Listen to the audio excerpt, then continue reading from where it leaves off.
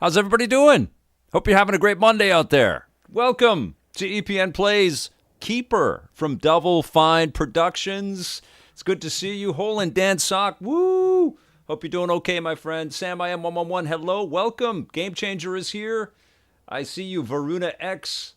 It's great to have you guys here. Pollywogs is on Twitch. I see you, Alien Fodder, who is still a big fan of the dancing Zemo clips. Oh my, I always have a bit of a smile when I check that out for sure.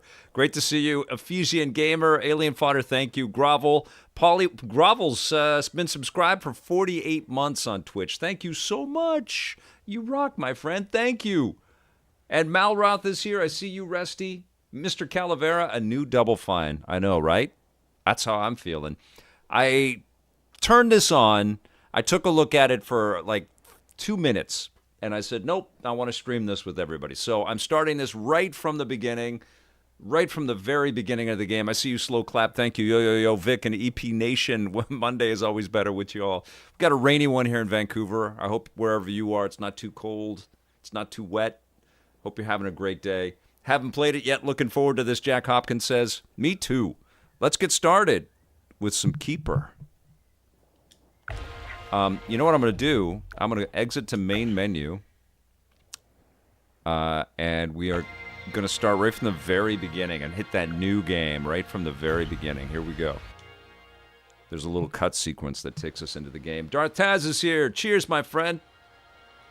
Never considered wanting to be a walking lighthouse. This looks really unique and fun, Pollywog's voice says. Indeed. I was very impressed by the look of this. I'm always impressed by Double Fine. I love that company. I love those people.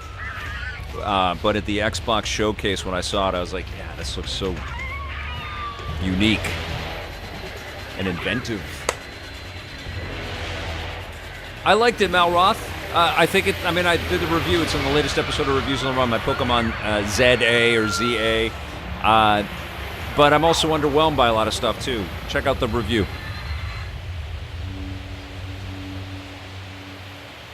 Not to be confused with the Osgood Perkins horror movie Keeper. And Michael, that's right, Mr. Calavera, you big movie fan, you. And Sam I Am 111 says this one's a keeper. You can put that on the box, Sam I Am 111. Michael Brown says it's more of an interactive art piece. Okay, all right, cool. Here we go. You burning the midnight oil, Dartaz? I hope you're doing all right, my friend. Oh, I did. Yeah, I had a 35-minute episode of Reviews on the Run on Friday because of the hardware. Anytime I got to review hardware, it's a lot of work. I mean, it just is. It's a privilege, but there's just a lot of footage I have to collect, and I have to put all my thoughts, and I can never remember the names of all the damn technical things. It's not my main beat, so and I don't really I don't obsess about the tech. I just like, does it play games good?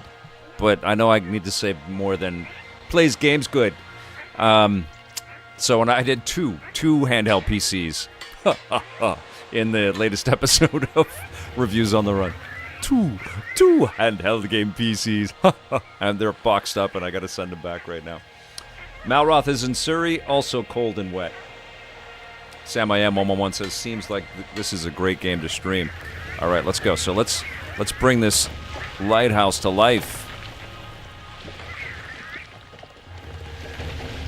Go.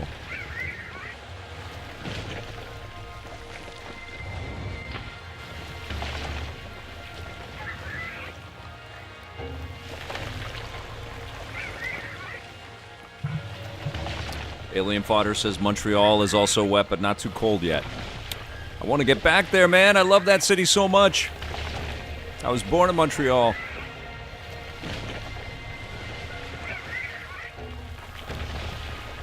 Always have a great time out there.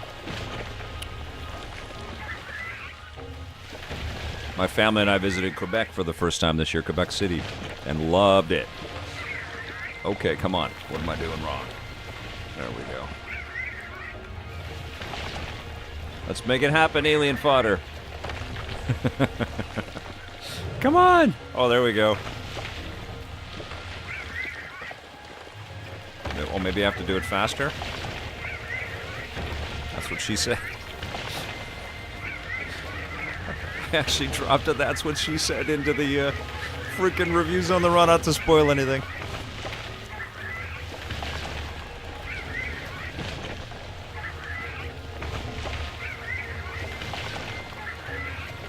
Maybe I'm not leaning over quite far enough, maybe? Oh, that's what it is. Oh, okay, there it is. I sure am rooting for the Blue Jays. Tonight's the night, right? Game God Hunter.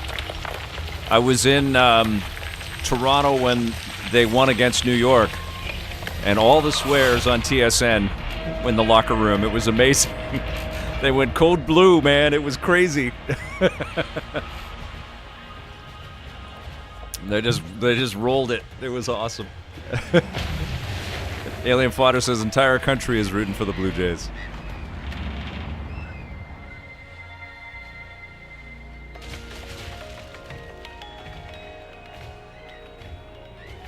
Awesome. Thank you, Buffon. Good to see you. Okay. Feeling a little drunk. Drunk Lighthouse.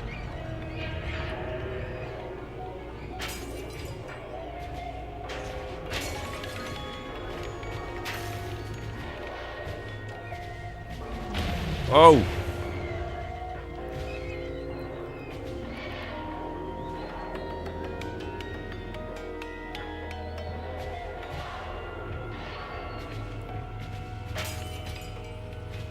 We got some alternative jazz playing as our soundtrack here. Yikes.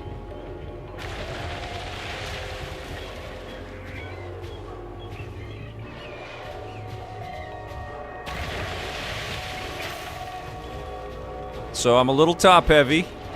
Still getting my feet underneath me here.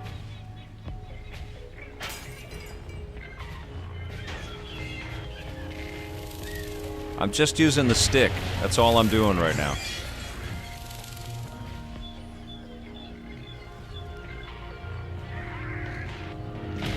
Oh!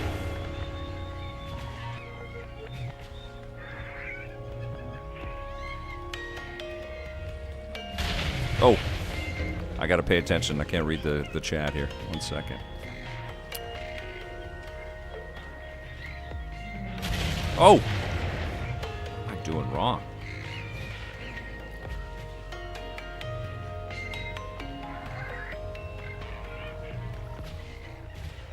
Oh, I see. It's context sensitive.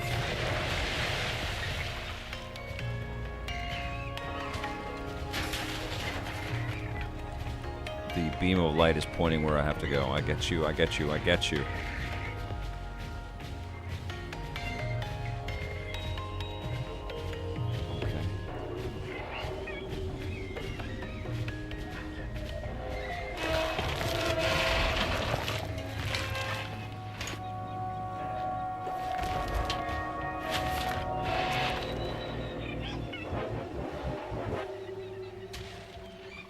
We are all good here. We're standing up straight. Who's a big boy? Who's a big boy? All right. What seems to be the officer problem?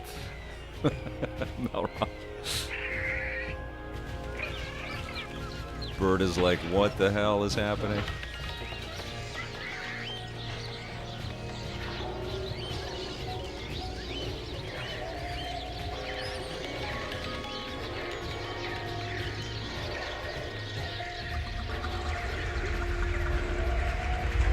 Dr. Seuss like this.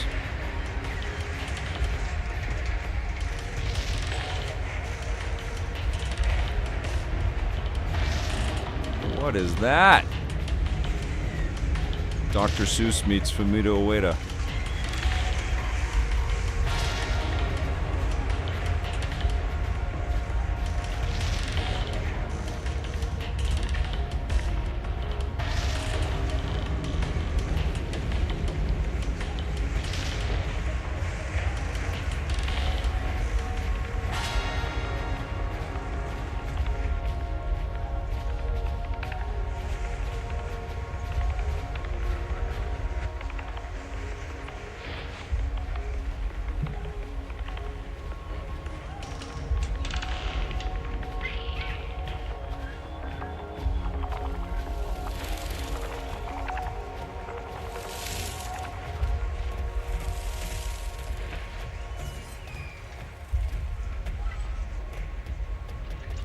Ooh, do I have a jump button? Oh, I can climb. Okay. All right, all right. Oh, people live there. How do you claim that on your insurance?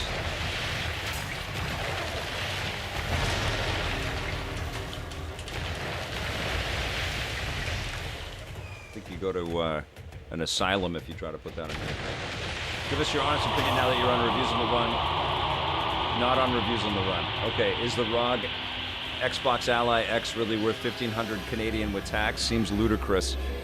I spent 1,200 with tax for the Ally X, and I don't regret that. But because I have that, I wouldn't buy the Xbox Ally X. But if you want that's a lot of money.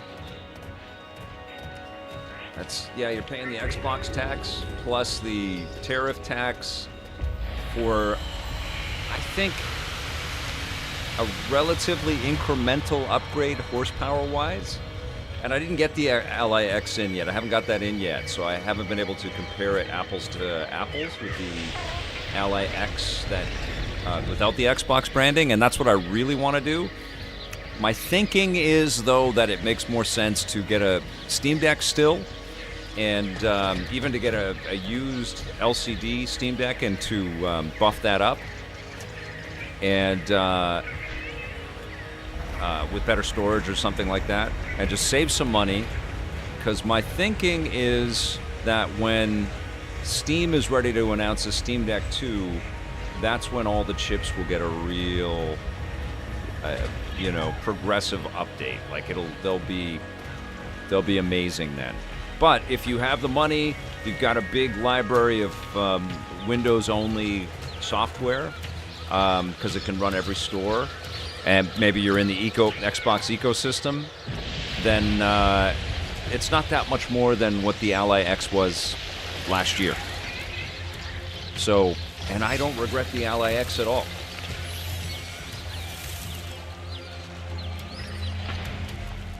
Michael Brown upgraded from Steam Deck to Ally X. They're great machines, right? Yeah, I still love the Steam Deck too. You know, when I play 2D, then there's some awesome older 3D games that the Steam Deck runs really well. But when I play 2D games on that OLED, I love it on the Steam Deck. But I review this stuff, and so I justify purchasing this stuff with, like, I'm going to get a lot of games to take a look at, and I'd like to look at this hardware. So if you really got to take a lot of factors into consideration. You can get a really good handheld gaming experience for less than that, for sure, including the original Ally. I would go for the Ally X over the original Ally, because the original Ally didn't have enough storage, and it had some mechanical issues. But the Ally X, they solved a lot of stuff. Well, I'm not doing reviews on the run right now. Mike Basterach. I'm doing EPN plays right now, so that's what I think they meant.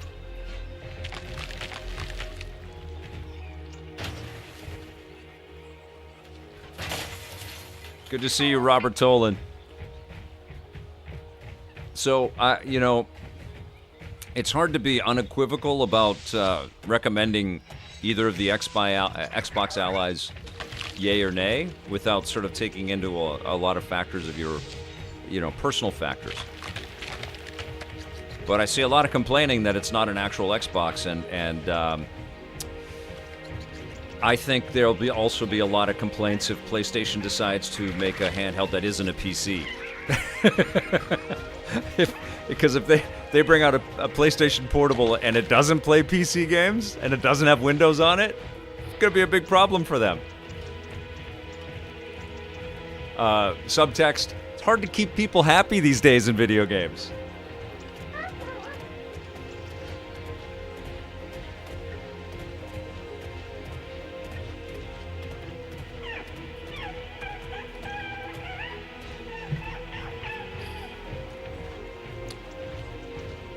The non-Ally X is awesome, Michael Brown. I gave my Ally to my daughter, and she uses it plugged in. because the battery doesn't last that long.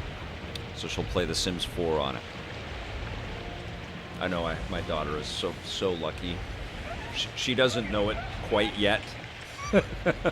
But, you know, and she does help me out on reviews and stuff. She's got a very weird life of seeing movies early and playing any game that she would ever want. It's a bit nuts. But she's into a lot of her own stuff.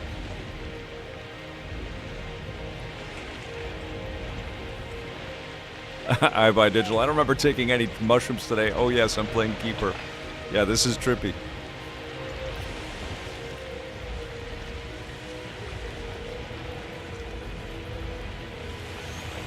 Well, Malroth, this is the topic of the day, isn't it? Everybody's talking about it. Okay, what do I do here? Do I point at this? Malroth says, how can Sony put out a Windows PC, though? It would be so weird, but I guess it would also be awesome. Sony's got a huge PC gaming business. In fact, I would argue that they are one of the most exciting PC game publishers in the market today. They've got a consistent amount of really good PC games out there, and I don't know how they could make a portable that denies people access to those games when every other portable, except for the Switch, does that, you know?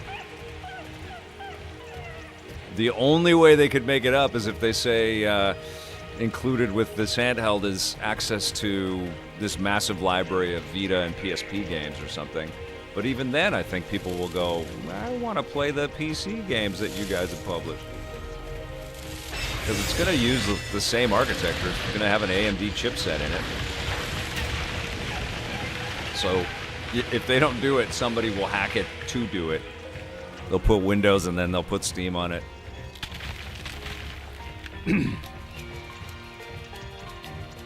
So they should just do it. They should make a handheld everything machine.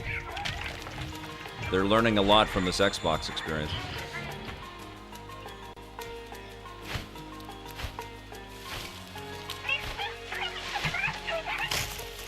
Quadrillion. I am playing it on a 4K display, but not HDR on this machine. No, on my big TV it does have HDR. Great question, though.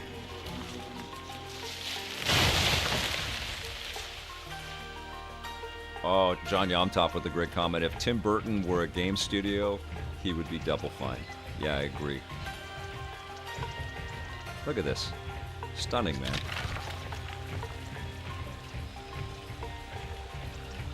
Okay, so we are... Focus this light. Oh, right over here, I would imagine. There we go. We'll create a bridge.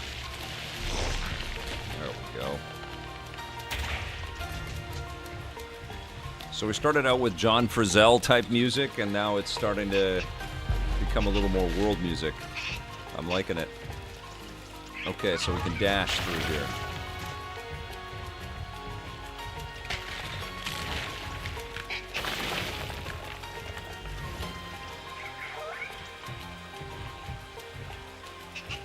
There's your screenshot.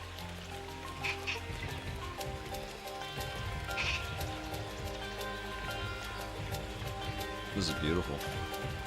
It's like I'm playing through an album cover.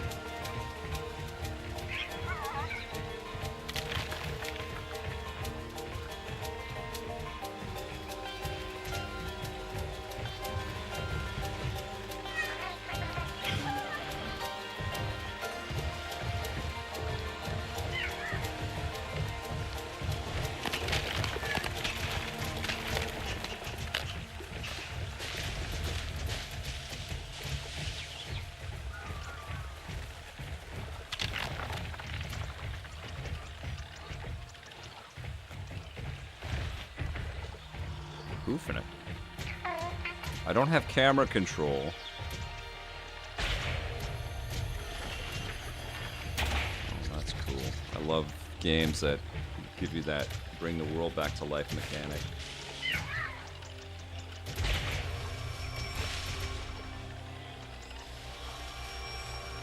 Nice.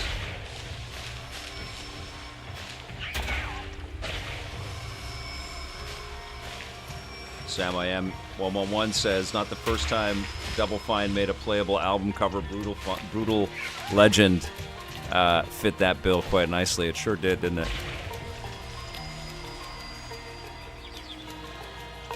Quadrillion says, it's a fixed camera. You control the light direction.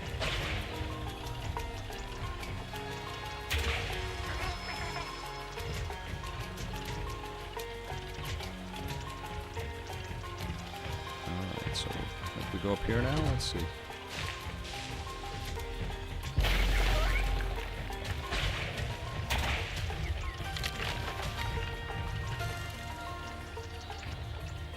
Hey, Wiseway, good to see you.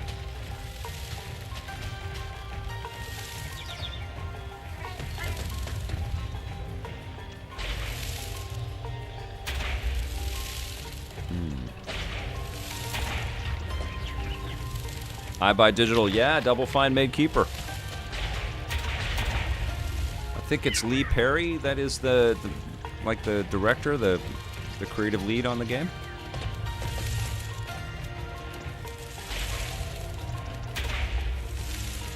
Which is cool to see. I talked to Lee a few years ago.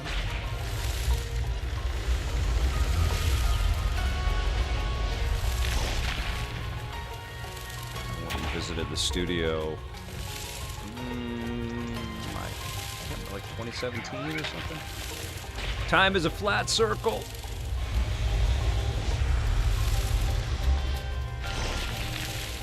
There we go.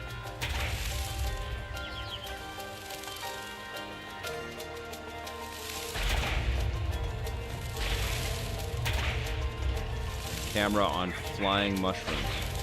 Okay, I'll do that next time.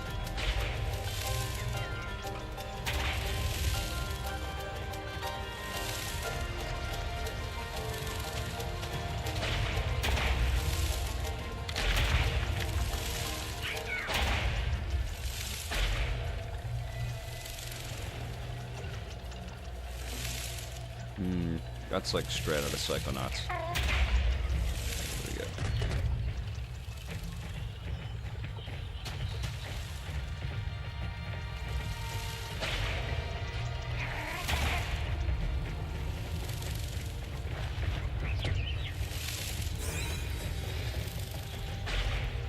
Saw a recent social video about thinking about the Fumito Ueda influence here.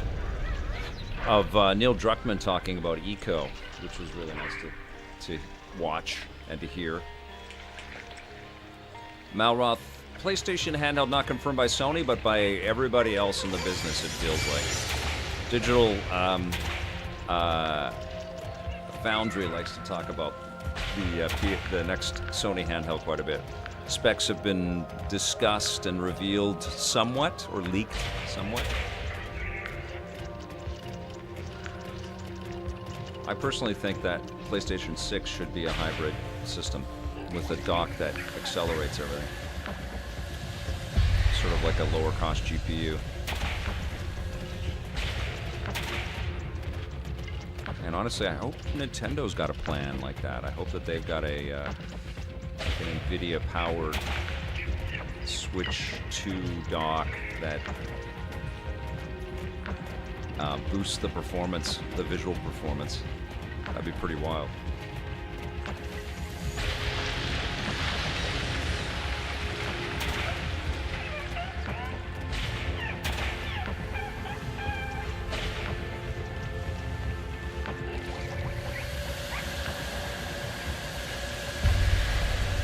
That's cool.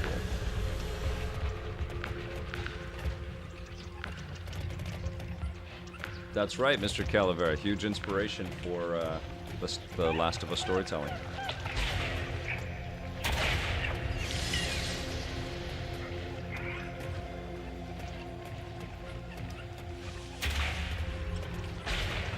It's actually refreshing for him to, because you guys have all heard that he's not going to be involved day to day on The Last of Us Season 3.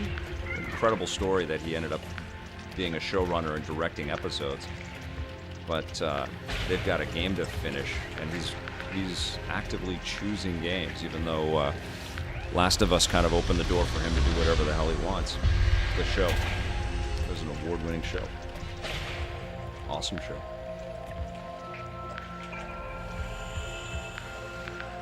I've got an analog pocket, Mal Roth, and I've had a couple of other little cheap ones.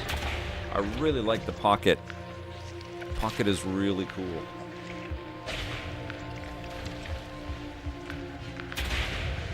Really expensive, and they sell out way too much. Analog's got to figure out their business model. But they make good things.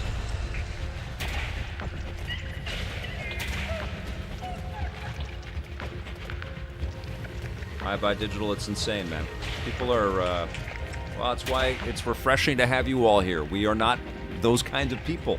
Most of us in the world aren't, but there are noisy grifters, man, that just love to hate on everything. Have no appreciation for how difficult it is to make anything. Because, you know, turning on a camera and talking shit, that's not creating. I hate that tag creator when so much of it is just shit talking. It's unbelievable. It's insufferable.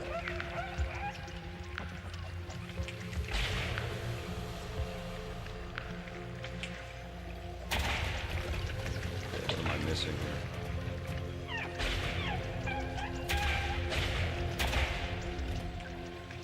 here? Okay, this locked camera can be problematic, I'll tell you that. I'm getting a bit confused about where I am.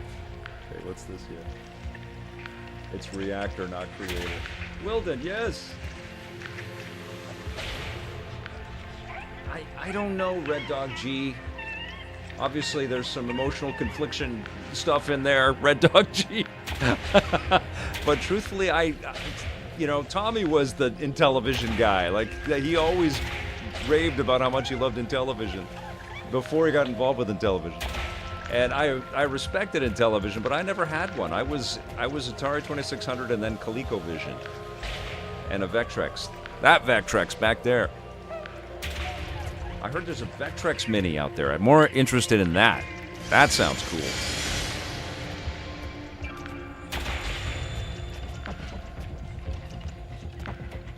Lamar 3, thanks for subscribing. Thank you so much. 8 months of support, you rock. Ran into that when discussing Yote with people who love it as much as I do, and it devolved into a grifting back and forth with mobs who will never play it or admit they play it. Yeah, John Yumtop. It's unbelievable. But it's the world, and we can also all make choices about what we ingest and discuss. Okay, come on now. I don't know what I'm doing. I have one button that I can press. I'm confused.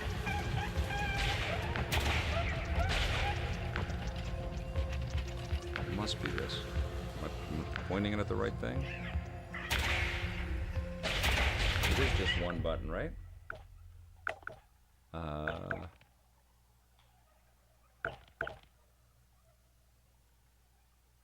Recenter light. Oh, I've got a bird action. I don't think I learned that. I was probably reading something. Okay, there it is.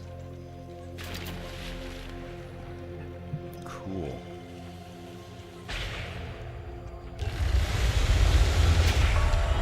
Great.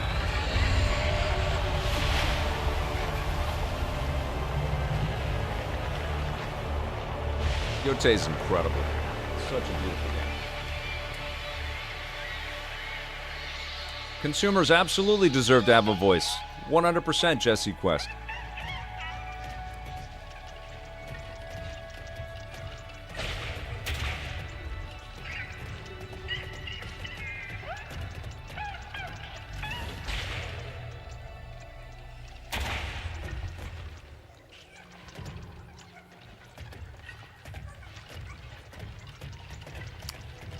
But yes, I also agree with Michael Brown, who says if people really understood how hard shipping a game is, they might be more respectful. I mean, that goes for people that make television shows or movies or whatever. I mean, every entertainment product out there is a series of specific choices, and you might not like every one of those choices, and you can voice that you don't like every one of those choices, but you got to respect the choices and the ambition. Like, there's more to like about the ROG Xbox Ally and Ally X than there is to hate on it. But talking about the things that you like doesn't make you money on whatever social platform you're on. So everybody chooses to just amplify. Not everybody, I'm generalizing, but it seems to be a massive focus of like, let's just dig our heels in and let's collectively hate this. And it's freaking exhausting.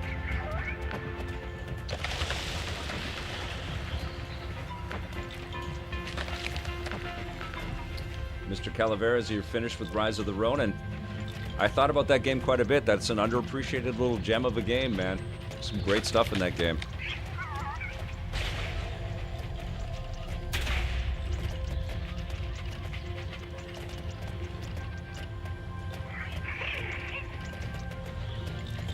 Also, I think one thing that people are missing about the Ally X, I mean, you can see it with the original.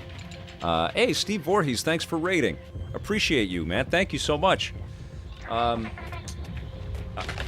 The original Ally had a lot of issues, and Asus had to deal with a lot of problems. And they did, you know, and maybe they had to be coerced into doing it a little bit, and maybe they were a little slow on the uptake, but they did deal with a lot of problems. And then they answered a lot of those issues with the Ally X, and I think that's going to happen. Some of it was software, and some of it was hardware. And I think they're absolutely going to do a lot of updating and a lot of tweaking with Xbox's help on these new handhelds.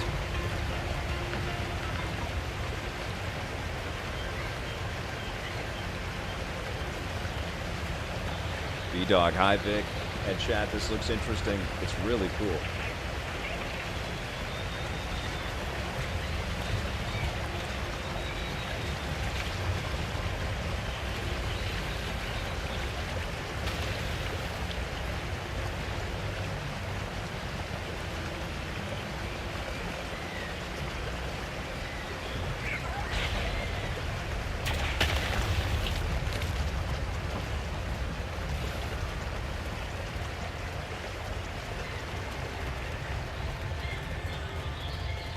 Wow. Jeez, this looks so good. Beautiful game.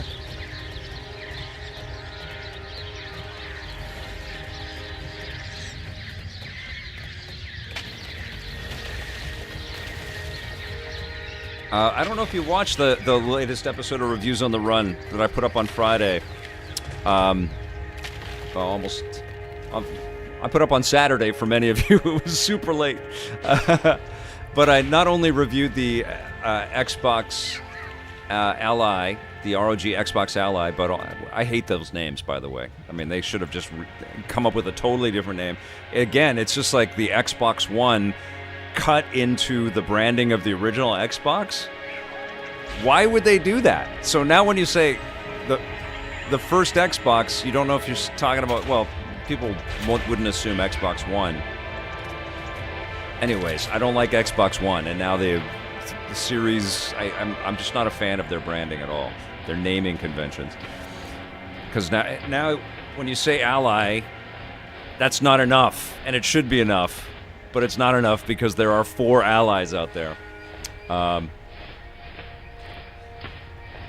And I forgot my train of thought here. Oh, no, not only did I review the Xbox Ally, but I also reviewed the MSI Claw. And if you haven't watched the episode of reviews, I recommend you check that out.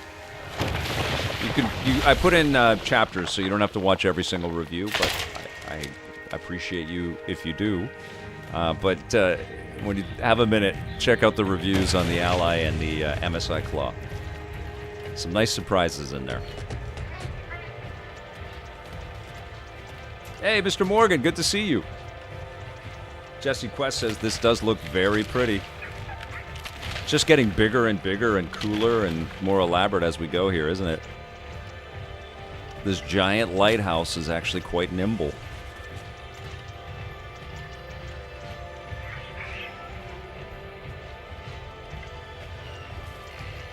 Have a good one, Dartaz. Hey, look at these carrot people. carrot birds.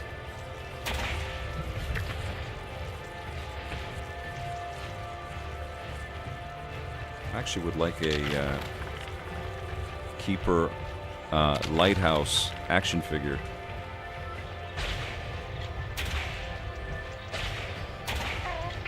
Such a cool idea.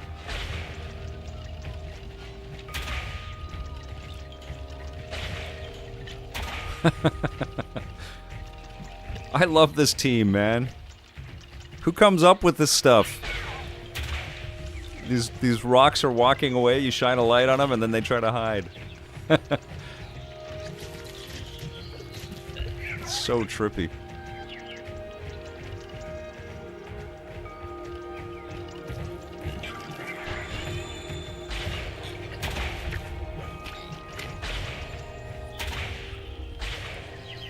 All right.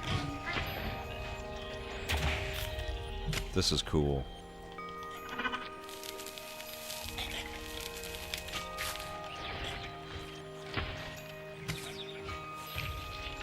Okay, now what you got for me?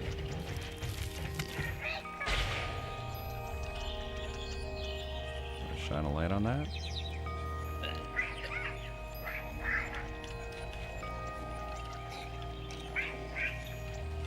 Or do I just walk over it? No, okay.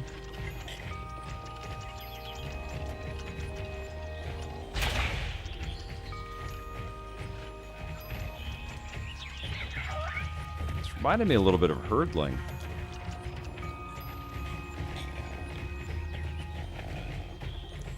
Mr. Calavera getting some Sigur Rós. I don't know how to say that properly, but very cool band, right? Out of Norway?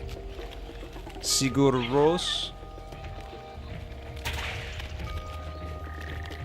Iceland. Yeah. So dope. I've got a couple of their albums. Yeah, there's a bird on my head, and we work together. Little Banjo-Kazooie ukulele vibes. This is like retro rare right here, isn't it?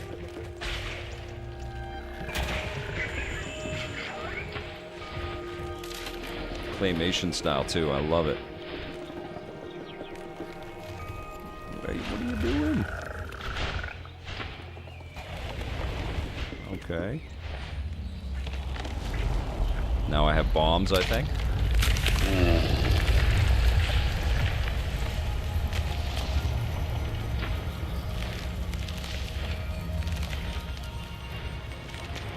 Yeah, unreal about the AWS outage, eh, John? Thanks for helping us spread the word there, man. Appreciate you.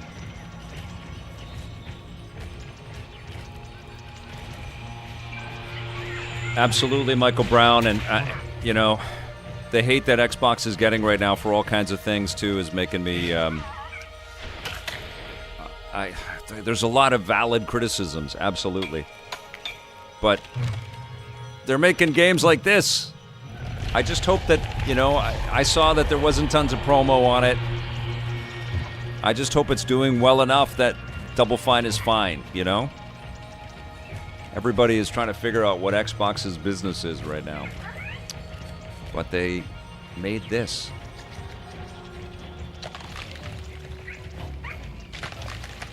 Hopefully they've got a Psychonauts 3 coming.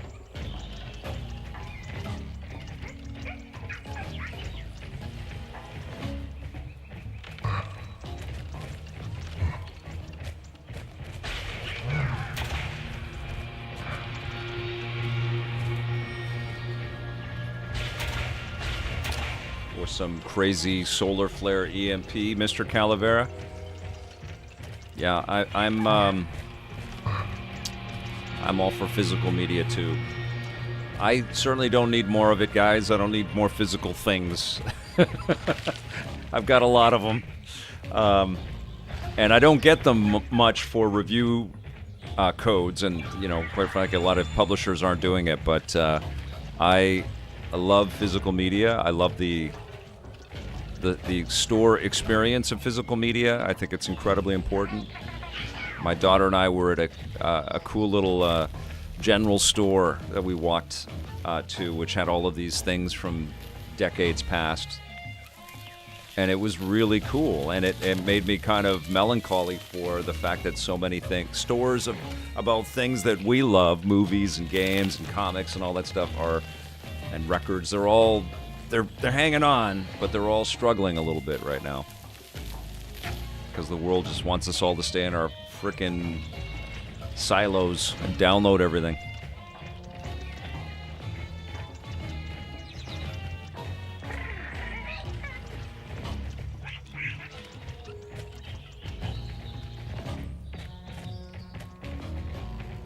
Okay. I'm supposed to do something here. What do I do here? Oh, there we go.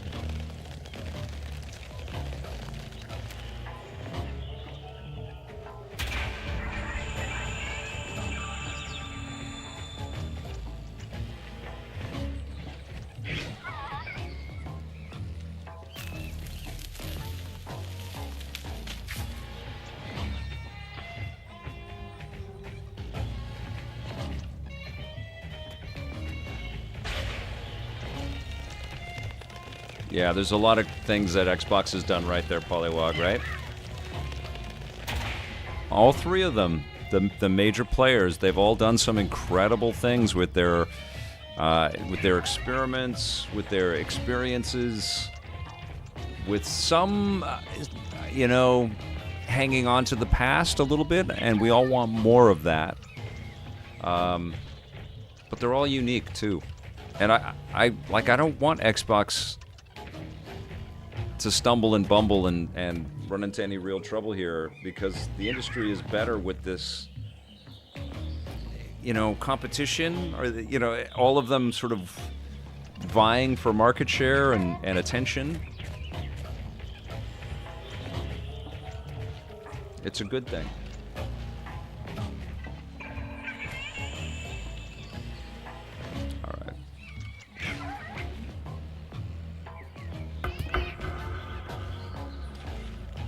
Booty Brown says, we need competition. We can't just have PlayStation, Nintendo. And honestly, there's something to be said with Microsoft being an American company, it's different attitude, different perspective, different approach to game making and game funding and green lights, all of it. And it's an ongoing thing. I think that's what some of the criticism that's thrown out about stuff is I don't know. I mean, I've just seen this business change so much in so many different ways and always evolve and never be boring. It's not all figured out,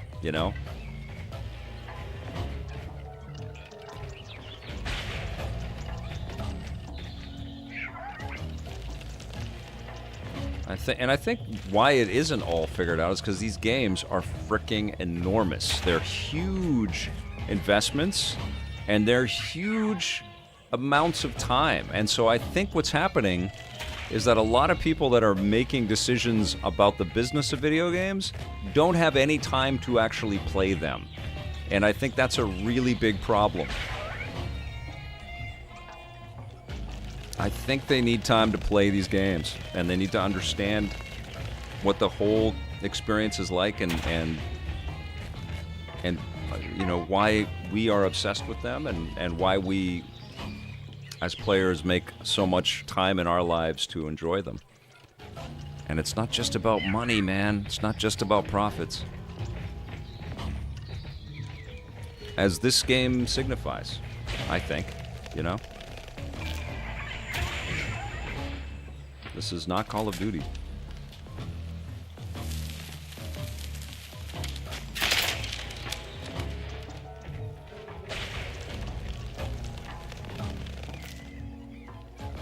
All right, here we go.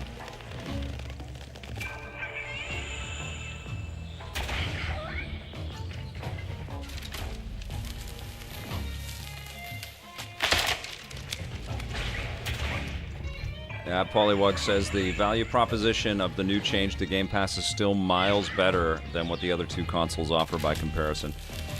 I haven't really said this publicly because there's a lot of, absolutely valid concern about the pricing on Xbox, and these are really, extraordinarily challenging times in a bunch of different ways for people, and financially is a big part of that. And it sounds like things are going to get worse. And I'm a rare, freaking weird test case on all of this. But if you look at the pricing on Game Pass, it's about, I don't know, $400 in Canada a year or something like that, with all the taxes and everything, maybe a little bit more. I used to drive my wife, who was my girlfriend at the time, a little bit crazy because even before I had the idea for EP, what led to the idea for EP, I had all the machines. I was spending $300 a month on games and playing tons of stuff. And that was my obsession. That was my I was still buying music and magazines and books and, other things. But I was a lover of media. But games were getting the bulk of my media expense. I was spending $300 a month. So, like, $400 a year is a lot of money still, but for people like me, in terms of a value proposition, and I know that you don't own the games, and it's better to own the games, but I would have gone nuts for Game Pass back then. I would have said, yeah, $30, sure, that's fine. I won't buy 3 CDs this month or something. And those costs were $19.94, $95 prices. They were. Yeah, I spent a fortune on video games. Because I'd buy a cart for every one of my systems, and then, boom, it's $300.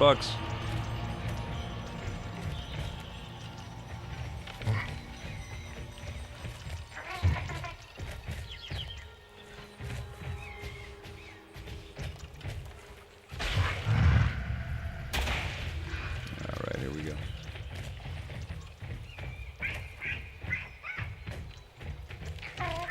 Okay, I've got another eyeball to find here, I think.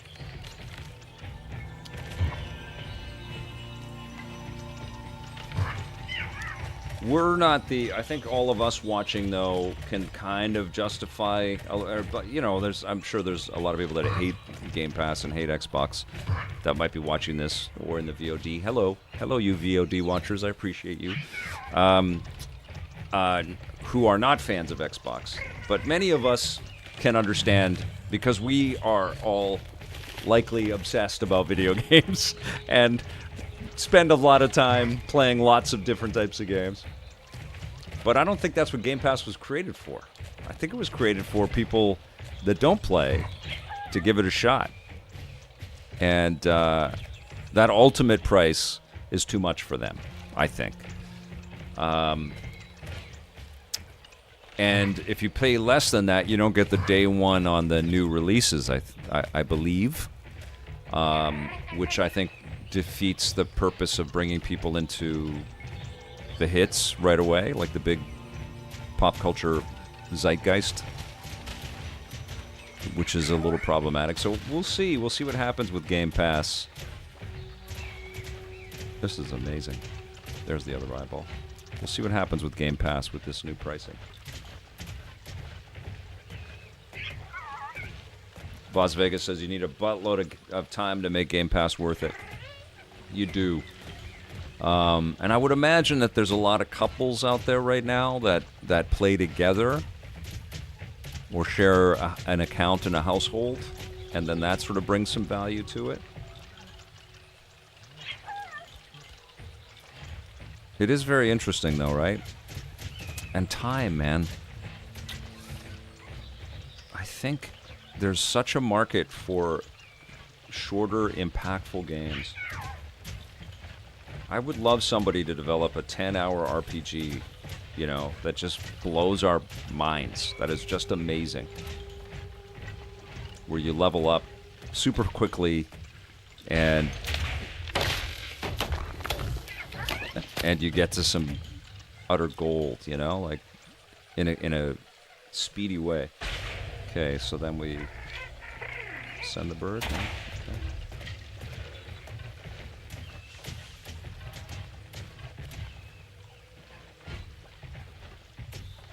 Michael Yu, thank you. That's very kind of you to say. I feel like, it's not, I don't go out of my way to just be Mr. Nice Guy. I feel like I've had the privilege of a lot of perspective on all of this. And I know a lot of game makers and have been granted an audience with them and gone to visit them. And, man, I know how hard they work. But even beyond that, I know how much they care. And they get up and they try to make something fun and make our world more interesting. And I think we lose sight of that when it's all just about products all the time. Products and sales figures. Okay, what's happening here? What do I got to do? These rocks with legs are hilarious. What do I got to do? Game, you're weird. You're a weird game. I don't know what I'm doing.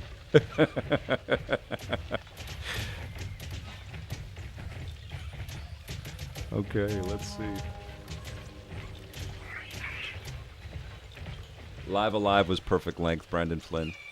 Yeah, there's just, I love long games too. I love getting lost. I'm playing one right now that just feels really beefy and fun and cool. I'll be talking about it soon. And I love that too, but there's so many. And one thing that new, beefy, massive games have to contend with that, games that were beefy and massive and ambitious and beautiful 10 years ago didn't, is that those games from 10 years ago are still freaking fun, And even 20, 30 years ago, they're still freaking fun. And we have access to them all now. Okay, what am I doing? Do I jump up here? Pointing it at something wrong. Maybe that green piece over there.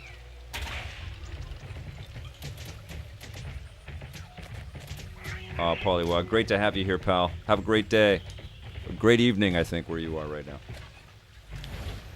40 years ago, the NES officially launched in the U.S.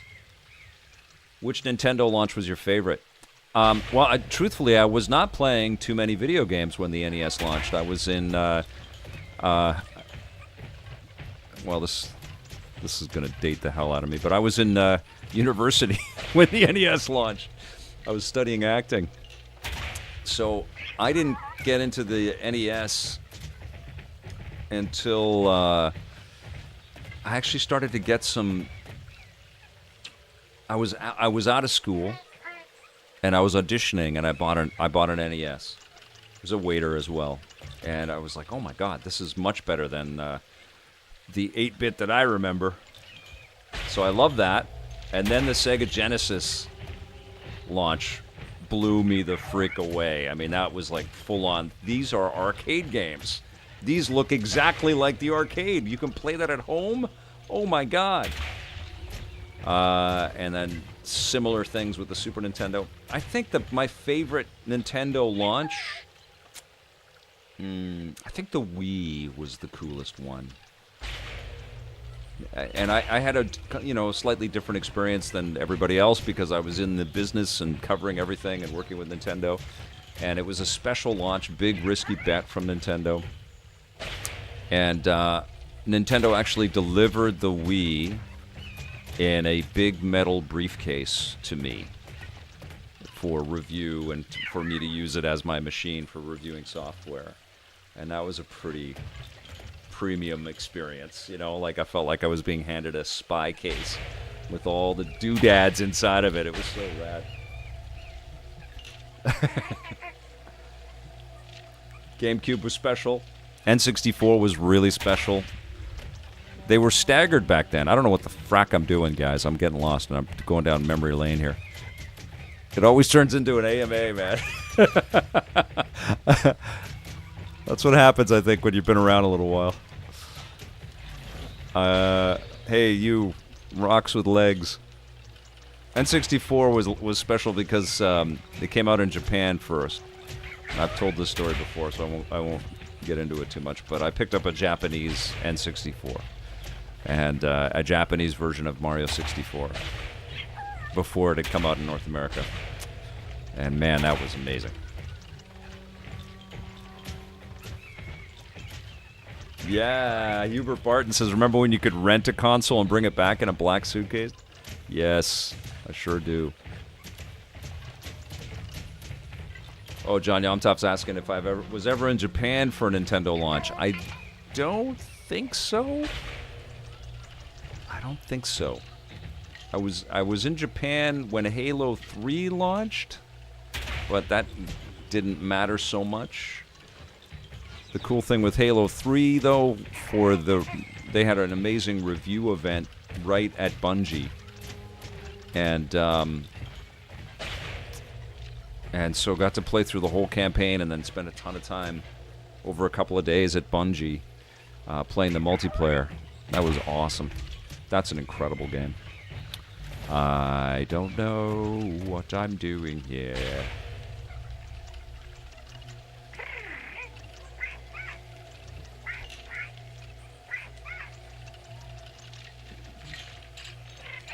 It looks like I could pick that up, but I can't.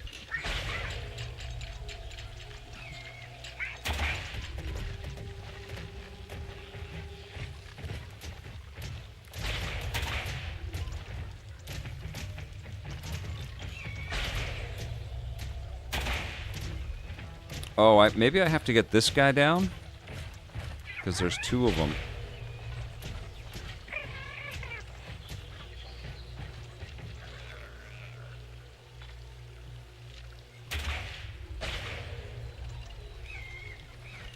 Something's got to break here, maybe?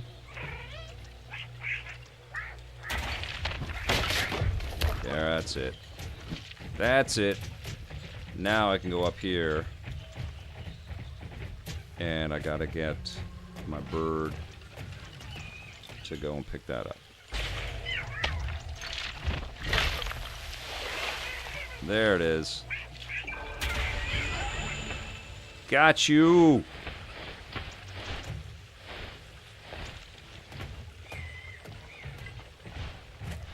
Hey, Twin War, good to see you too. Thanks for being here, you guys. Appreciate that. Okay, here, let's go over here. Who's been playing this game? I remember Track for the Nintendo 64. I'm thinking it was like an off-roading game of some kind, Mr. Mike Morgan. I'm thinking of Big Treads. Is that right? Hey, Duran, good to see you. Hope you're doing great.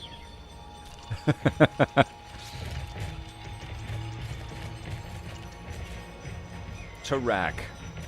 I remember Turok. I don't. What's Tarak?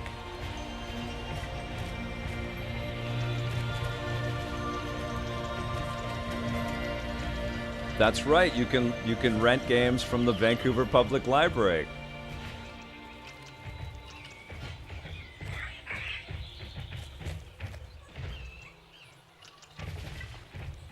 Oh, that's crazy, Duran. That's amazing. Making some cooking shows on Czech TV. So wild. Hope you're doing great. I'm doing EP, like I've always done. And I intend to play forever. That's my motto. Me and Tempe is 2.5 hours into the game. I think I just spent 2.5 hours on that puzzle. Because you guys got me talking about the N64. One of my favorite topics. Thanks, brother. I hope you're doing great, Duran. Twitch is a trip, huh? For anybody that was making media back in the day and the hoops we had to jump through to be able to reach y'all with our content, and now it's just like, go live. There's a little more to it than that, but it's pretty incredible what we live in now, man.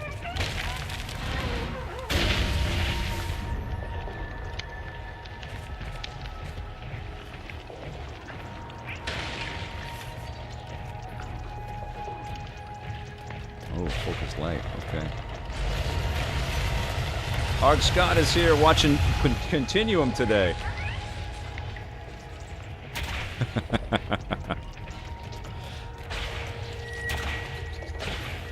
Hey, Duran, what I understand and recognize is that fun never fades away, man. Lasts forever.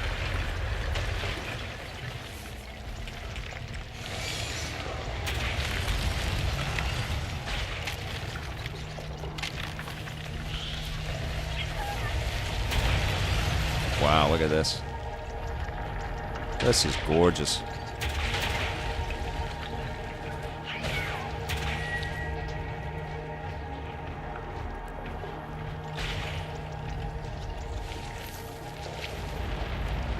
I just couldn't wait to get back to a big TV there, John.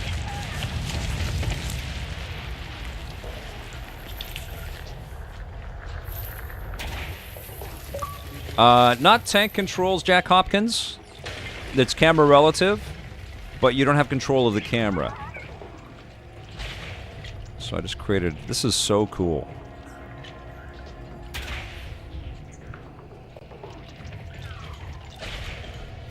Choose joy, folks. I buy digital with the wise words.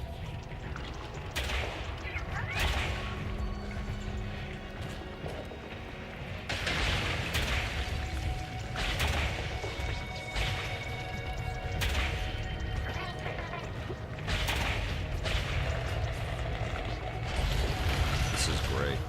Good God, so cool. I mean, you got to commend Xbox for saying, yeah, okay, yeah, we'll do it. We'll spend the money on this. Let's go. They own Double Fine. They paid for this.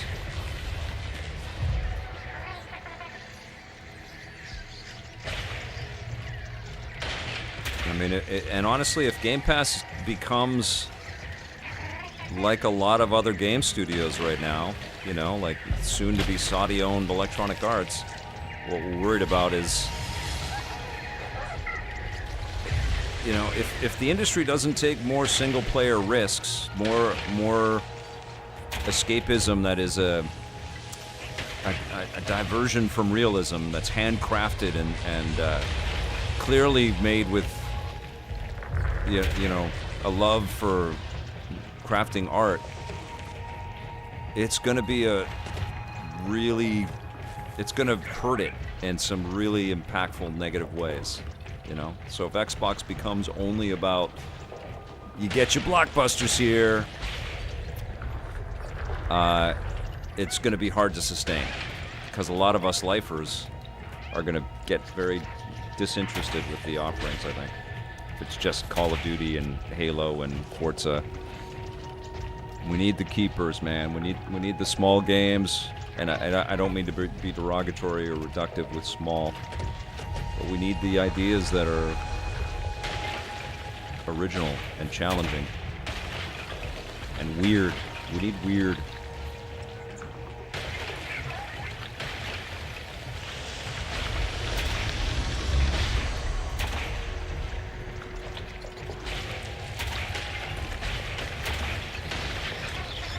This is awesome.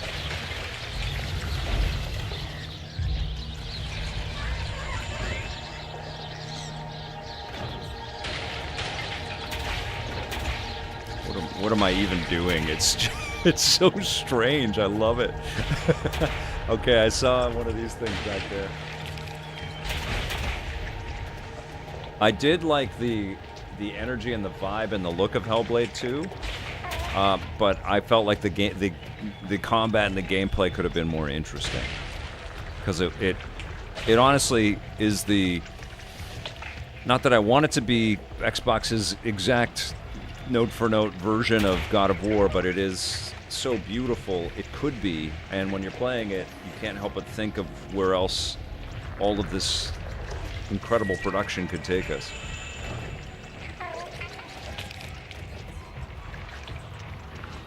Silent Hill 2 and Until Dawn remake on PS Plus Extra and Premium, that's pretty good. Yeah, I know it's easy to throw these subscription things under the bus, but I mean, I would have gone just crazy for these things as a kid. You got to think too, like the subscription services are also being put together to challenge, which is ironic that Fortnite is a part of the offerings now for Xbox. But they're challenging all these live service experiences which keep players locked in them forever. And so Game Pass and PlayStation Plus and Nintendo Switch Online, they are like a buffet alternative to these live service cooperative experiences that just kind of trap players, I feel. Okay, I'll bring this over, and then I think I can... This is so cool.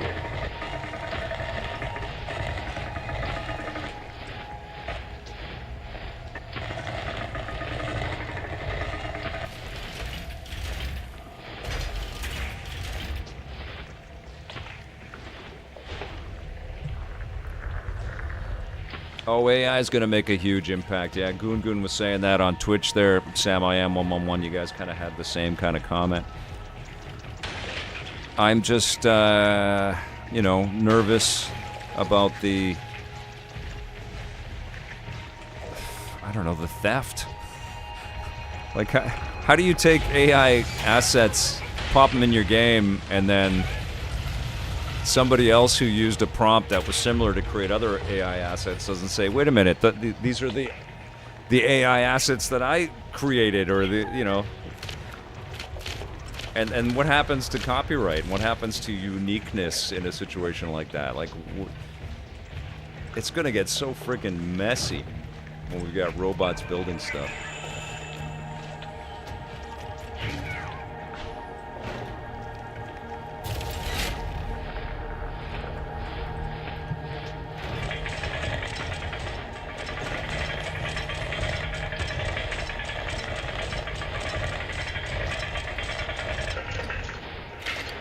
But it's cool. We'll have AI lawyers fighting for AI companies and AI creators. Oh, I can switch to different things? Oh, this is cool. Look at this. I can honestly say this is the first time I've controlled a bird on a puzzle like this. Played a few puzzles like this. Ooh, I need a handle is what I need. So let's go find that.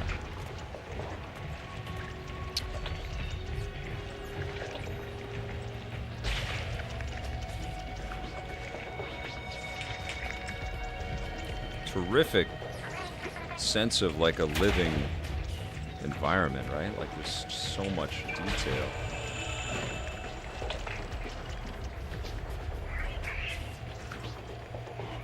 That's true. Goon with a great comment again says you can train AI ethically.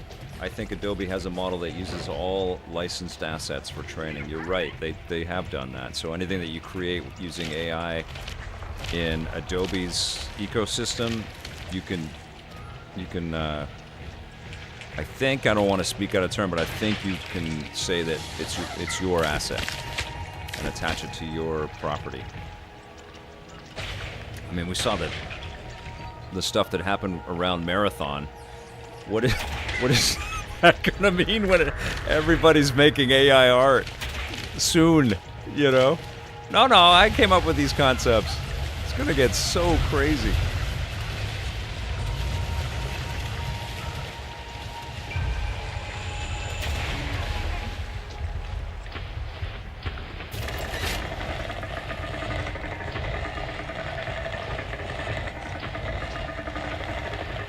Malrath is asking if I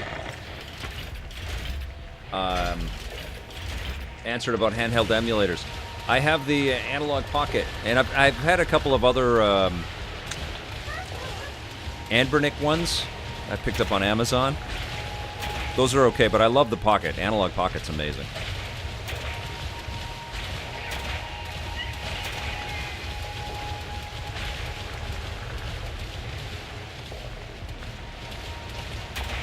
I have the perfect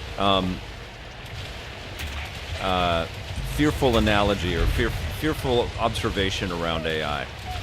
And I think many of you can relate to this. I came up in the 80s, okay? Almost everything we enjoy today is a derivative work from the 1980s. You know, some 70s and you know, and some of the stuff that we love, like Raiders of the Lost Ark, was taking stuff from the 30s and 40s, but the 80s was such an iconic decade for culture, for popular culture in our world. And it may be a case of people that are running studios also came up through that era, and they want that nostalgia. But they keep serving up pieces of content across movies and music and literature and comics and animation that is so deferential and so reverential for work from the 1980s that it feels like we are not moving forward. And I am a fan of all of that. You know, I love Star Wars and Indiana Jones and Batman, like all this stuff that sort of slammed into mass popular consciousness back then. I'm guilty of loving all that stuff, creating a TV show about my love for all that stuff. But I also am acutely aware that in 2025, we don't have stuff that's maybe quite as, and I'm generalizing, but is quite as, I don't know, singularly mind-blowing as stuff that knocked us out in the 80s. And I think that's a bit of a problem, and I feel like AI is going to compound that. It's going to take the stuff that we love from the 80s and just let us keep going on and on with it. You know what I'm saying? Like if you listen to the beats in a lot of music these days, it's like stuff that, you know, New Order was playing around with, or Prince, or Depeche Mode, or whatever.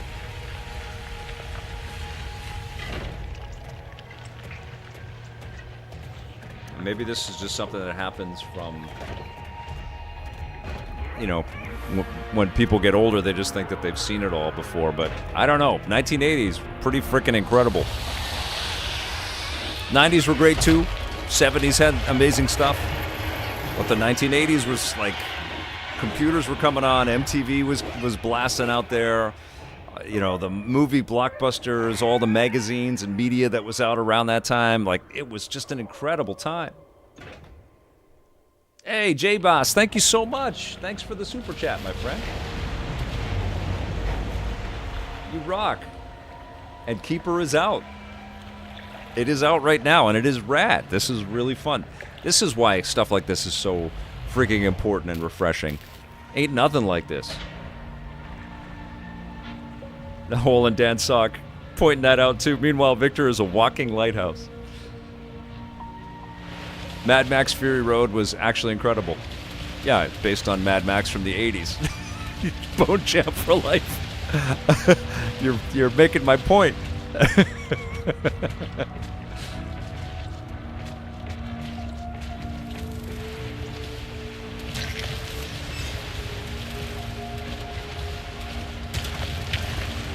I think what it was is, like, we were there, and I'm speaking general we, but we were there when we saw computers like Tron, like seeing Tron for the first time, you guys, in 1982. It's indescribable how freaking crazy that was. That was so cool. And Star Wars and Empire and Blade Runner. Are you freaking kidding me? Seeing Blade Runner? What? The Matrix in the 90s was hitting that level. And the Marvel stuff at full throttle, that was hitting that level. But in the 1980s, there was like this sustained, mind-blowing thing happening all the time. Like, every week, whether it was an album or a music video or some piece of technology, video game. It was like insane.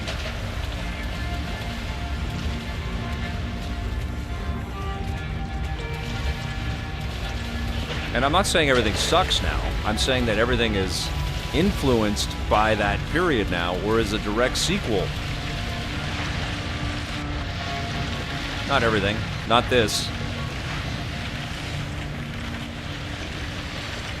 And my point is that AI feels like that times a million from what I understand about AI art. Yes, agreed, Bone Champ for life.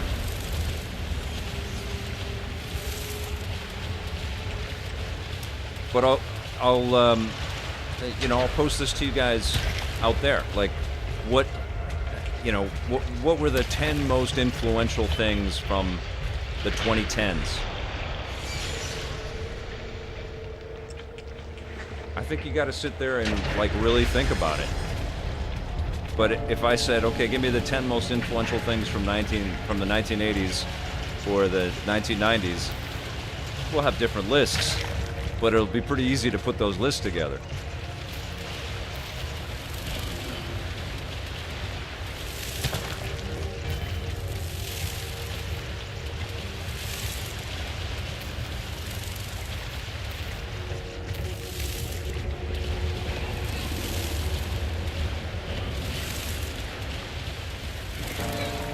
So that's my concern around AI.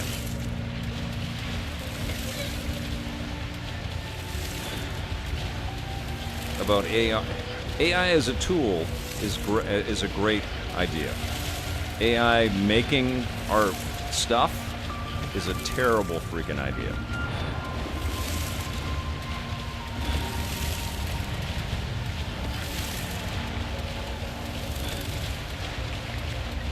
Malroth says it'd be easy to make that list, but everyone would be sad because it would be comprised of Minecraft and Fortnite.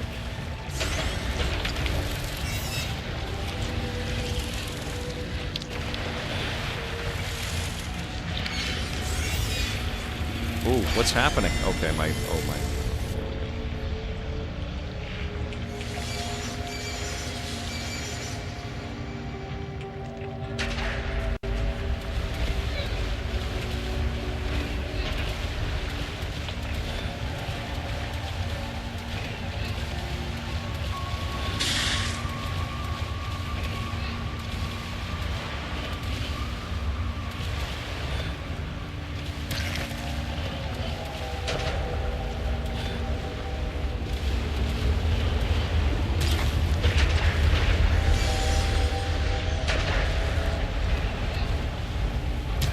I also think part of what I'm talking about is we are all so siloed, and we are not all as a group of people discovering things together like we used to in the 1980s and the 1990s, when the internet wasn't the access to everything. So, we relied on quite a lot less channels, not just TV channels, but channels of information to figure out where stuff was. And now there are as many channels as there are things to enjoy. And then there are so many channels, there are channels devoted to hating everything.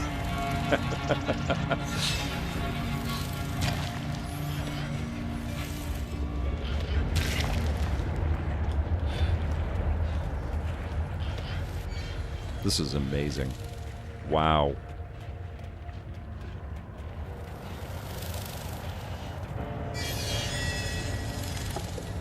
Like, I don't think this game is doing that well. Like, there aren't that many people that are taking the time to play it. And that's really freaking unfortunate, because this is freaking cool. And so ambitious. And not made by AI.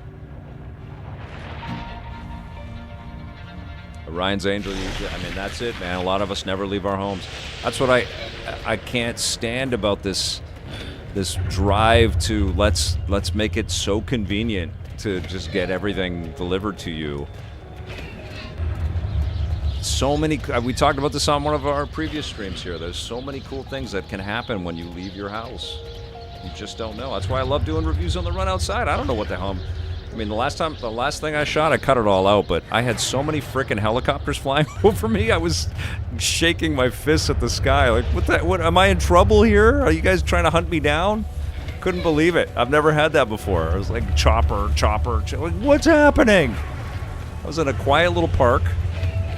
They were just hovering above me. But I'll never forget that shoot.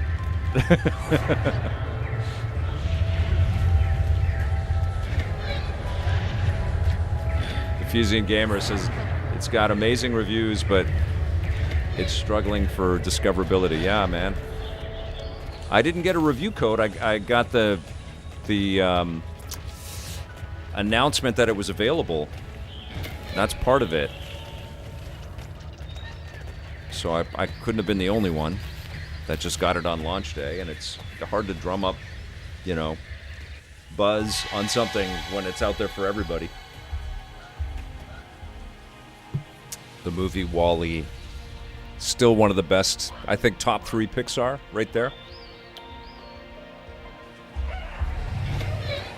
Orion's Angel, it is weird that Atari owns Intellivision. Absolutely. I didn't have the Intellivision when I grew up. I was an Atari guy. I had Atari computers and the Atari 2600. And then the Jaguar and the Lynx. I'm an Atari guy, man. I love Atari. And I didn't ever own Intellivision. So I think it's great for hyper fans out there, but it's strange. I saw that there's I've said this before on the stream, but I saw that there's a mini Vectrex. That I'm curious about. I'd like to see that. Sam I Am 111 making that list. Red Dead Redemption, Journey, Cuphead, Last of Us. Yeah, there's some incredible work.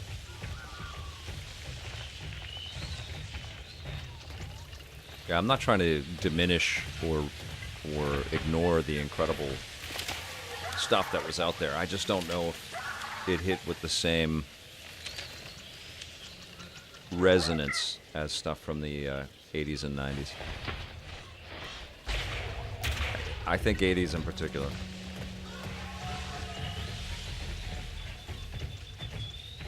I love working with Happy Console Gamer, Bone Champ. He's the best, man. He's a great dude. It's weird because we each have our own channels and we each have our own audience and we're busy in our lives with the work that we do and our family stuff, and it just gets hard to try to, like, we tried to do the weekly Film Fury for a good long while, but we just get super busy, so it becomes a little bit of a struggle to try to make that happen every week. Who knows, though, man? Life is long. Maybe there'll be another opportunity for us to create something together. I would love that. Non-2 wants more Film Fury. I mean, maybe what we could do is, I don't do a Patreon, but maybe that's something that we could do together is we do a Patreon to do Film Fury together. I'd be down for that.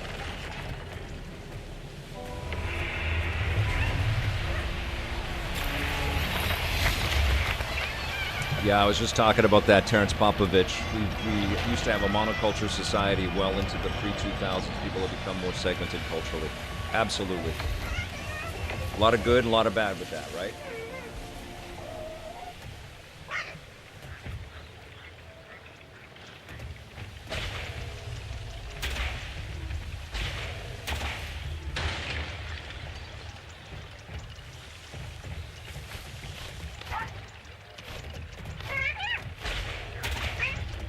This is so beautiful.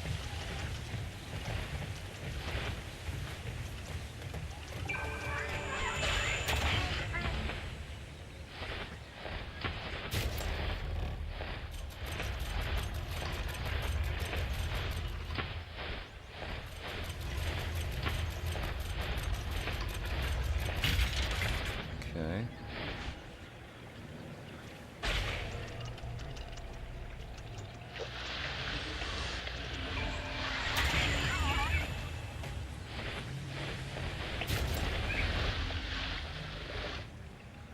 Oh.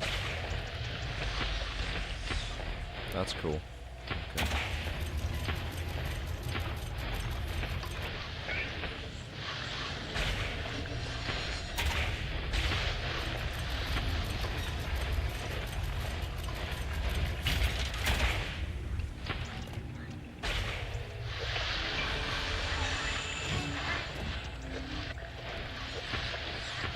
So I'm holding down on the focus, the light, and then you can still control the bird after that. Okay, so I did it. The door is open.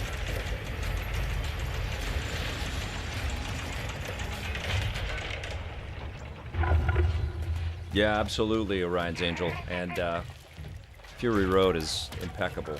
I loved Furiosa as well. I thought that movie was so underrated and underappreciated.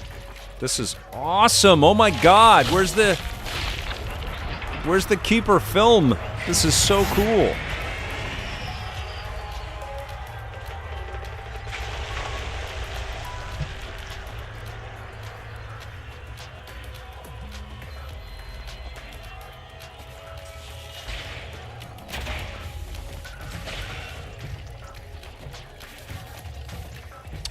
The movie Flow got a ton of attention when it came out. It's beautiful. It's really, really nice. But I think a lot of people that watched that film and loved it would be shocked, if they don't play video games, would be shocked to see how artistic and creative and impactful and, you know, emotionally charged video games are now, you know. Like, I almost feel like this is beautiful enough that it could be kind of edited into something you could put into a theater. And it would blow people away. All right, there we go.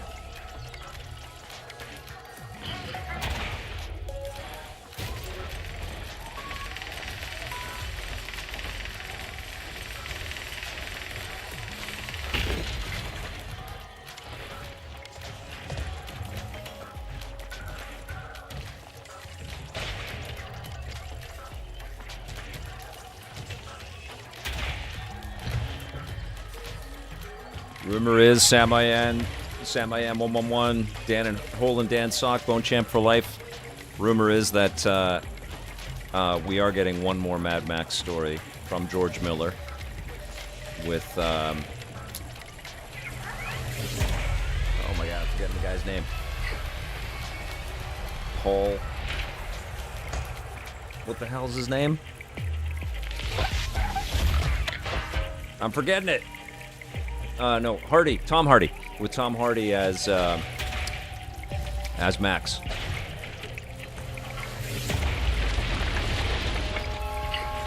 Might be a show, like an HBO show.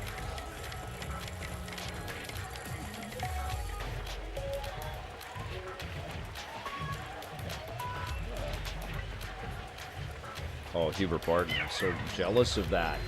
Furiosa was your first Mad Max movie, and then you went back and watched them all? Yeah, Abdi, with Tom Hardy.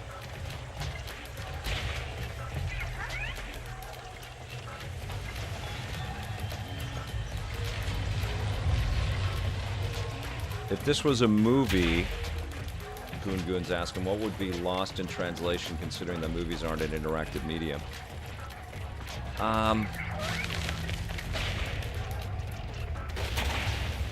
You're talking about an interpretation of this.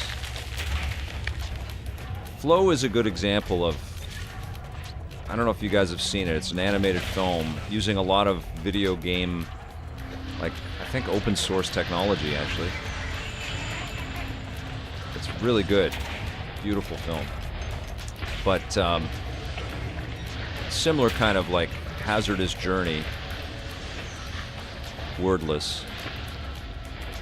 So I could see a Keeper movie doing something kind of similar. I see the light on the guy.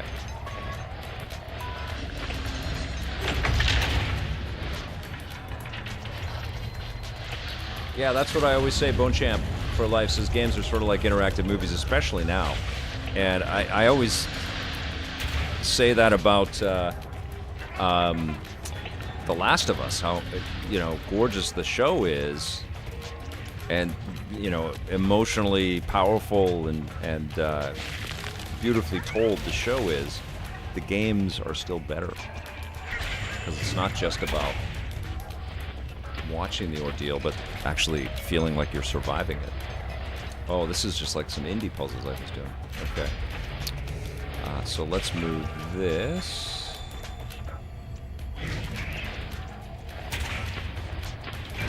There we go. Oh, I've got a couple of broken ones. Let's see. Okay, so...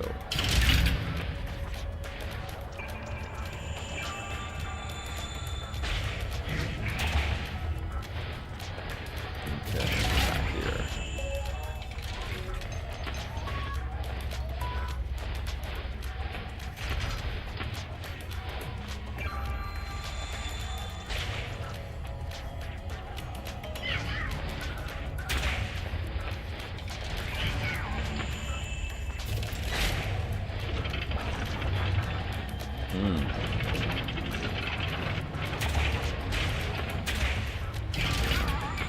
Go back. Let's see.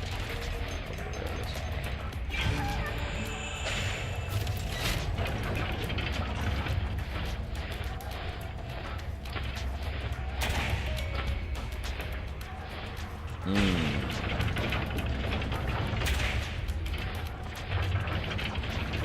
Oh, I see what I gotta do. I gotta put this thing right into the middle here. Got you.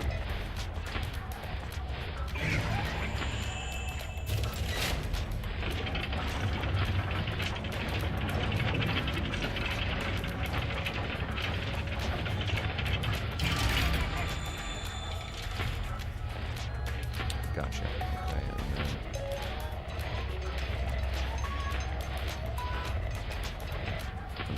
Okay, oh. Let's go up just a bit.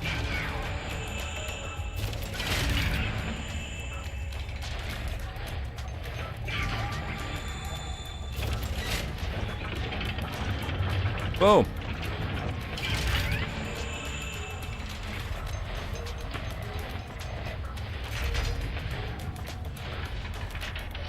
Cool.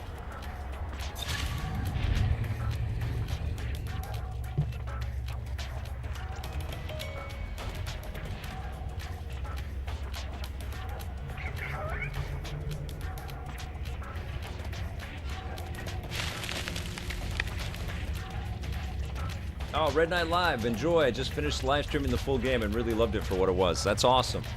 Thanks for being here.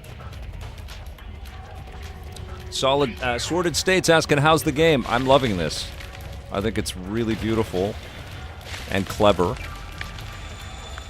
and fresh. 3 things we want out of today's games, yeah? Okay, let's go over there.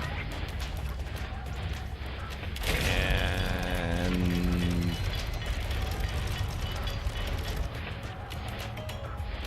oh, I see. So if we're going left to right, we want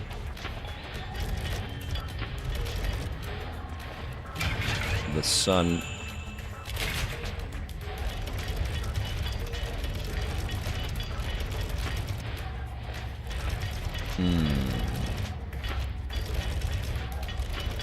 This should be midday, right?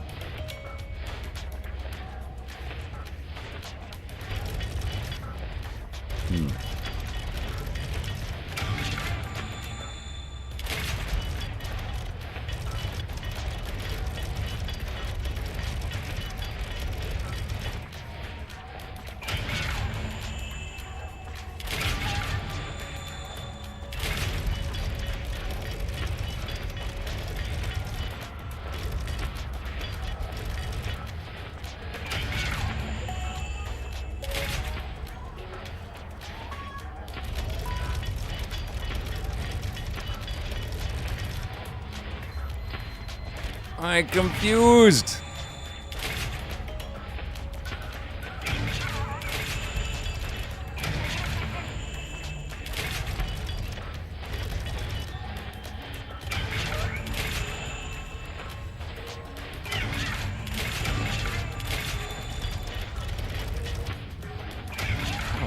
the hell to do right here.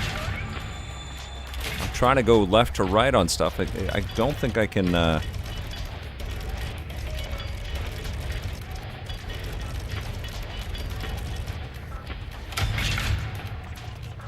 Maybe there's something else that I'm not doing.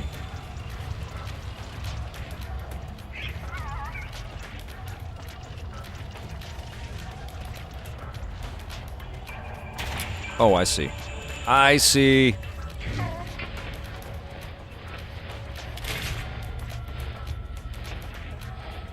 I see. Okay, so...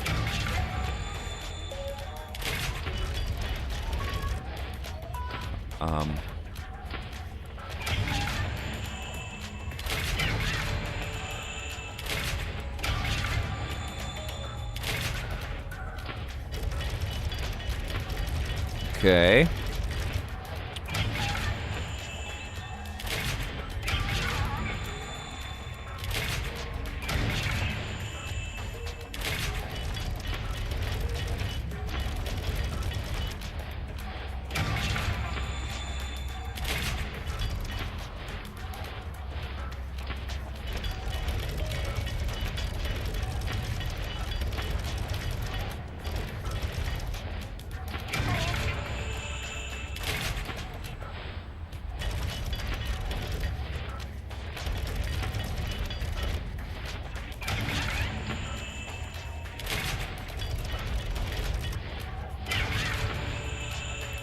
Confusing. Okay, slide over there.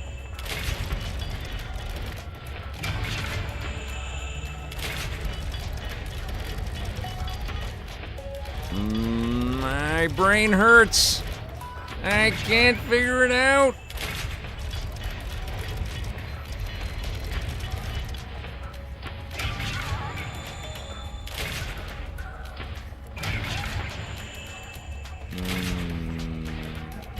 Oh, I see. Okay. I think I understand. Okay, so go over here a little bit. There we go. Take this one, bring it over here, slide down here. Go bring this one over here. There we go. Bring the nighttime. No, nighttime is the right time. One more time. There it is. Go up. No. Hey, Steve Bart's good to see you. First time chatter, I love it. There we go. Nighttime. Bring it down. All right. Oh, come on. I keep pressing because the D-pad and the stick. Press the D-pad to switch to the different ones. Okay, there we go. Go over there. Alright, I got the darn thing. Okay, down we go.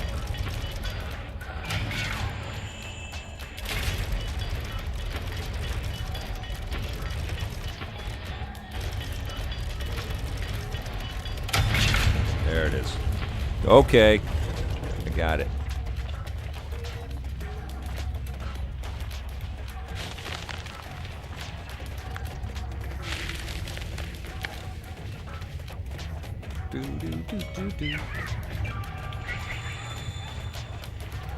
When you start dashing a little bit, when you start moving a little bit quicker, the way he moves, it's like he's dancing to the music. It's great. Okay.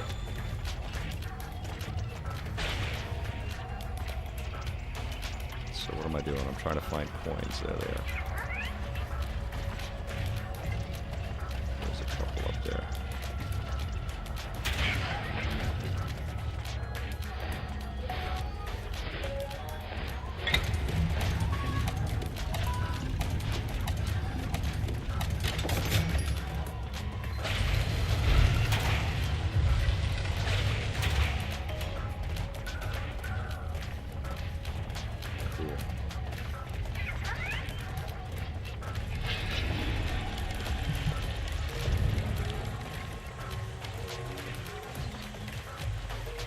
Hey, Robbie Stroud, good to see you. Welcome.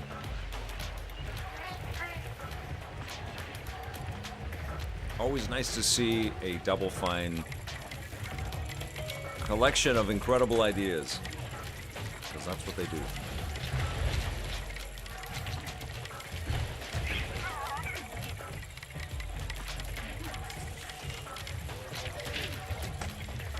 What am I trying to do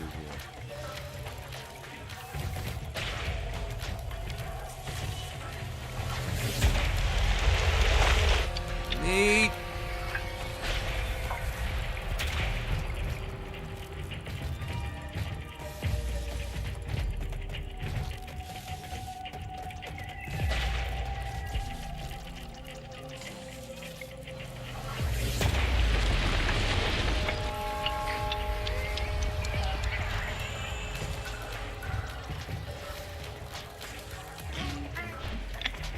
Okay.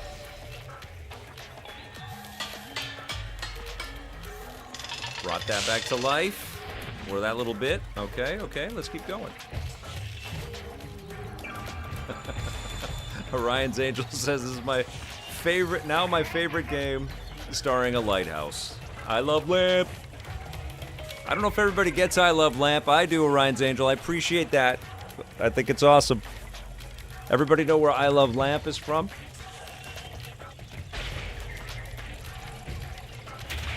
I love Lamp. Mr. Calavera got it. You can always count on you for a movie reference.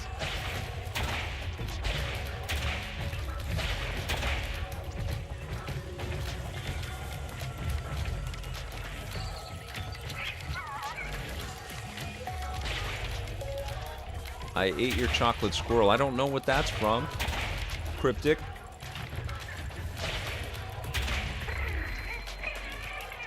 Can I go up there? Let's see.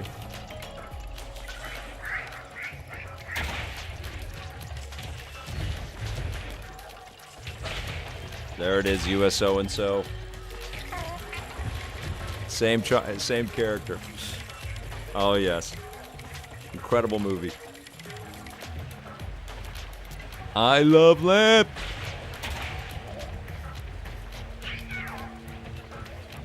60% of the time, it works every time. Milk was a bad choice.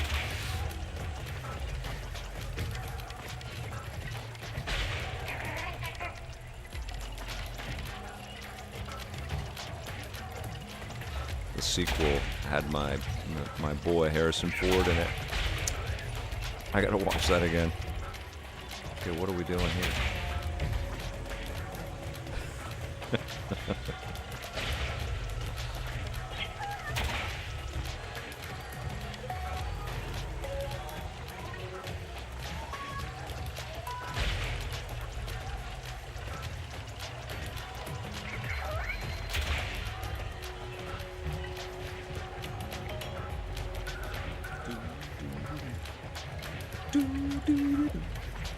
He looks like he's just boogieing.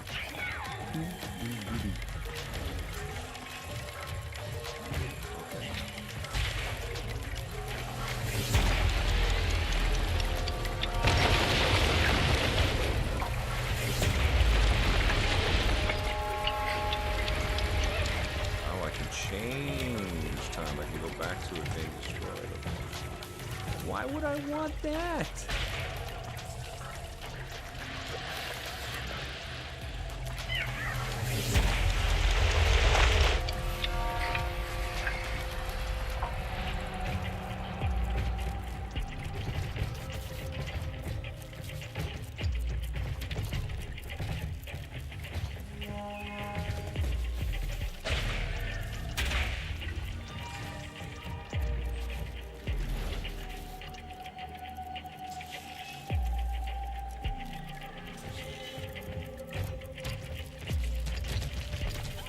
They also had a whole cut sequence from the movie, which they made. It was like an Anchorman extended cut or something like that. They put it on the Blu-ray, which almost feels like a whole other movie, which is pretty crazy.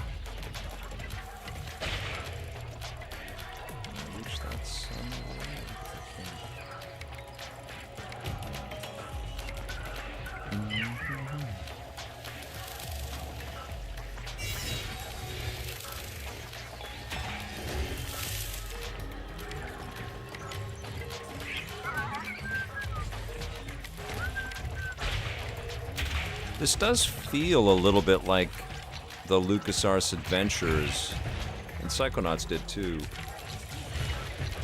because it's so surreal. And I don't quite know what my objective is here right now.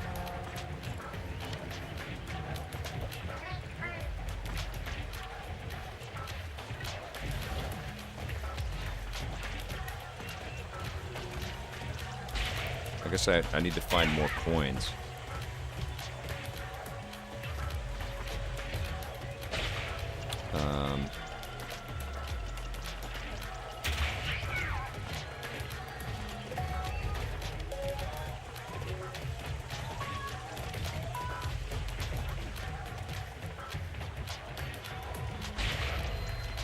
Let's go. Gotta reach that. Am I late? No.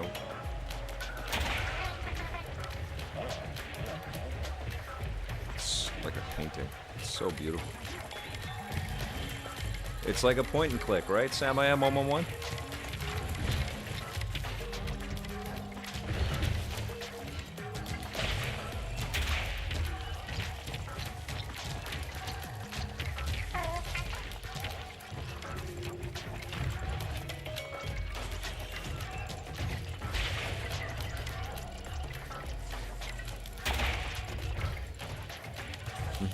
JBJ, good to see you.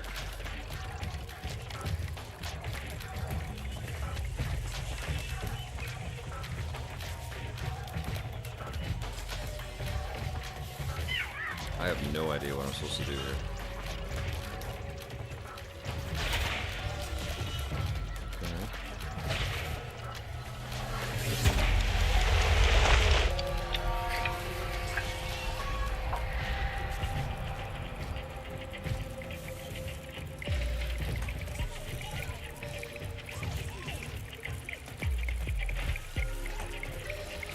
Oh, I see. There's a whole other tower right there. Okay, so let's light this up here.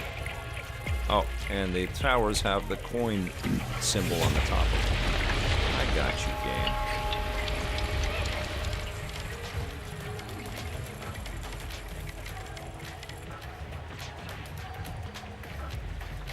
Is this where I just came from?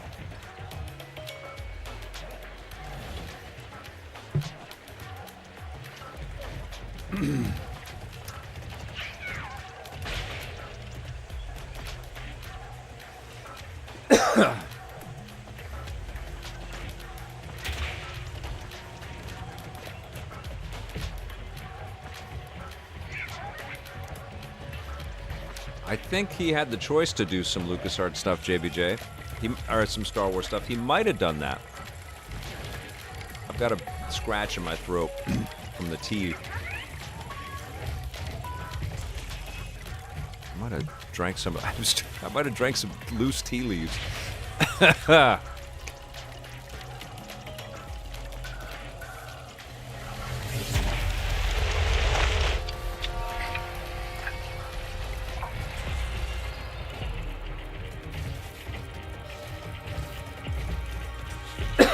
Okay, let's see if this is the way.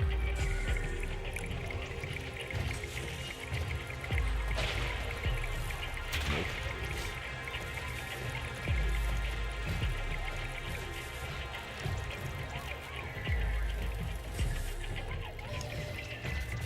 Yeah, I think he deliberately chose not to do Star Wars stuff.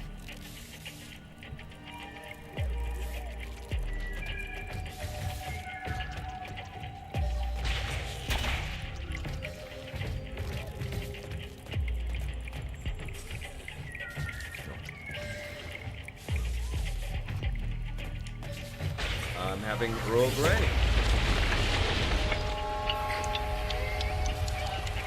I'm having Earl Grey tea, JBJ. Just like Mr. Calavera there.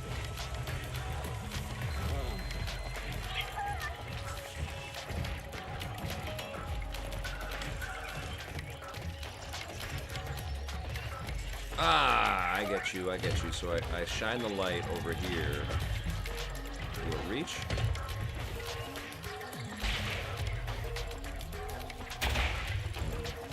Can I still get up there though? Let's see.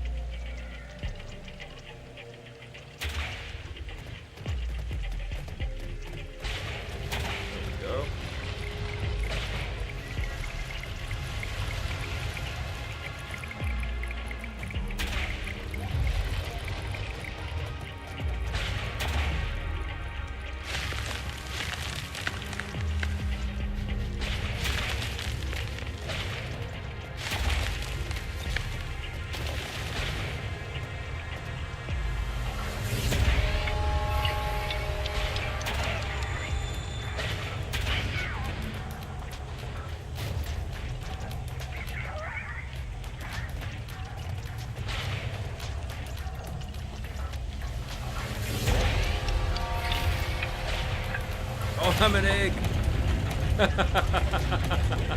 That's awesome. Or my birdie's an egg. That's so cute.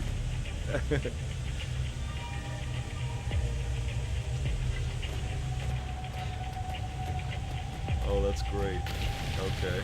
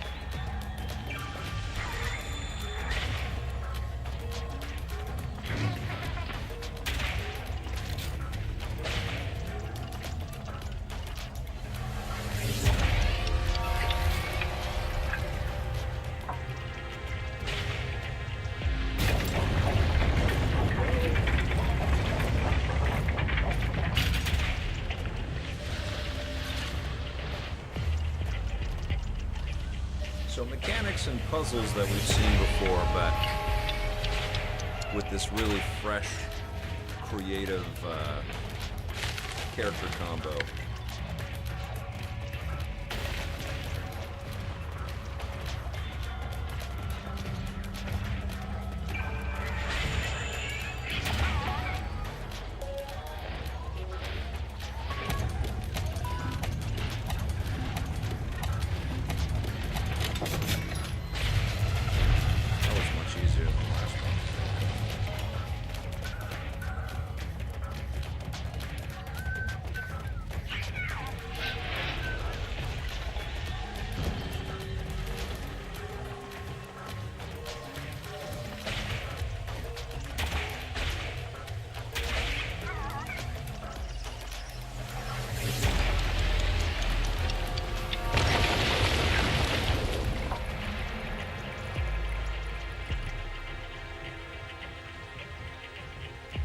Big time Ocarina of Time with the mirror shield there, DS Lightning, and also a lot of Prince of Persia, Sands of Time as well.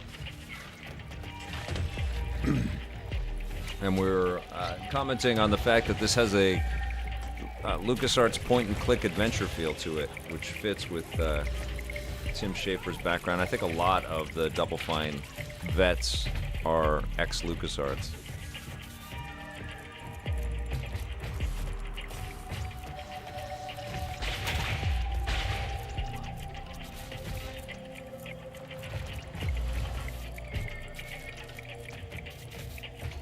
Oh, I'm a freaking egg.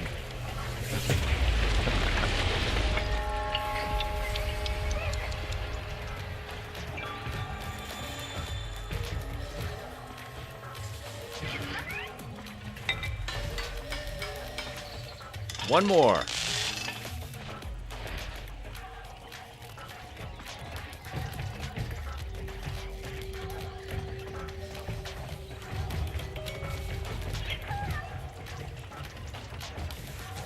Which way? I don't even know which way to go. Is it this way? No.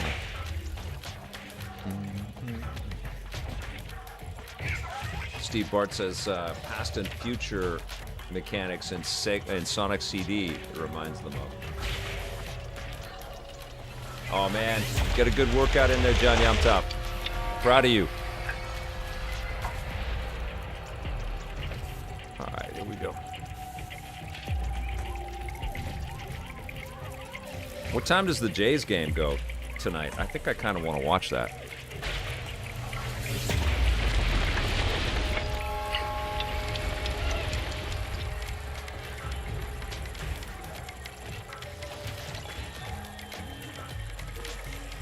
$5 p.m. Eastern or Pacific?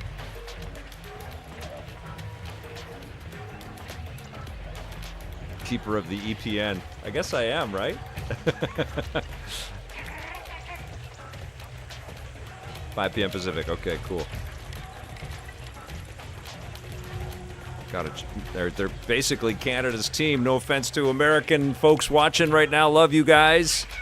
But we got a team that might be going to the World Series out of Canada, which is amazing. Get smashed, Canada. You're not far from Seattle, right, Ty Fish?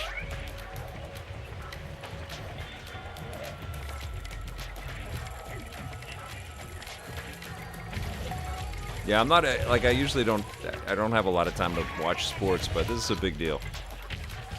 I would love to see the Jays go into the World Series. I like the Mariners too.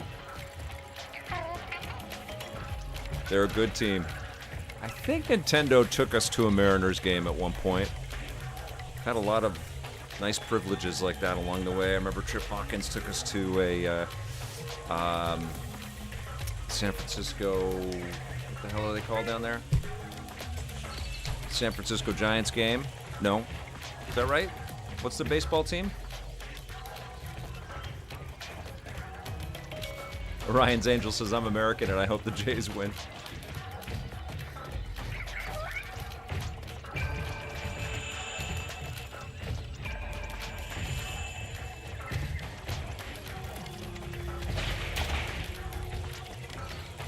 Giants, yeah. Great stadium, man. Love it. The San Francisco Stadium. So cool. Jays versus the Dodgers. I mean, that's a pretty epic matchup right there. Oh my God. East versus West. Canada versus America.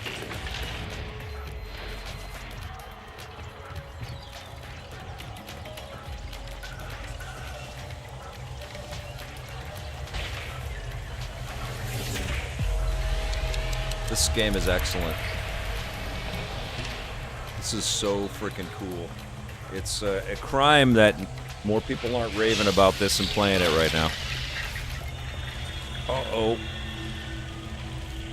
My birdie has passed on.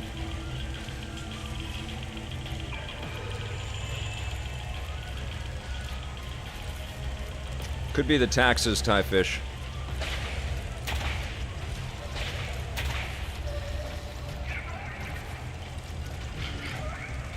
Oh, it's a ghost, so he can go through there. That's so cool. Now, can he wind as a ghost? No, he cannot, because he has no corporeal form. There you go. There you go.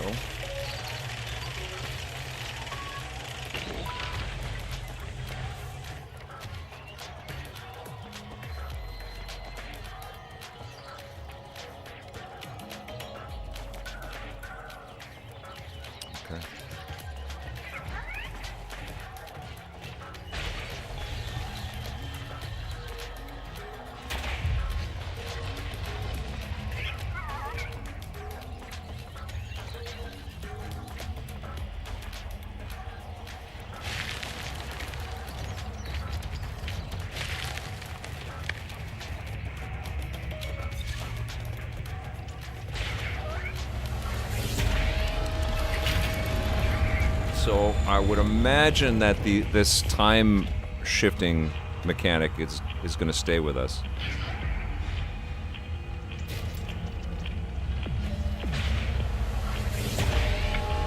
It's a lot of effort to do this, so I feel like they're going to keep going with it.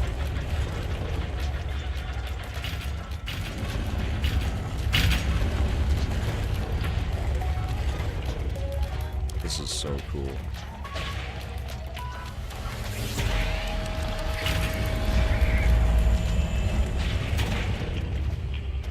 Oh, I see, because it's... There we go.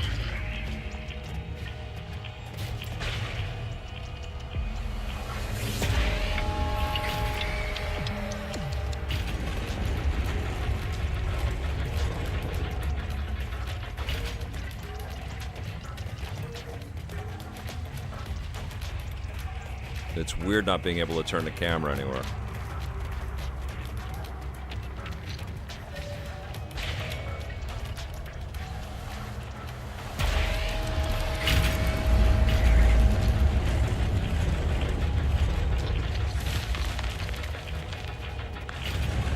Oh, and there's a timing mechanic there too. That's cool. All right. It's nice that even Ghostly Bird hangs with the lighthouse.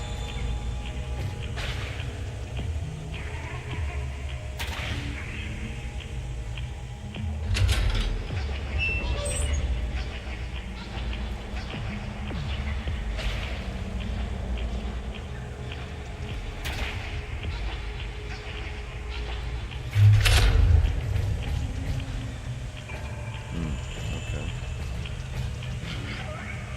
Now I can't hit the... No, I can't. Okay. Oh, I see. Okay, here we go, here we go, here we go.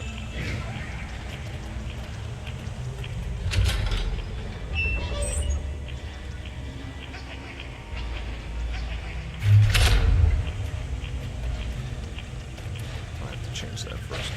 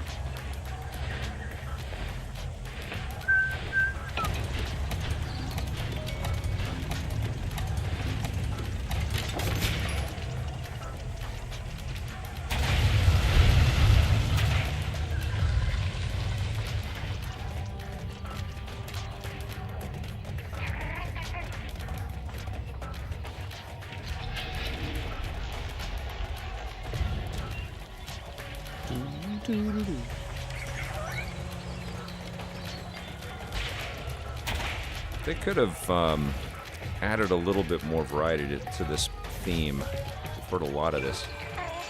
Okay, here we go. Maybe it's because I've been taking so long figuring out these puzzles. Here we go, Mr. Clockman.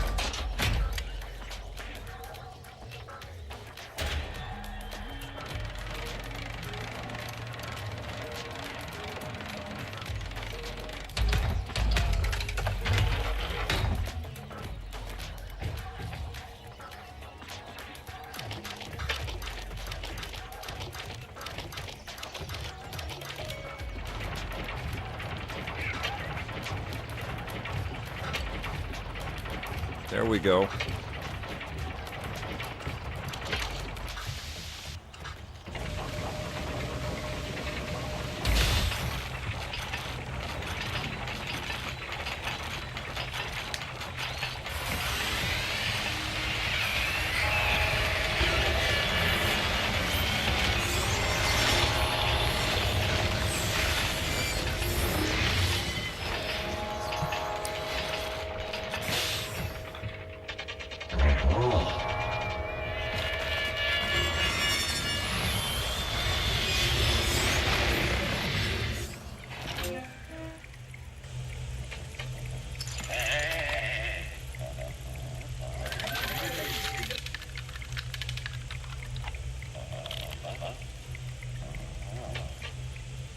What's this gonna do?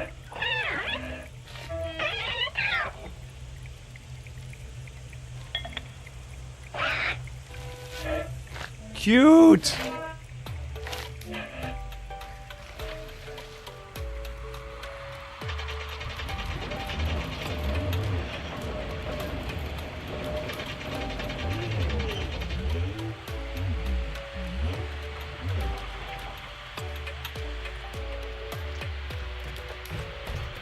Having a little ticker tape for me, man. I love it.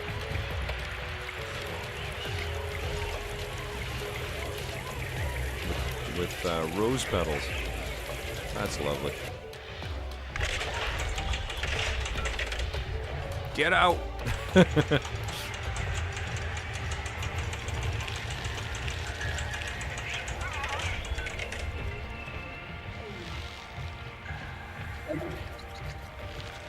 Enjoy the night there, JBJ. Have a good one, muchacho.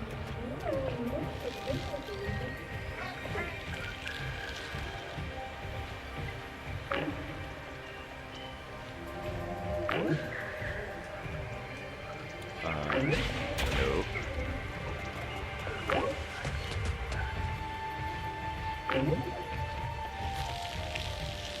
So cute. How long is the game? What's the word on this? Is it like a 15 or 20 hour adventure? What's the word?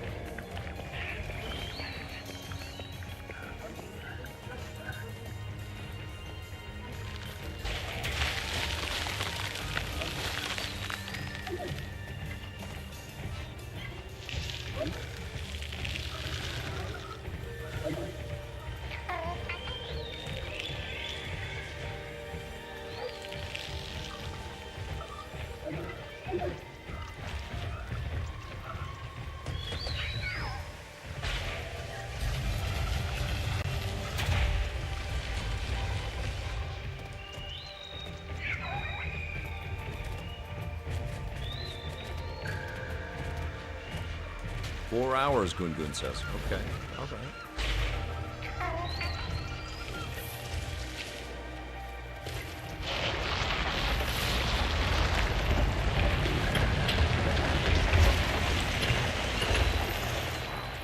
So cool.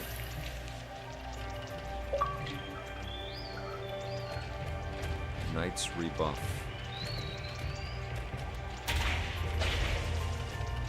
So this was a little special hidden area that I found here. Oh, wait a second.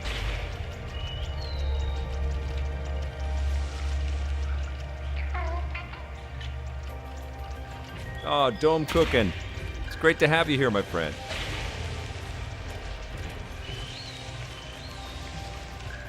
Are you working on your show today?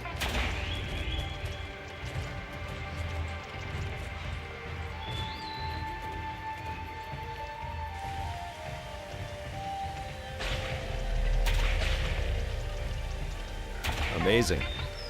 Do you have a kitchen studio set up?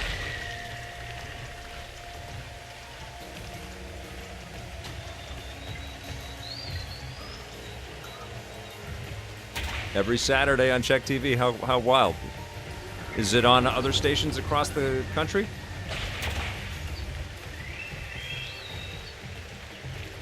And you're hosting, Durant?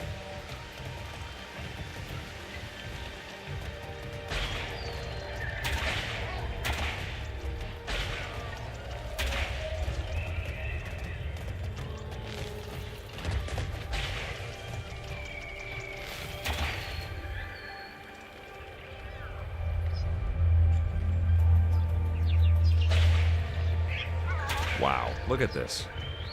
This is dope. It's like onion trees.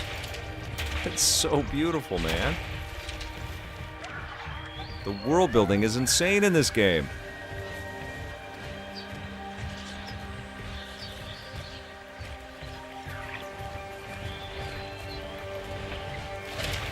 It's got a little wild robot going on. I hope you guys watched that film or read the book. The movie's amazing.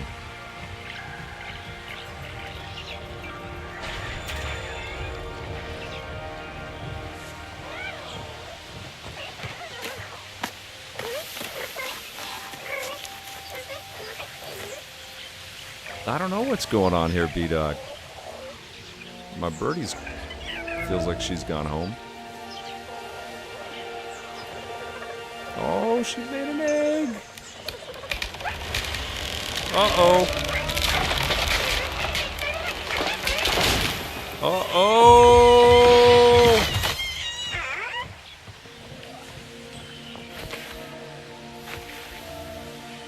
Well, that's heartwarming. That's very cool. Now I'm carrying the baby with my bird buddy. This is dope. Okay, so let's shoot the light in the eye.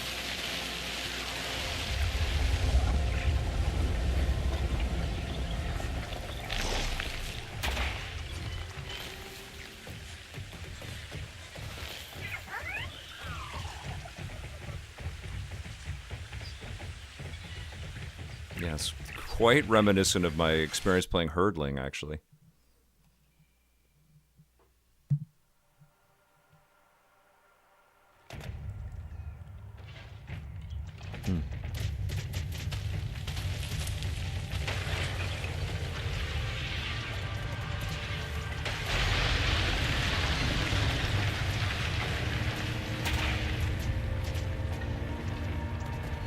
What's the best thing you guys played this year?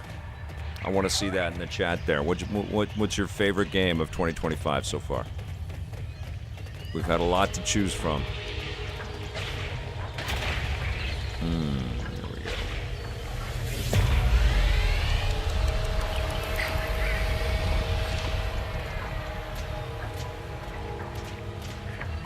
Claire Obscura, 100%. Non-2. Incredible game. Shinobi, Sam I Am 111. Yeah, that's a treasure. PS5 release of Great Circle. I see you, Mr. Calavera. Another vote for Claire Obscura. What an achievement from that team. Minecraft. Tyfish. I get it. They're forever games, man. It's hard to beat them. Still on Silksong. Atomfall. I gotta check that one out. I haven't played Atomfall. Borderlands 4 is growing on you. Fantastic. That is a fun game.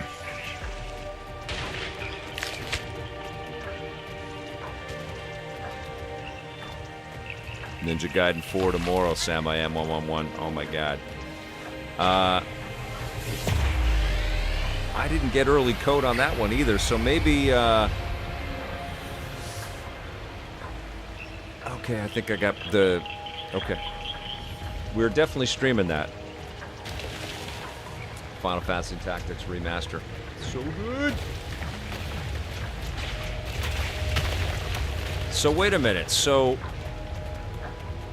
Keeper, Ninja Gaiden 4... When does Outer Worlds 2 come out?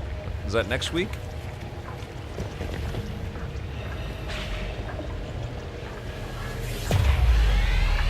And then Call of Duty. Harvestella at Steve Bart's. That was a pretty cool game. Snake Eater. Yes, Snake Eater was dope. Jack Hopkins, 2 Point Museum. I heard that was fun. October 24th. So that's Friday. So wait, Keeper, Ninja Gaiden 4, and Outer Worlds is 29th. Okay. Xbox been busy. Let's put it that way. Game Pass been busy.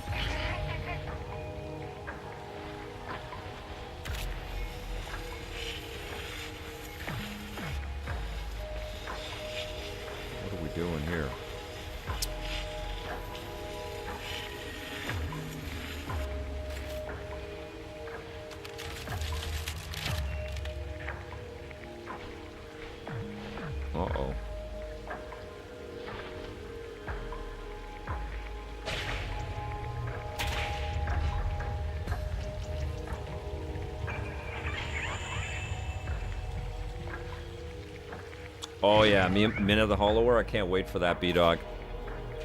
God, so many good games.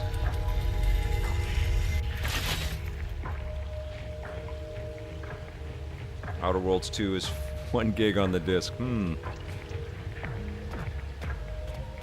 Vampire Masquerade Bloodlines 2, crazy. I hope that's awesome. I love the first one. Okay. So you cannot jump as this lighthouse, which is probably a good thing. Bricks everywhere. Steve Bartz. Well, I work with the game company. I've been working with game studios for 30 years, and so I get review codes. And some of them come in before release, some of them come in right at release. But I get access to pretty much all the stuff that comes out. And I do my best to try to keep up. But this is my gig. This is what I do. Pretty hard to keep up unless it was a gig, because there's just too much. And we all got to make time for the old stuff too, right? Like, we can't just not play the classic games sometimes. Oh, it does get overwhelming.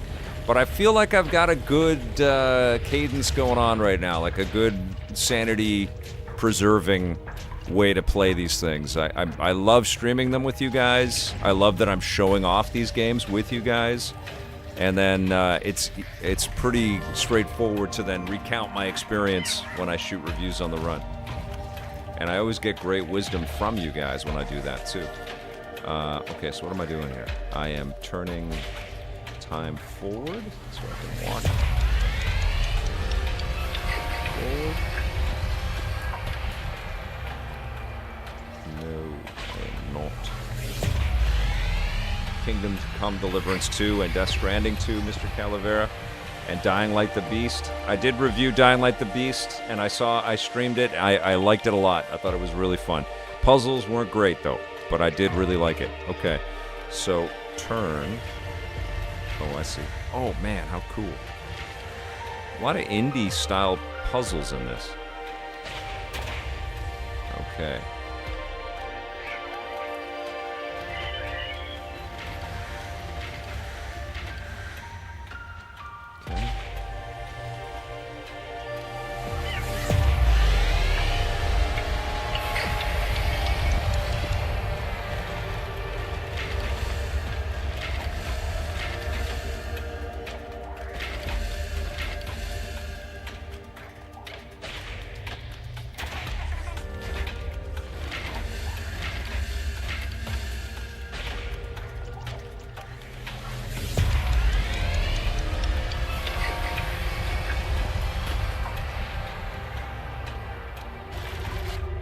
Oh.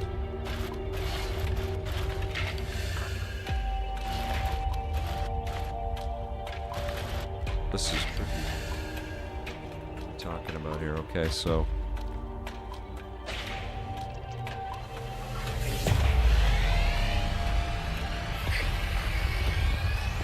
It has been relentless, Sami M111. Not so many, like, 12 out of 10 games, you know what I'm saying? But so many 8.5s, which is great. And some 9s and 9.5s as well. But like a lot of really, really solid, strong games have been coming out this year. Okay.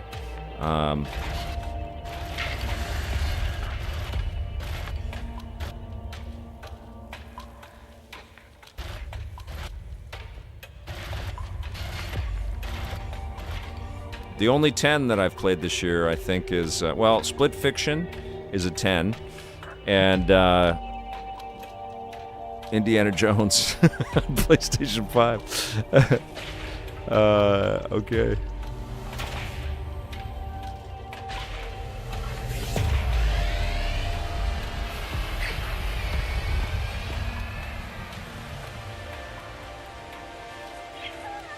Expedition 33 was a 10. Me and Tempe, I get that. I'm probably at a 9.5 from that. I wasn't crazy about some of the jumping puzzles in that game. Okay. Let's see. All right. And now what? Now we focus the light.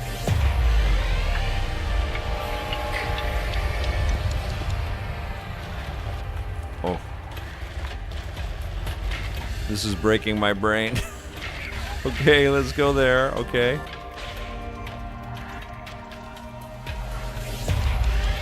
Oh, Deadpool VR. Oh my god, I gotta get that too.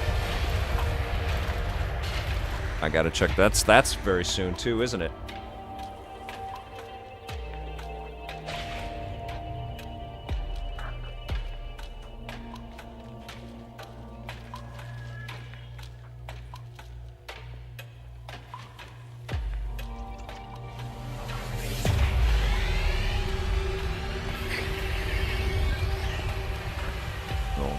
Okay, so I see. So just have them all face the same way.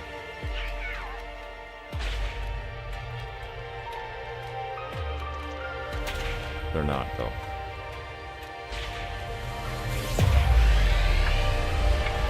Star-Lord, appreciate you, my friend. Thank you so much.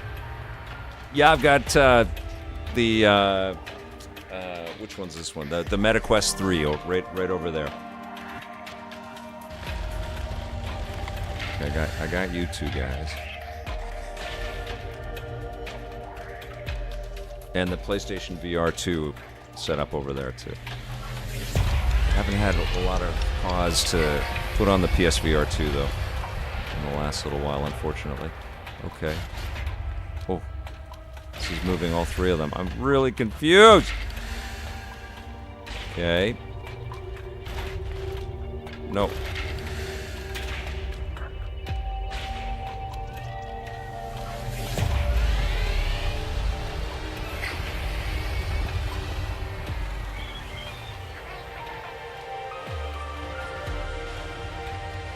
Just that one.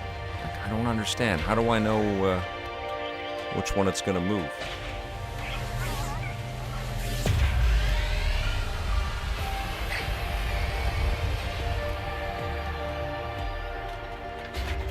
Okay.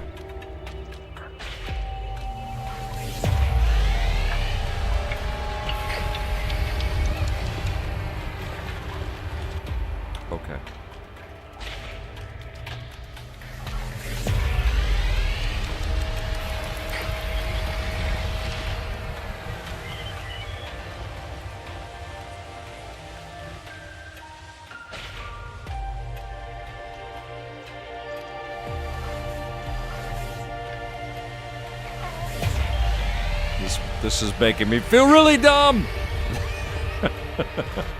Oh, there we go. I think I got it. Oh. I did it.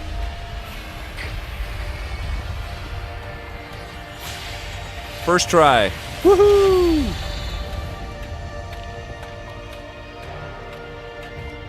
That's gonna be the myth. When does Recreation come out? First try, every try. 100% of the time, 60% of the time is my motto right there. When does Recreation come out, Sam I Am 111? That sounds like something I need to play.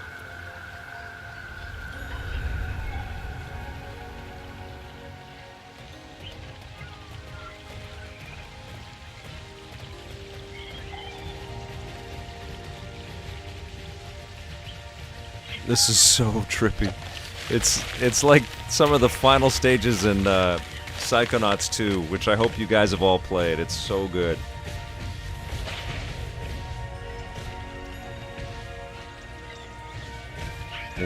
Oh my god.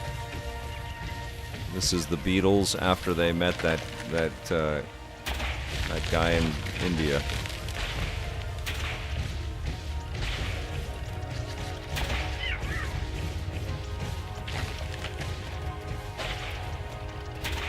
Release year, so it's 2028?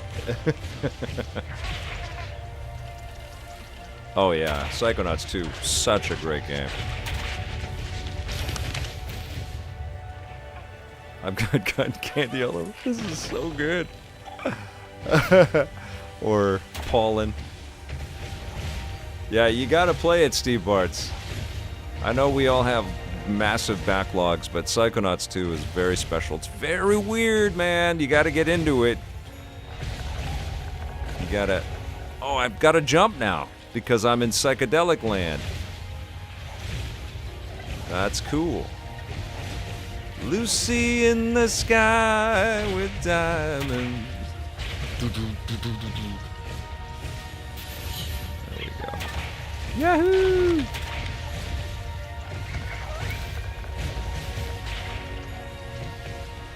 Mr. Calavera.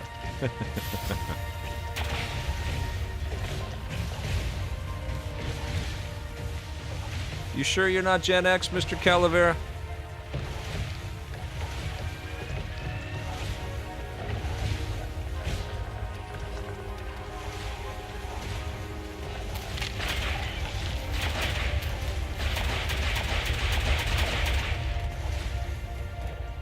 This is a trip. I like that about you. I hope Painkiller doesn't get buried coming out the same day as Ninja Gaiden 4. Sam I Am 111 says, yeah, I think I have a review code for that one.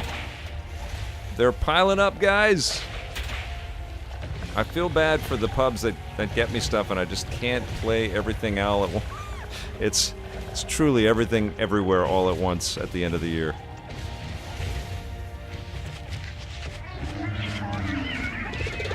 I think I was going to play FC... Oh, I see. I can hover. I was going to play FC 26 on the Switch 2 yesterday, but I think I got to switch my plans because Ninja Gaiden 4 takes precedence. It's Platinum and Team Ninja. And a farewell to Tomonobu Itagaki-san. Right, here we go.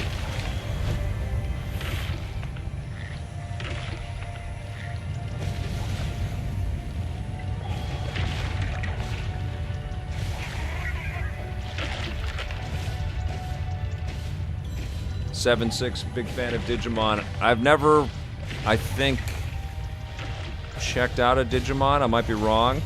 Might be proven wrong on reviews on the run. But I don't think I've played a Digimon game. But I've heard good things about this latest one.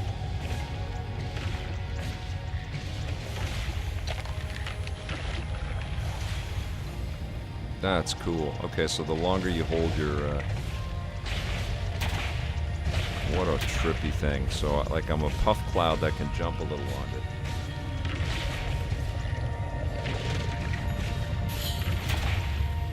B-Dog, there is a copy of NHL 94 or 95 that has been tweaked, like a ROM tweak online. And I forget all of the... It's got a lot of modern stuff, like modern teams and things like that, built right into it. Like an enhanced version of the classic game out there.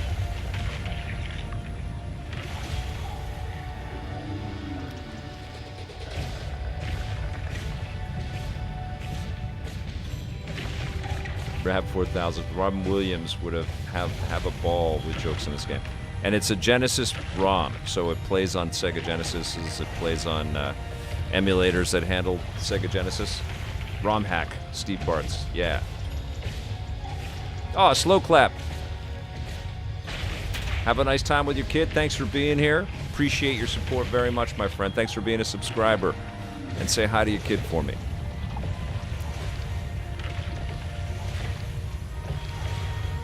Updated rosters. Right on, B-Dog.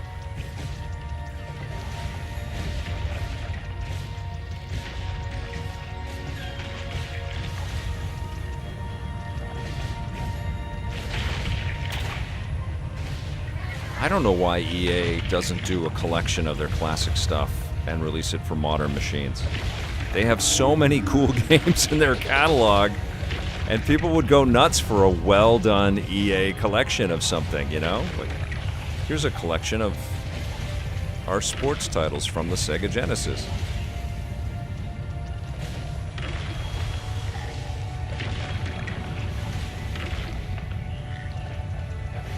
They're just like all billion or nothing over there.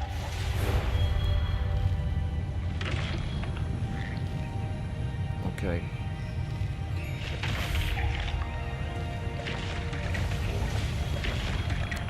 Got to get out of this billion or nothing mindset in video games. How are you going to find the next billion if you don't take a chance on some whacked out idea, right? There's more billions to be made, but they got it. They start with crazy, ambitious dreams.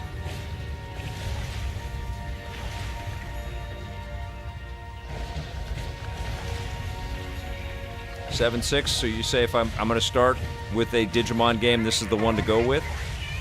That'd be kind of interesting.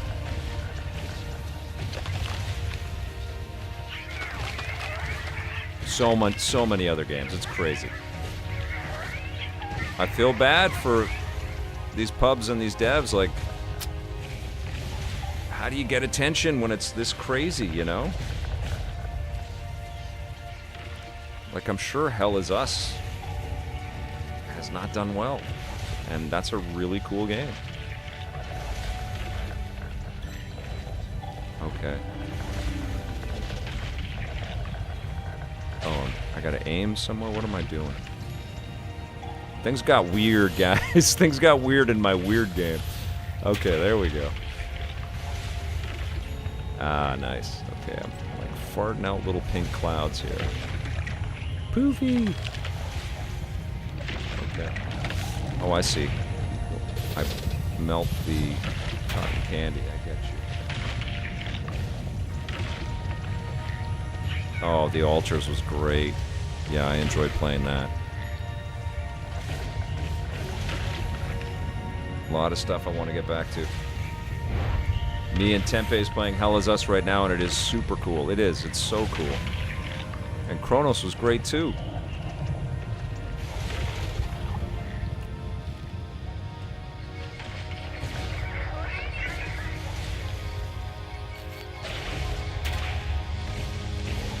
And this is freaking great, and I don't think anybody's playing this game.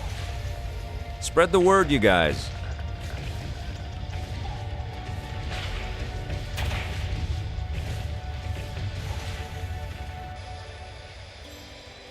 I think Sword of the Stars, or Sword of the Sea, hasn't done that well. That game is beautiful.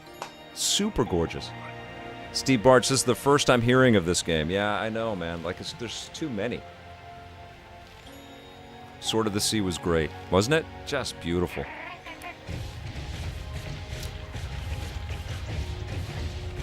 I like this a lot more than Hurdling. I feel like Hurdling...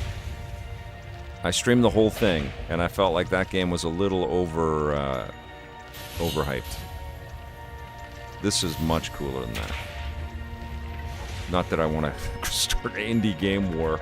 Like, indie games need all the love they can get.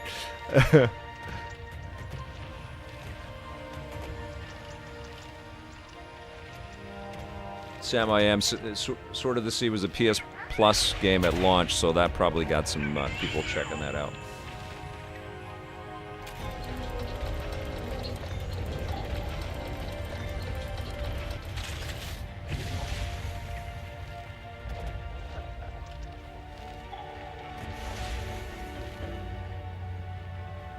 This is really cool. Okay, so we're gonna bring this platform down a little bit. I think I gotta get over there. Okay.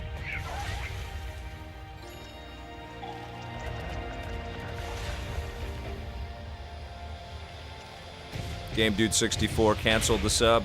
Yeah, it's a tough time. I was just thinking that, like, tough time to put all your bets on Game Pass right now. Ooh, am I up? Yeah. I think there have been a lot of cancellations. I think we're going to hear, it's just speculation, but I think we're going to hear about a new business strategy from Xbox pretty soon. I mean, they're just figuring it out. Like, nobody's done this before. It's not like this is a 100-year business. Look at the frickin' movie business just cratering their theatrical. Just like, yeah, we don't need people to go to theaters anymore. Okay, guys. Good move.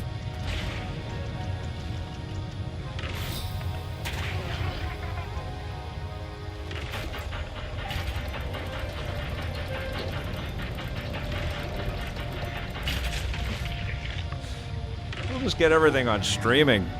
How much does it cost to put everything on streaming? And how much money are we not making now because we put everything on streaming?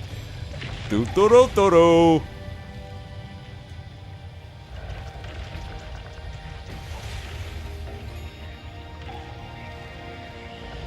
Tron Ares will probably be on Disney Plus in about 2 weeks. It's unfortunate. I think that's my kiddo.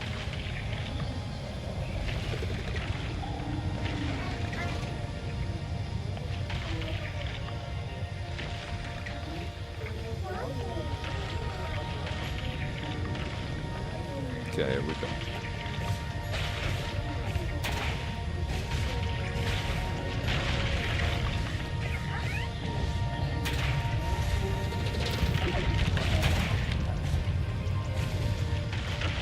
What they should do for movie theaters is have ad-free screenings and family rates and group rates. So if you come in with 4 or more people, you save some money. Some healthier, expensive snacks, because people are paying attention to what they eat these days, which is great. You know, just like quality of life ideas. Look at this freaking beautiful game. They should have clubs where you can join a club and I don't know, make it fun to go, you know, not just like, here's a bunch of services and we'll keep it clean, and there's just so much stuff that they could do to just really bring people back out.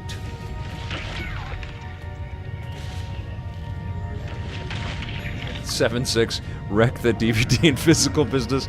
I know, it's just so stupid. And the thing that I always think about too with video games, it's like, okay, and movies are totally applicable here. Okay, so you don't want anybody to go to the store anymore. Okay, all right, cool. So you realize that a store is like this massive, you know, building filled with billboards for the thing you just spent millions of dollars to create. You don't want people to go there anymore? Even if they don't buy anything, they're going to know all about your thing that you're having trouble getting people to pay attention to. And you're going to prop up another business, and you're going to make some sales. And you might sell an action figure and make money that way. Like, I just don't understand why everybody just wants everybody to stay home all the time.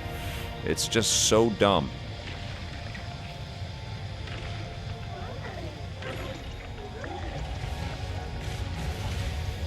And you know what? The act of getting your customer out of the house is going to keep them healthier.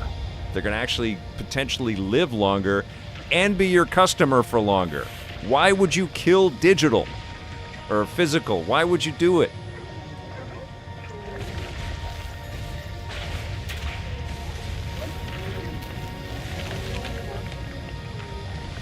There you go, Steve Bart's at grocery stores. You never ever just buy the thing you went there for. You're so right. You know, like, and I bought some shorts. I don't know if you guys have bought stuff online, clothing. It is the frickin' worst. Wrong size. Returning shit is just the worst. Like, all of it. I don't understand why convenience is winning when really it's going to be the lack of convenience in the end, right? When brick and mortar goes, so does any semblance of normal society. Yeah, think about all the you know, like, the outing is the cool thing. To, like, you go out with your friends or your family, you go to a movie, or you go to a store, but you stop at a cafe and you have a nice you make it some hours out of it, you know, some memories out of it. Hi there, says, hey Vic. I'm just ranting. Thanks for being here, pal. Only thing left will be Walmart, Amazon, and Costco. I know, Chad, I farted. That's a name. It's not, I didn't fart. Okay. I feel like I gotta get puffier. Not in real life. I have to get puffier in the game. So, let's see if I can get this cotton ball over here. Let's see if I can just grab onto this thing. Does that become mine? No? Okay. Oh, maybe I have to... What does that do? Okay. Here we go. You can't delist physical games. True that.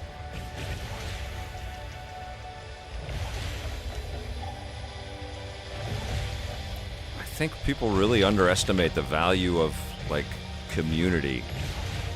Like, actual, tangible community with this stuff. It's not just about clicking on a button.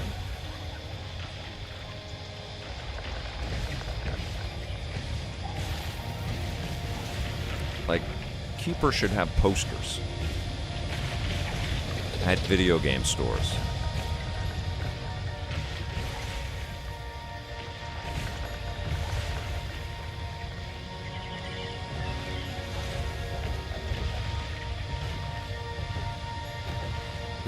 You know, a part of it, it's the same thing, right? It's like trying to, like, bean count your way to sure things when it's art that we're talking about. What art is a sure thing?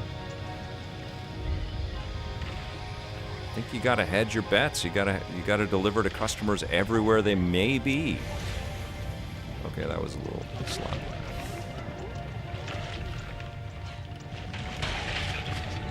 Bean counter's going, the quickest way to make $1 billion is to just make it frictionless, and they can just click on this icon here, and then we'll spend hundreds of millions of dollars with influencers, and they'll tell people how great everything is, and then we'll keep them in their game forever by selling them new outfits. Okay, guys.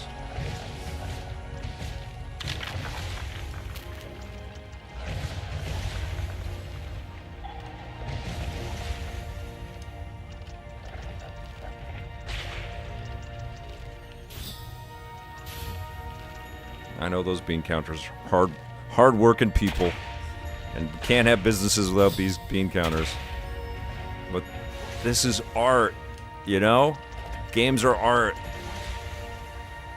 It's supposed to be risky. It's supposed to be collectible. It's supposed to be ever playable.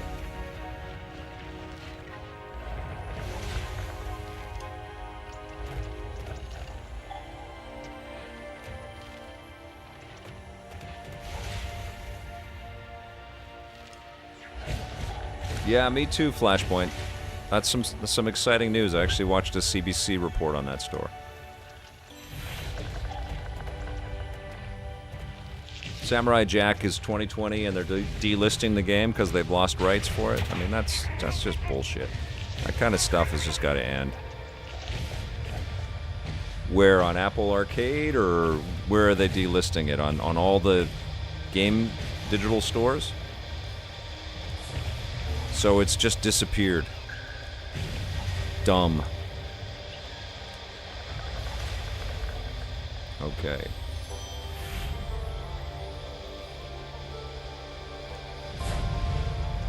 Cool. Okay, we have done this kind of thing a million times in games, but never as a lighthouse with a little bird and an egg on its head.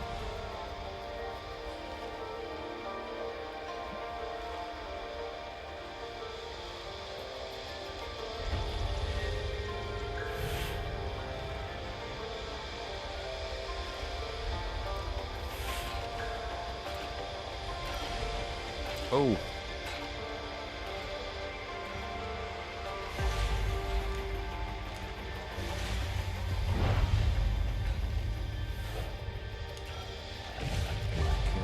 What's happening happening here? Don't quite know what I'm doing.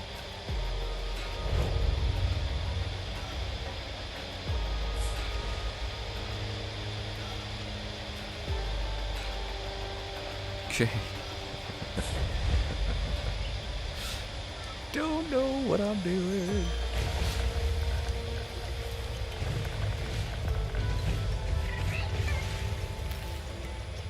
Well, it might be something else.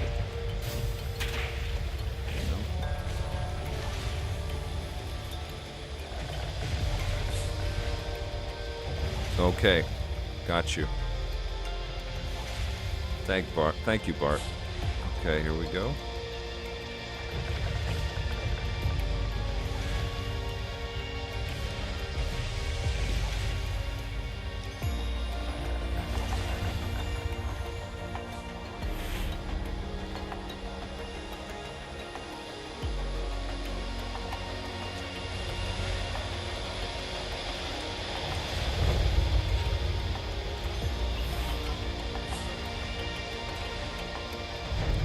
Seminal game there, Steve Bartz.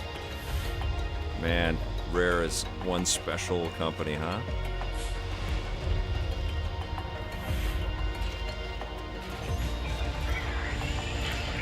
I missed that last time. Okay, so now we'll take this down.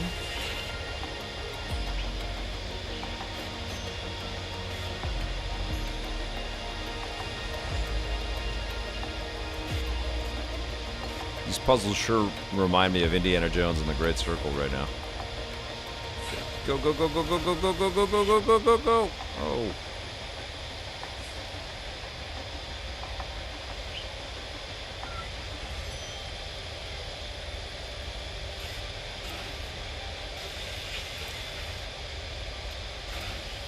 Oh, no, no, no. Go down.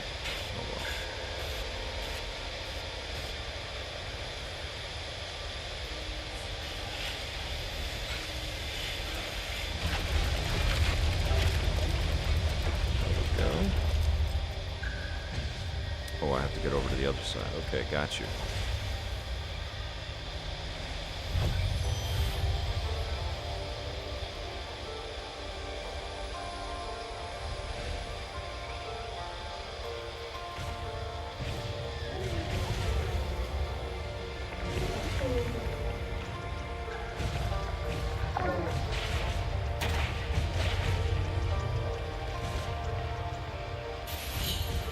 Yeah, I can't wait for that Yoshi and the Mysterious Book from Game Dude 64. That's one of my, I know we got Lego Batman and Grand Theft Auto and Wolverine, lots of good things coming up next year, but Yoshi and the Mysterious Book, that looks so freaking beautiful to me. I can't wait for that game. Oh!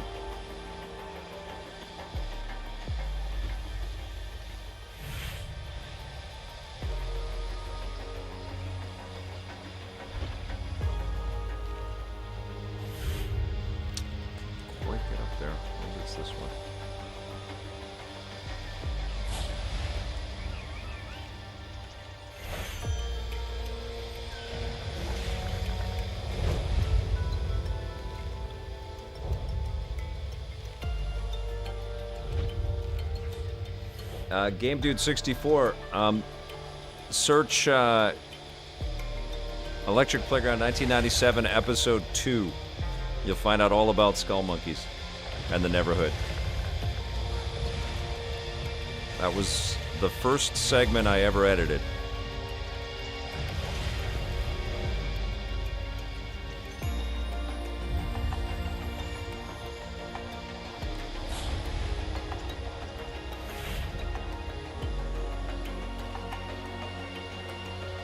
And the first segment in EP that I realized that we had really struck something with, and that there was a chance this was going to go on for a while, was in the very first episode, talking to Chris Taylor about Total Annihilation.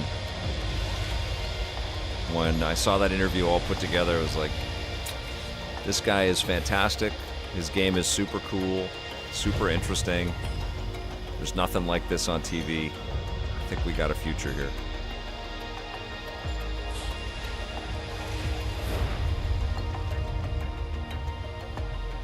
Oh, I gotta clean. I see. Right. I'm gonna drop this platform now. Thank you. I just saw that, Bart.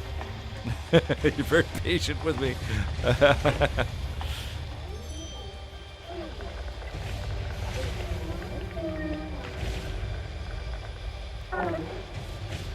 That's the joy of that game, though. Flashpoint. It is my favorite thing about the Indiana Jones game is that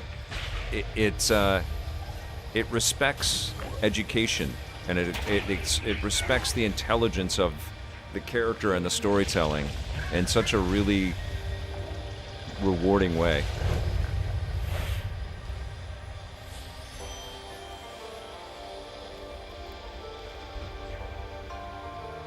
I think in some ways even more so than the original films, which were so globetrotting, but there were a lot of stereotypes in those movies. And I feel like with a little perspective and time, they got to the root of the character. He's an educator, and he's an educated person that has a real appreciation for the whole world.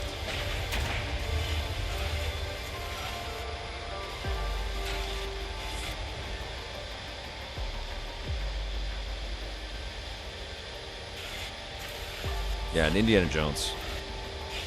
Still the best thing I played in 2025.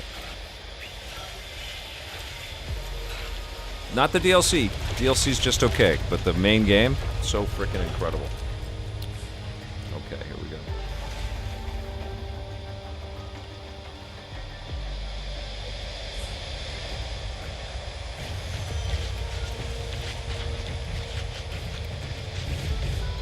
This is great.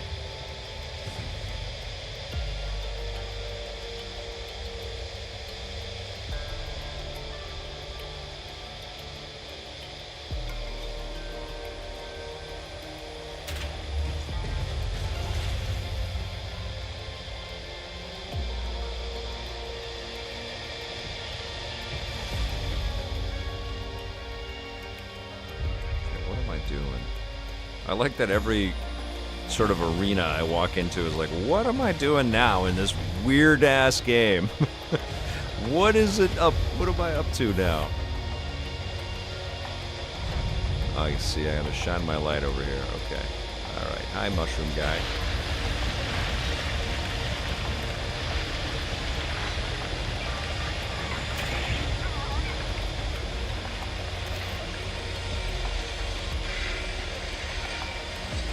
Cool.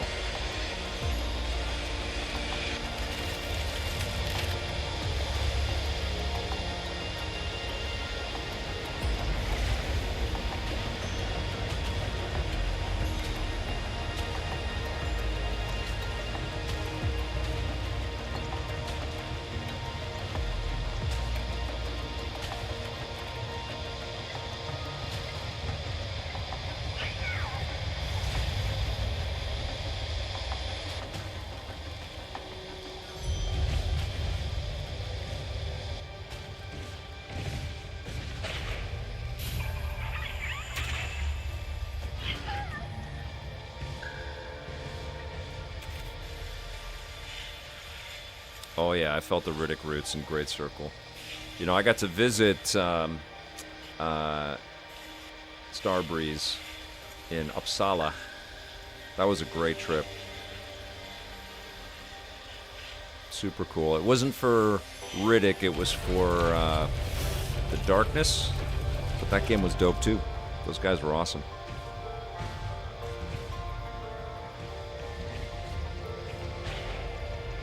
And a lot of that team ended up at Machine.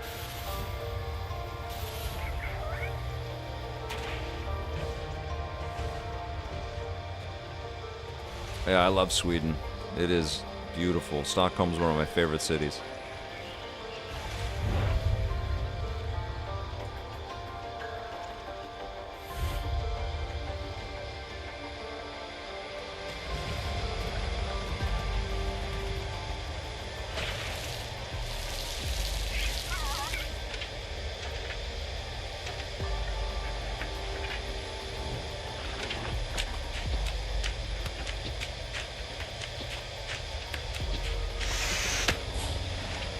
cool.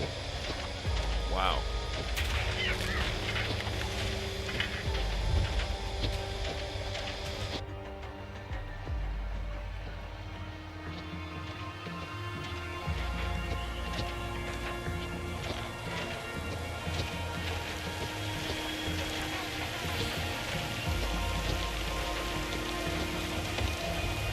Oh, right on, Wise Way. That's nice to hear. Sword of the Sea is dope. Such a beautiful game.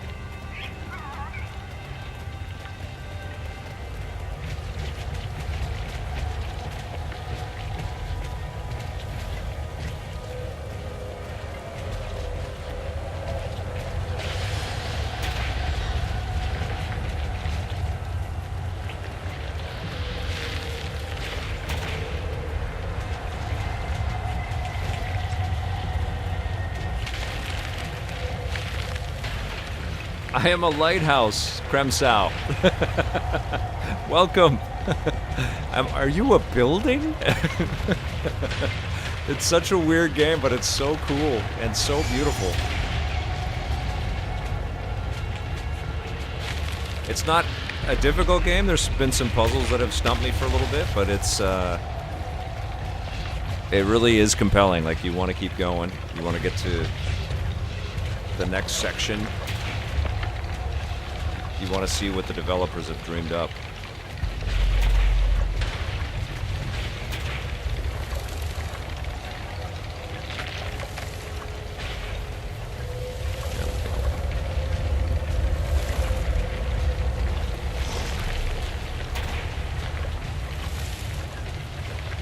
Jared Leto, the new Steven Seagal. Not in terms of combat ability, but that same kind of like, oh my god, I don't want to see anything with him.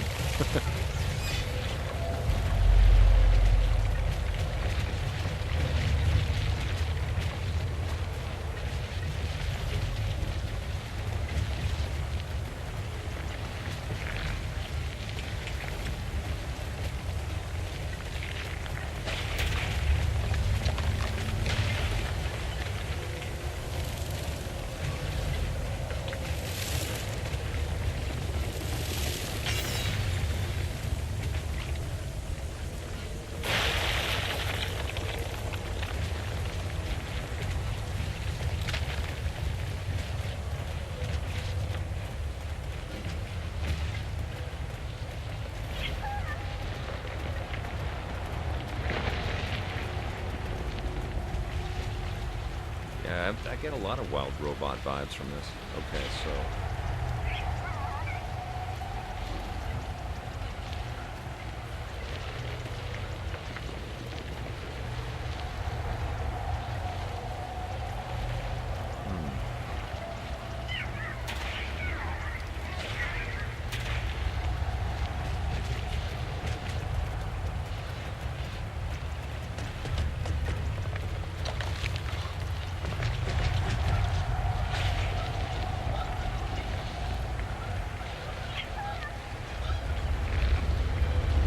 Hole and Dan Sock, thank you.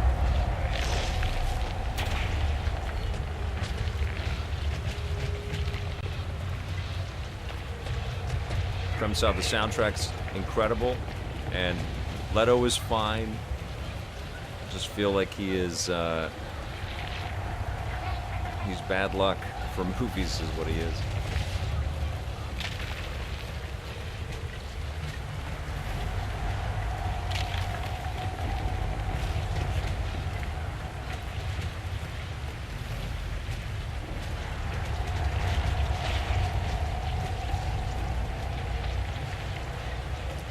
creepy section.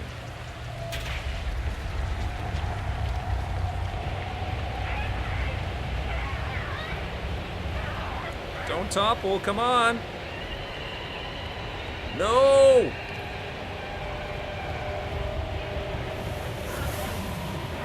No, don't fall over. No!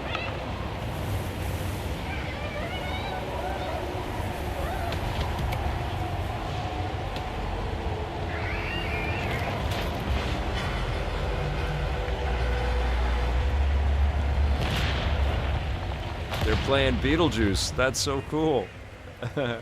Welcome back, John Yumtough. I just fell over. I fell to my doom.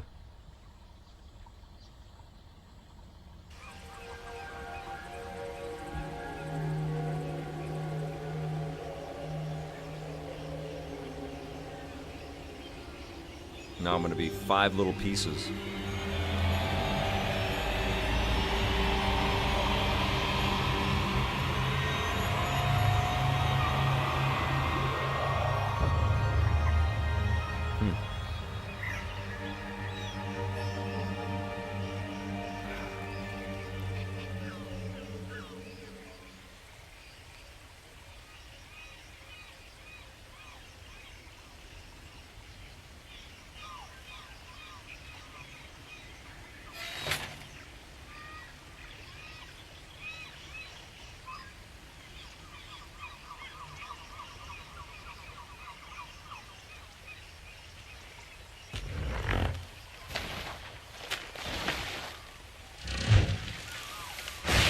Oh, am I a boat?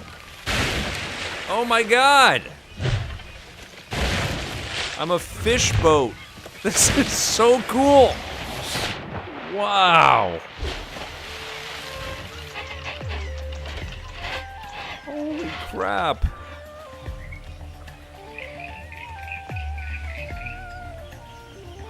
This is so cool. Totally different game now.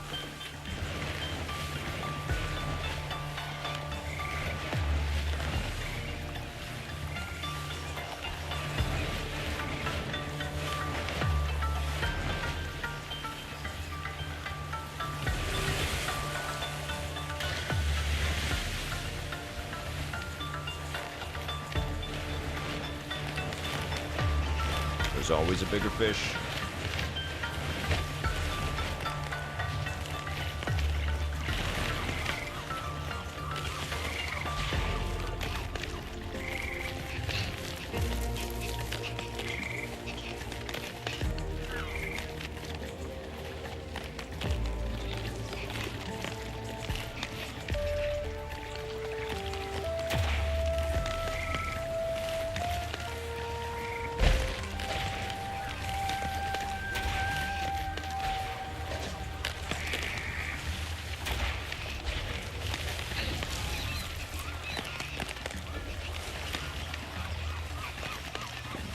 Trip.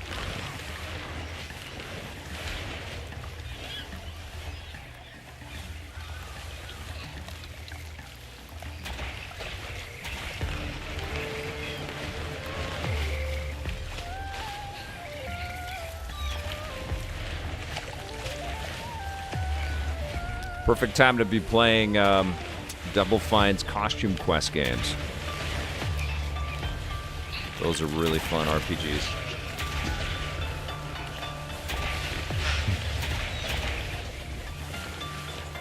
Like the pots from Elden Ring with giant eyeballs. Oh yeah. Love those. Explosion Man, PP Winterbottom. Yep.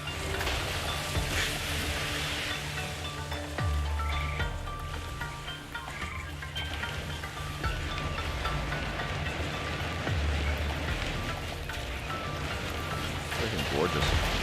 It's not a collectathon. They probably toyed with that idea because they've got a world that you do want to go and see everywhere, but you're not really collecting stuff. You're like creating little totems and tributes and stuff and nooks and crannies, but you're not really gathering things.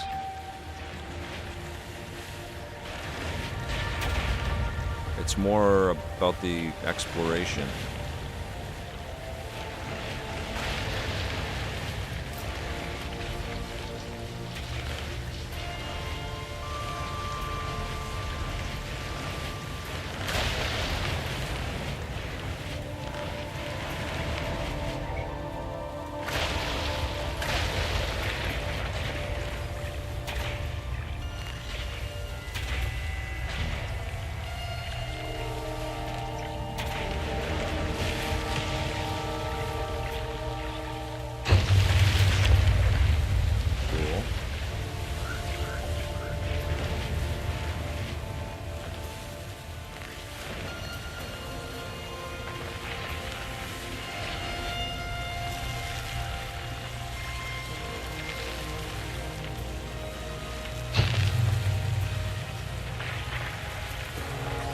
Dead vibes here.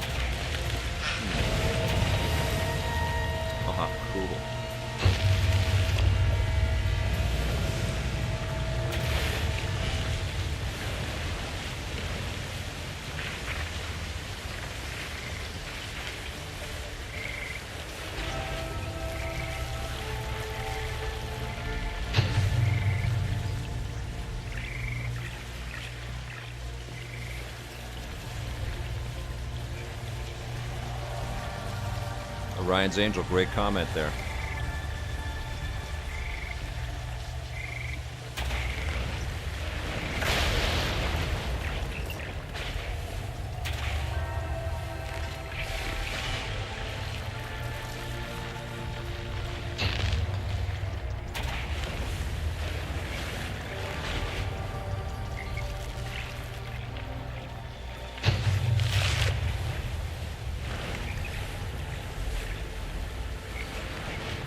This does feel like it was made, like it would have been made for Xbox Live Arcade a few years ago, as Game Dude 64 is talking about right now, reminiscing about the early days of Xbox Live Arcade.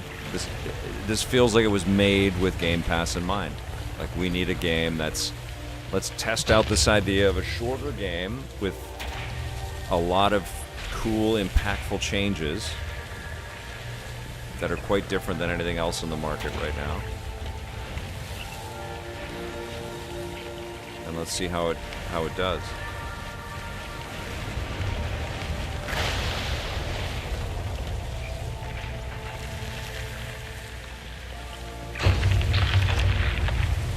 So cool.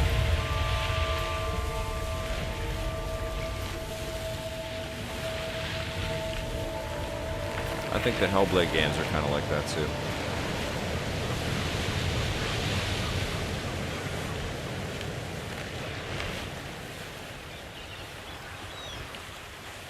Gorgeous. So how do I become a lighthouse again? What? And she's gonna have a kid.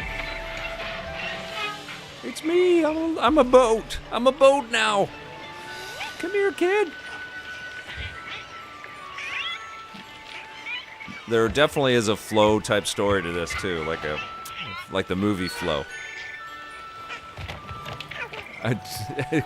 X Scissors says this will be a great game to play during a break from Battlefield 6. Yes. Battlefield 6 I said this in my review, it becomes like a little bit numbing after a while, right? It's just like, oh my god, how many times can I die within the first minute of being dropped into the game? It's incredible though, isn't it? Whew. So beautiful.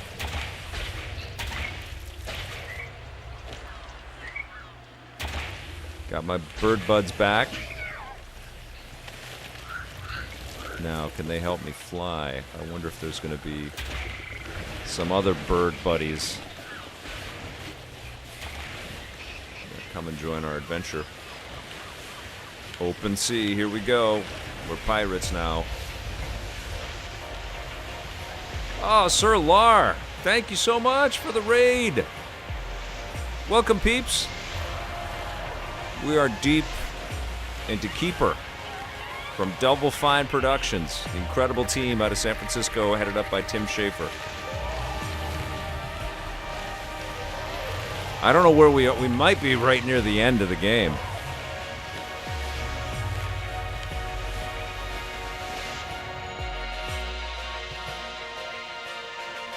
This is very pretty. How long have I been streaming? 3.5 hours here.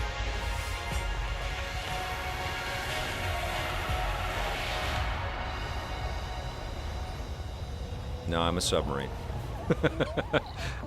It's all good.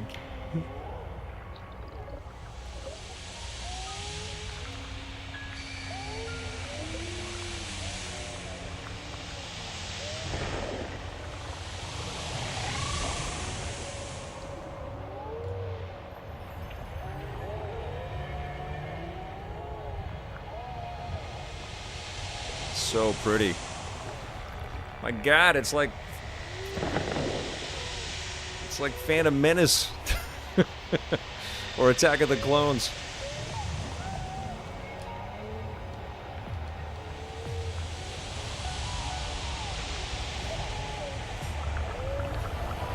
Oh, Steve Bartz, it was a total honor to meet folks that have been watching the show for a while, man. Appreciated that so much. I had a great time in Edmonton.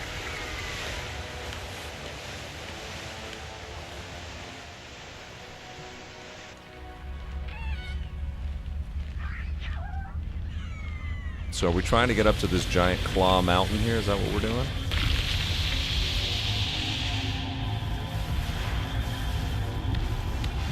Uh-oh. This does not look good. Rad, Steve. It was great to meet you, man. Giving you Trine vibes. Nice, Mark.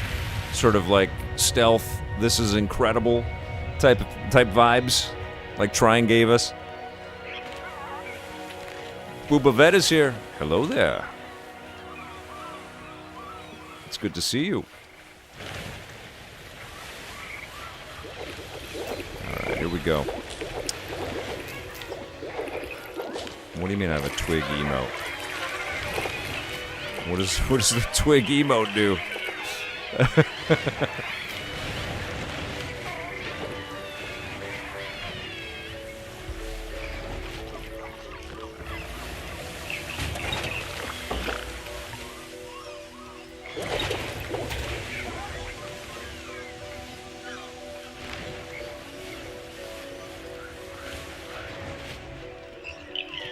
Steve, it was great to meet people out on the road. I did a few cons last year, and I had a great time.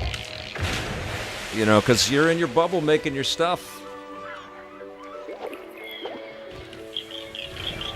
So when you get out there and you meet people in real life, IRL, it's the best. It's awesome. Twig is my bird. That's right. Thank you, Orion's Angel. Okay, so here we go. Tug.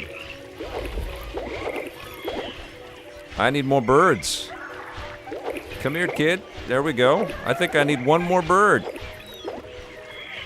Let's go.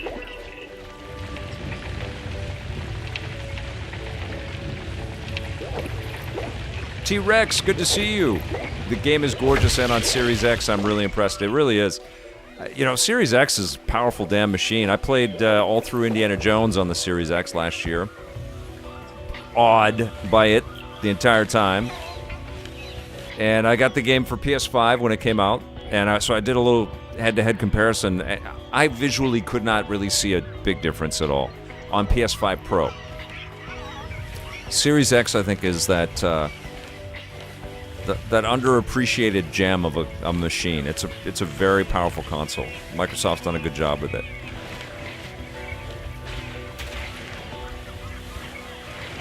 Okay, I don't know what I'm doing or where I'm going. There is no HUD. There is no pointer. We just go, guys. We just go. I'm new to being a boat. These guys are having a little party.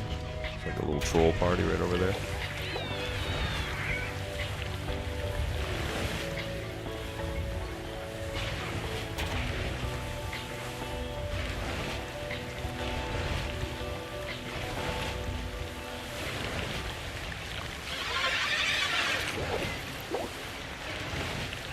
Well, you're joining up with a bunch of really cool people in our community on EP. A lot of people that have been watching our stuff for a long time, but playing forever, and literally playing forever. And just positive about the business. We stay away from the toxicity that's out there. Ain't nobody got time for that.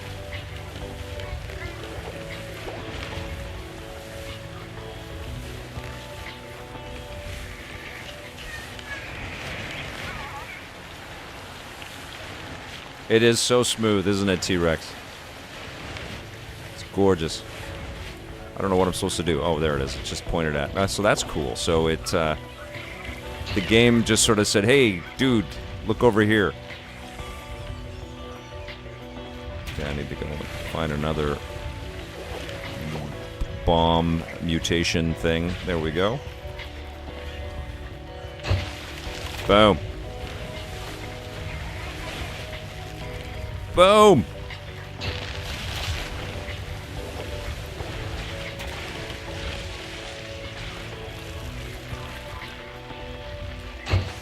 I really hope, like, you know, Microsoft has been making a lot of changes, and they keep telling us their new business every couple of months, it feels. But I really hope Double Fine is safe. Like, they are so creative. They're so inspired with their choices. I want them to just keep making us awesome things.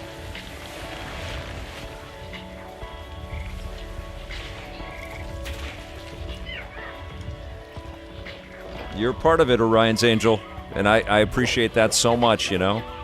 You guys, you know, every once in a while somebody jumps on and they're a bit of an a-hole, and you guys have a... you're quick to point out, like, what's your deal, you know? Oh, look at this, I'm ferrying people around now. This is cool. Okay, where are we going?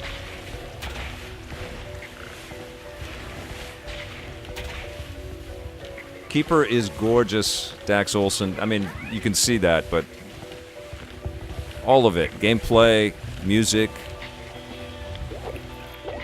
Now, am I docking here? Am I bringing people back? Oh, I see. I'm bringing these characters, but not here. They don't belong here. They're at a different party. Oh, wait a second. That guy looks like he's one of our peoples.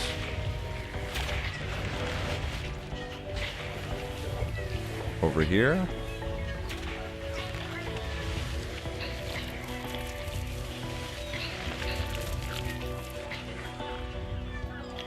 Oh, they're all scared by the crab guys. Okay, so we're giving them some food. Okay.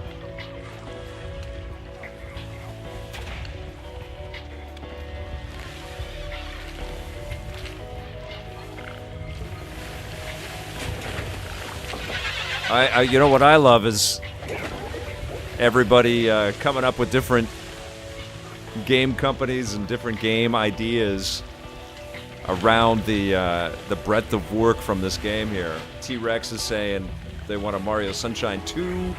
Kremsow is saying it's giving you Abe Oddworld vibes. You guys were talking about the Neverhood a little while ago. Yeah, it's cool. Very cool, very unique, but obviously entrenched in a lot of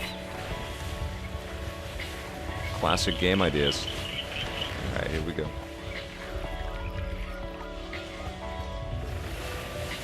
So I'm saving these little, like Jello fondue things, like little Jello dessert things with legs. All right, where am I going here?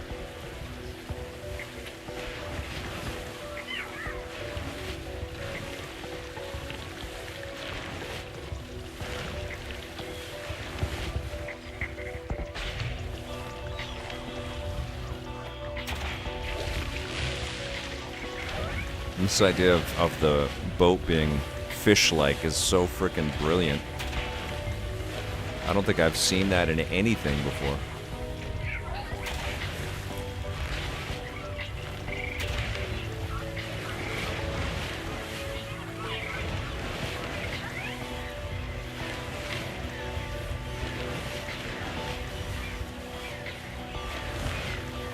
Look at this. I wish I had control of the camera. I do wish that. They don't want you to, but I wish I could pivot in any direction, because there's a lot to see, a lot of details out there, and you kind of have to point. That's so cool. Look at this. God, this is gorgeous. They created a whole universe here.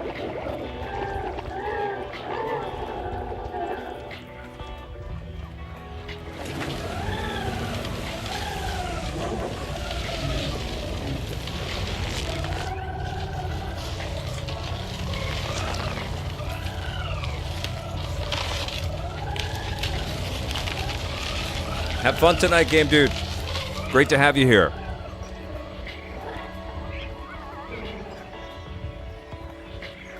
The game screams Lorne Lanning and Sherry McKenna. Two incredible people. This is almost as weird as Abe's Oddworld, MF says. Yeah, interesting. You guys should tweet at Lorne, or he's probably not on Twitter. He's on... He's probably on Blue Sky. You should let him know about this game and that you were talking about his work. I think he'd appreciate that.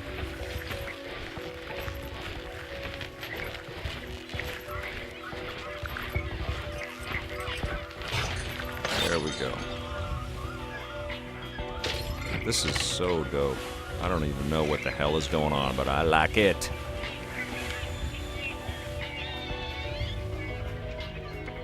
Take that prism thing. We got a disco ball going into the light up there. Here we go.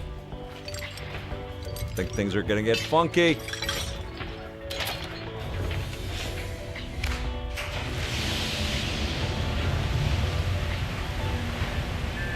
Wow.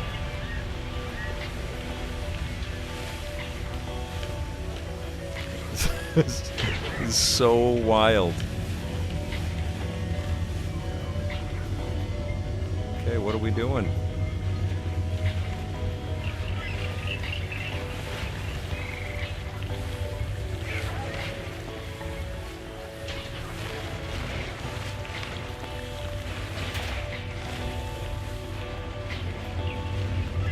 Anthony Taylor is like, am I on acid? I mean, it's so bizarre, right? Like, it's so funny. Like in a week or in a bit after Battlefield 2.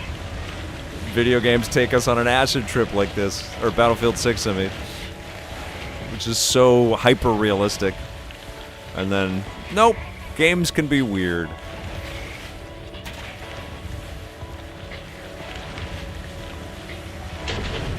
Okay, what is happening? Where am I going? What am I doing? You were saying hello with the light. Do I point this somewhere?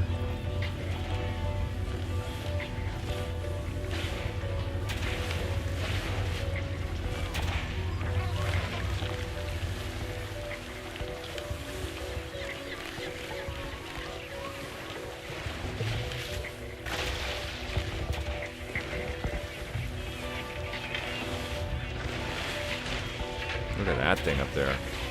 God, it's cool.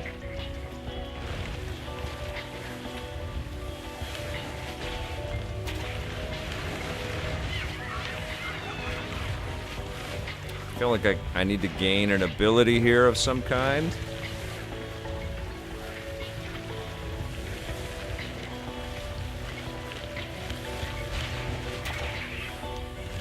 T-Rex says, commenting on John Yomtov's 27 years ago Metal Gear Solid came out. David Hayter was just tweeting that. T-Rex says, give me an MGS remaster that somehow keeps the OG PlayStation aesthetic, please. When I saw that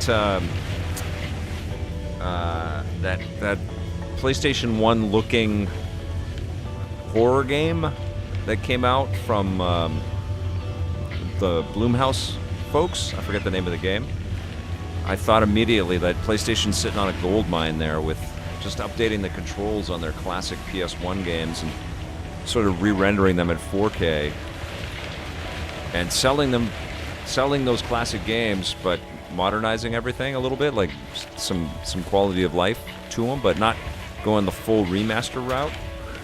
I think people would go nuts for that. Play Metal Gear Solid, classic Final Fantasy, change some of the controls around on classic Resident Evil, Twisted Metal, Warhawk, all those classic PlayStation 1 games. It'd be super fun. The word is good. Good people over there. It's Zach Wood is running the studio, or running the business for games, and Zach is ex-PlayStation T-Rex. And he's helped to bring us a lot of cool stuff over the years, so I think he and his team have a good eye on original ideas. It's going to be a lot of horror stuff, but people like horror. People like them horror games. And Zach Wood is also Elijah Wood's brother. There we go. I had to steer the light over to here. Okay.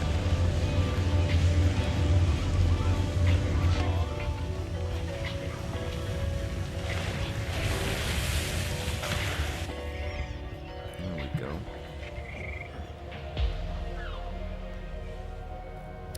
Fear the Spotlight, Mr. Calavera. Thank you so much. That's right. That was a cool game.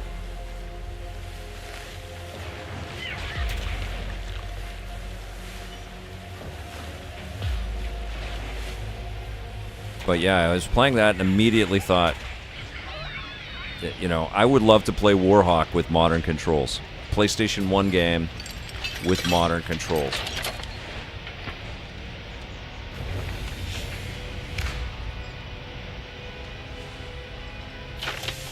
Oh, Retro Crisis, Digital Eclipse. I did a great visit with them. Was it last year? It's last year. Yeah, before Tetris came out and before the Mighty Morphin Power Rangers. Check out the video on our YouTube channel. But I talked with a whole bunch of people. Mike Micah was in the spotlight for a big part of the time in the vid. But I'm really proud of that video. It was like a mini doc, but in the style of classic Electric Playground segment. And it was just a fun visit with those folks. It's an incredible company. I love Digital Eclipse. All right, what are we doing here? What is that? We got a little snake over there? What is this thing? Bird emote. Bird emote. Whoa. What is happening?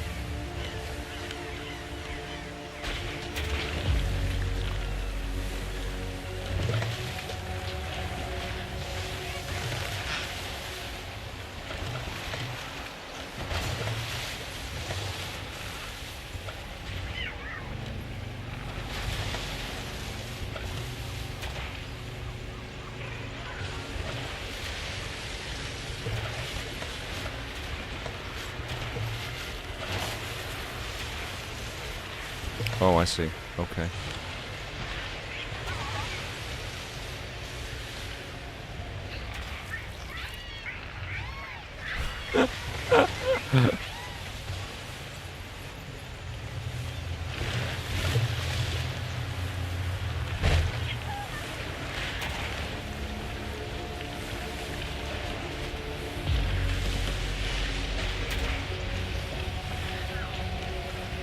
Oh, I don't have camera controls. I keep wanting to turn the camera around with me, but I cannot.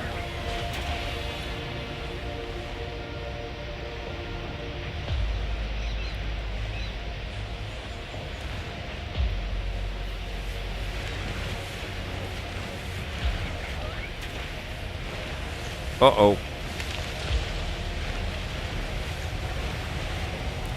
You're never really in harm in this game, I feel like.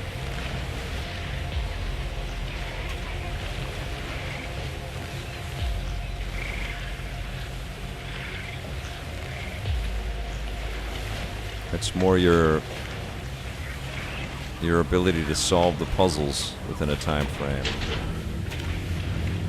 Okay. What a frickin' trip this is. Okay, open that door. There's so much Fumito Ueda in this game, too. Like, it's just so mysterious.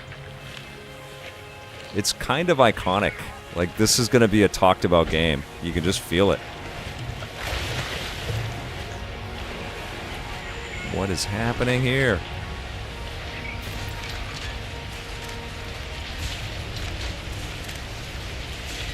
Not physical harm, no, right? Yeah. Oh. I gotta pay attention here. What am I doing? I'm collecting the water. Okay.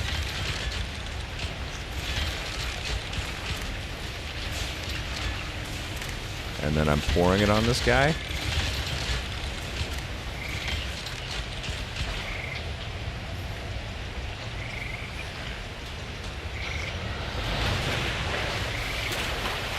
All right. Might not be appreciated until much later, Steve Bart says. Booba Vet was playing Brutal Legend the other day. That's awesome. See? Got lifers in this chat. People that appreciate cool things. Playing games from every era.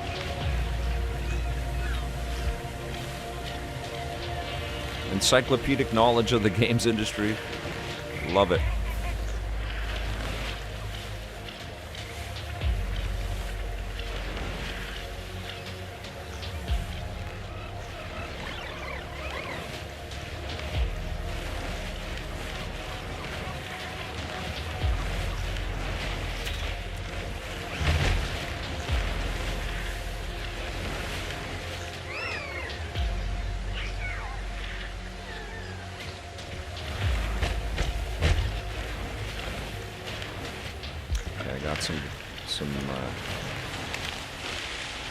Three of my little eye guys. They're like the monsters from A New Hope that wrapped around Luke Skywalker.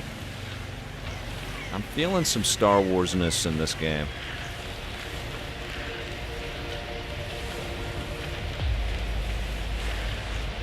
This is gorgeous. Good God.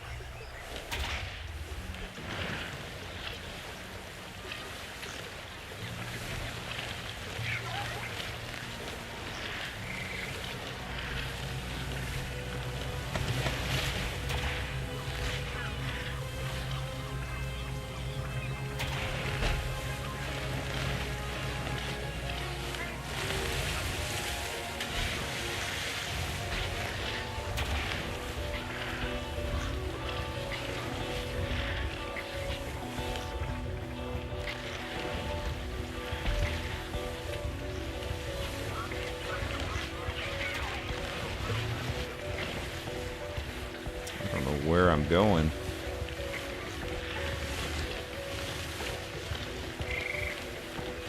I think I have one more of these little eye monsters to pick up.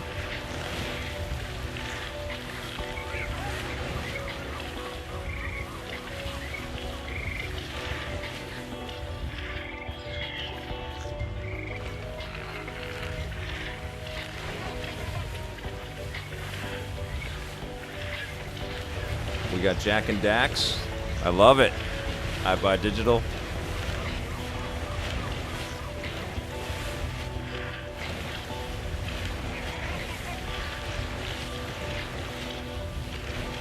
It is weird not to be able to swivel the camera control around a little bit here.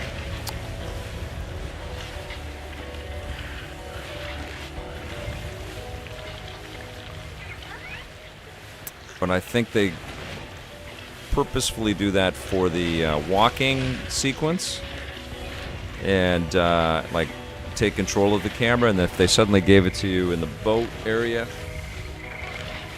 it would feel like it was forgotten in the walking sections of the game.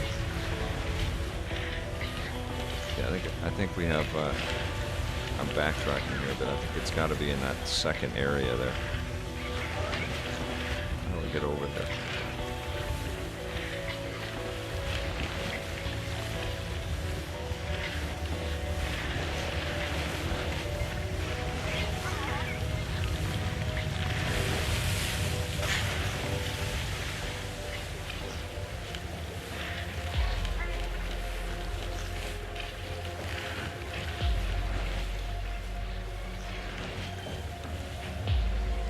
John, did they say what happened with the AWS outage? Like, why did everything go down today?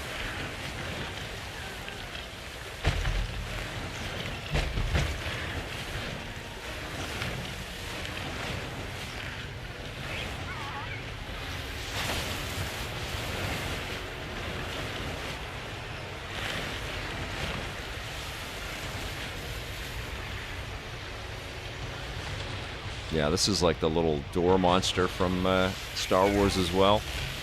I think there's some purposeful design pieces in here.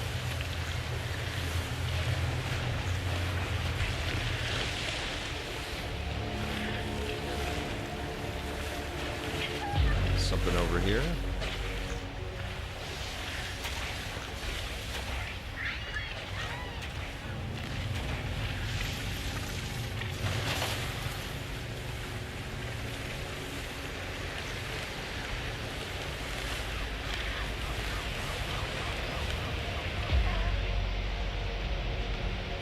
Invisible wall.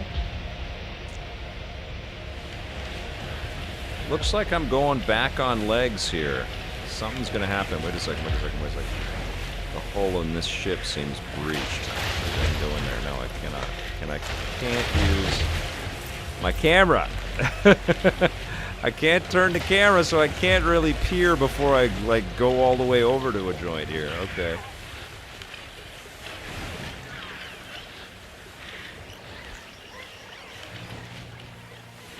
Oh, there's some little dudes up there that are similar.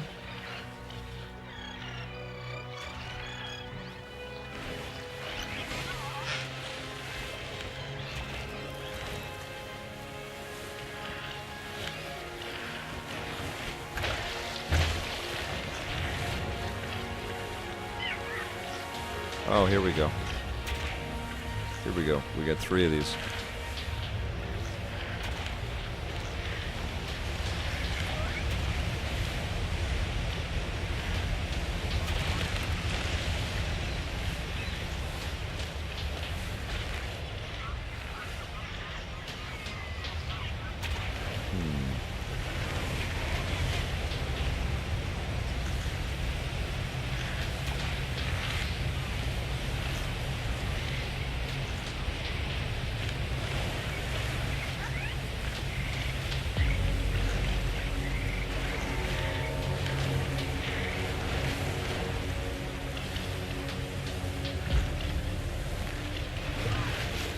Oh, maybe I just have 3. Maybe that's it.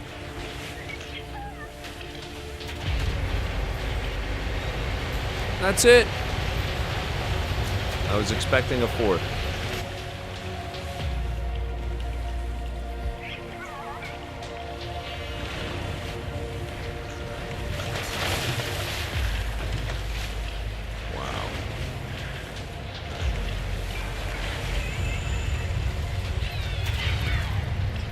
Oh, there is the other one. Okay. Cool.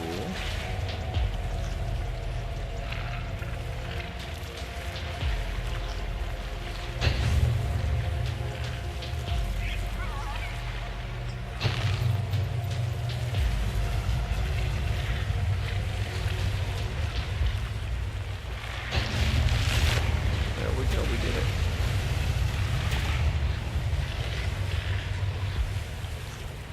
Ooh, felt like we almost had a crash right there.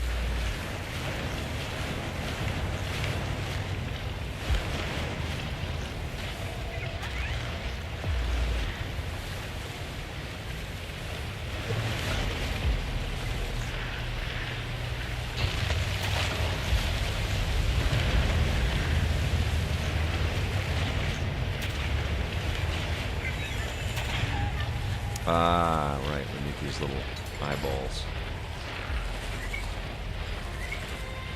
Robert Dolan, Vic is playing forever.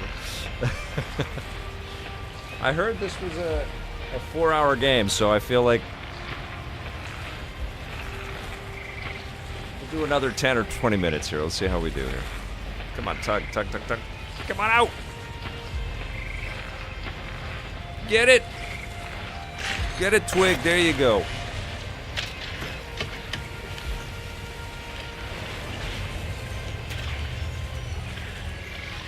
All right, my buds, let's get out there.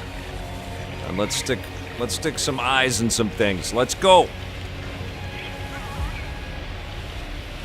My little army of eyeball monsters.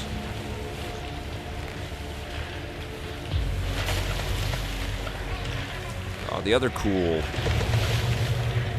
indie-esque game is Lego Voyagers. That was a lot of fun to play. Played that with John Yamtoff. That was very cool. This is kind of reminding me of that a bit too.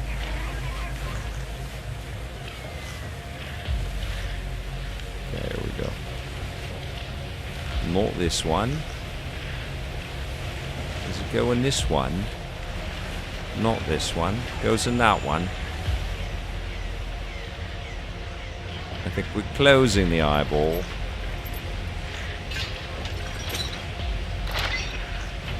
It's creepy, but it's cool. Alright, now what?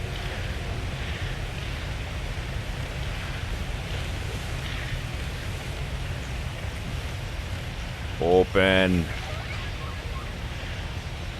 Open. Alright, let's go over this way. Something happened over here. Okay.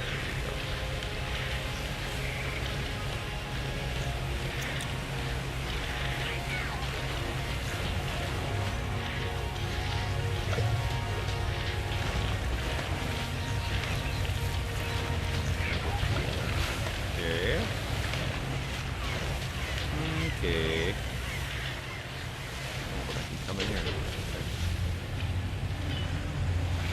Nice. Gross.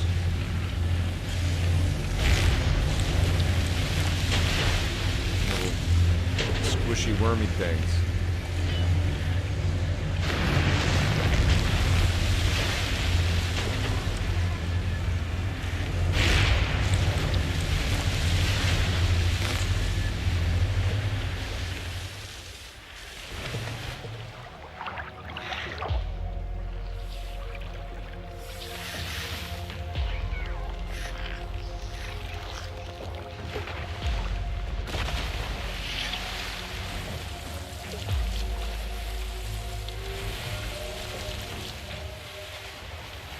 No, they're like white water rafting. It's a ride at Disneyland all of a sudden. Okay, here we go.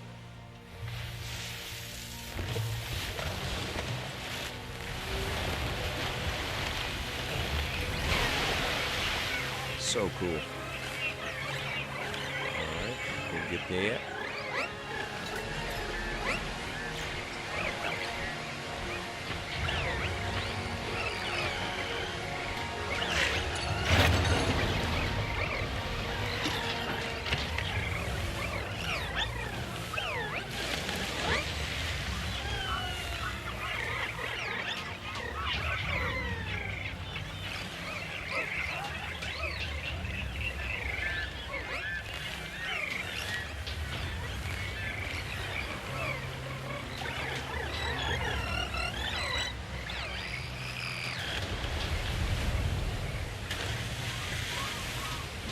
My bird tugs on my orb till I float.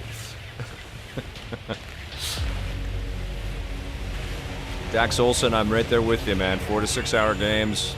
That's pretty sweet. They can really work.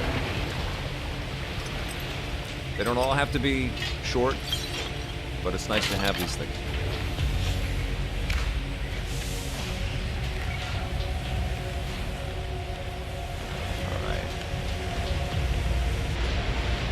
Now what? This is epic, man. What a game. You're all good, T-Rex. You're just describing the game.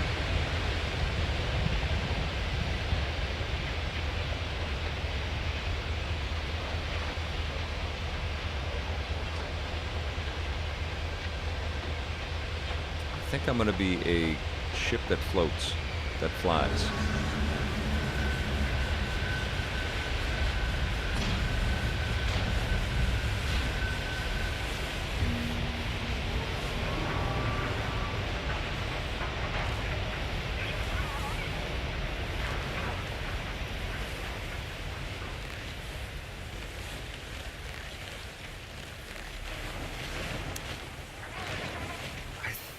I think the Fez developer kind of got out after the hates Japanese games controversy.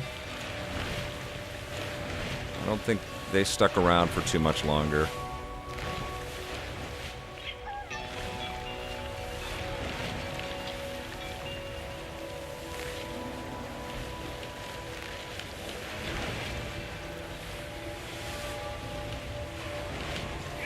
That was one patently dumb thing to say.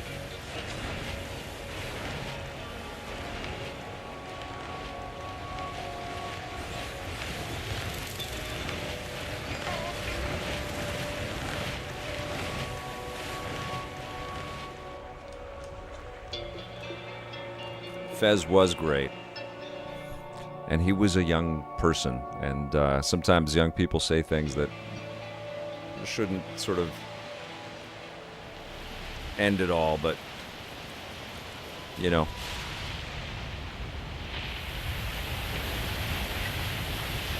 Ranting. OG happy dude. Nice to have you here. Anyways, I have enough nightmare fuel for tonight.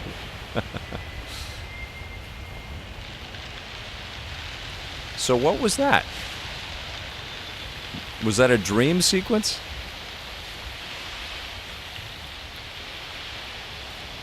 Well, go forth and rant, OG happy dude. You have the floor.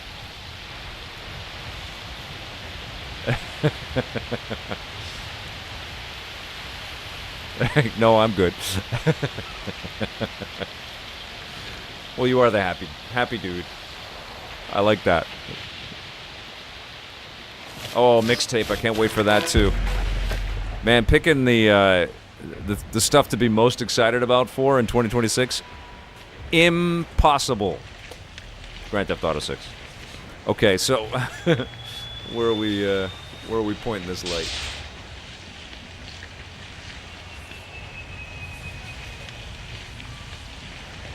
What?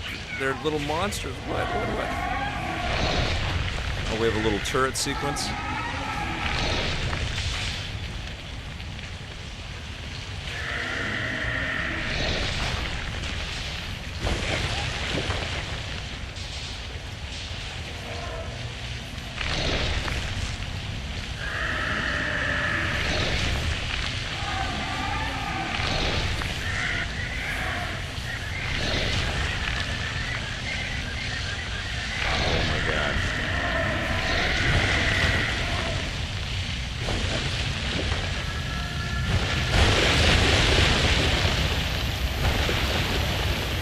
It is a little missile command, Steve Bartz.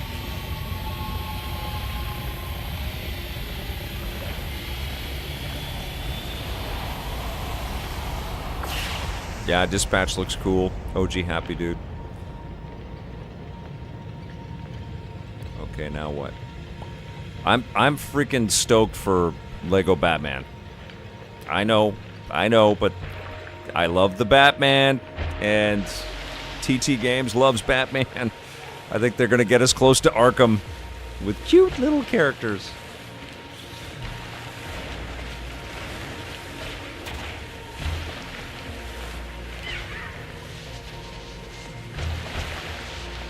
Many times, but this is going to have some, like, kick-ass controls. OG happy dude.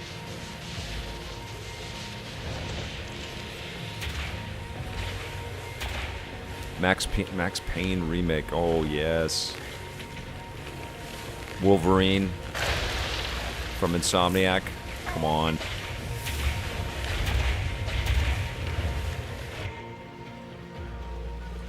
So did I have a dream as the ship that I was the walking lighthouse? And I can't walk yet. Yeah, James McCaffrey, amazing dude.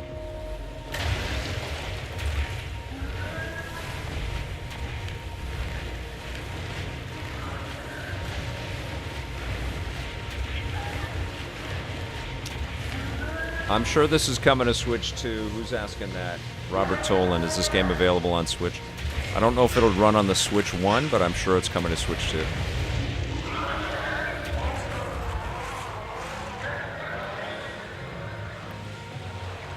think Intergalactic will be a cross-gen title, John Yomtov? So they'll have a PS5 version and a PS6 version? Victor Yao, that's a very kind thing to do. Everything is going great with the fam. My daughter's doing all kinds of fun stuff. She's acting right now, which I'm so excited for. But that's very kind. Thank you for popping in and saying hello. Hope you're doing great.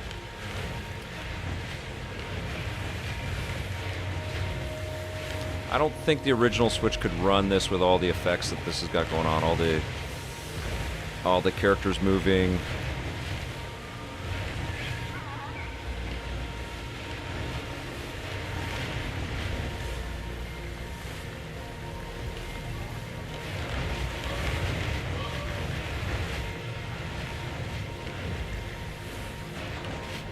I never know if I'm going the right way in this game, I'll tell you that.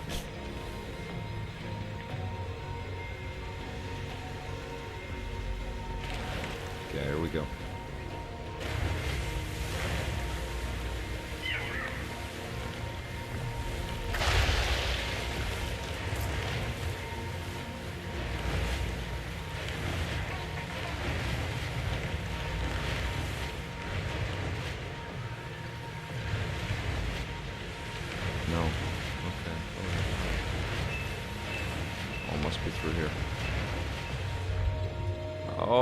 Submarine time.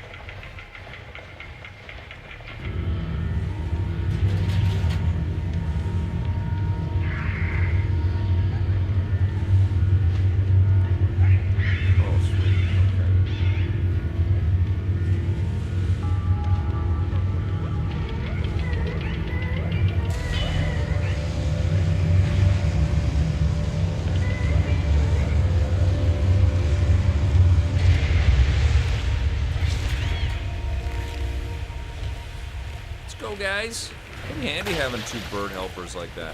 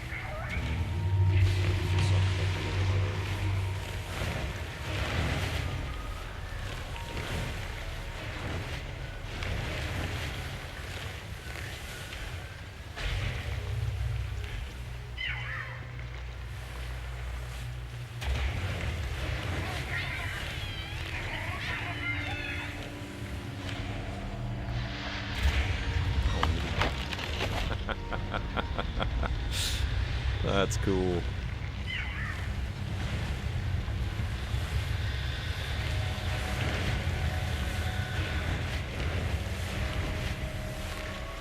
Yeah, this is a wild game.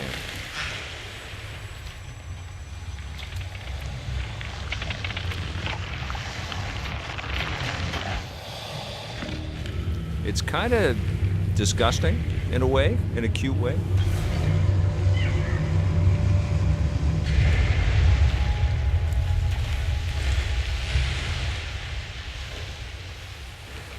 I haven't heard if the Beast is hitting PS4, Robert Tolan, but I wouldn't be surprised. Techland, you know, they've done a lot with a little. They got a good port of Dying Light onto the Switch. So I wouldn't be shocked if we got the Beast on PS4.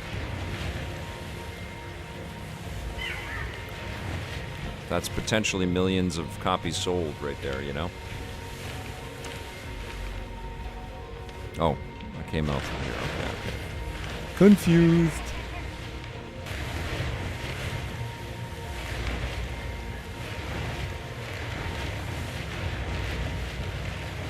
All right, here we go.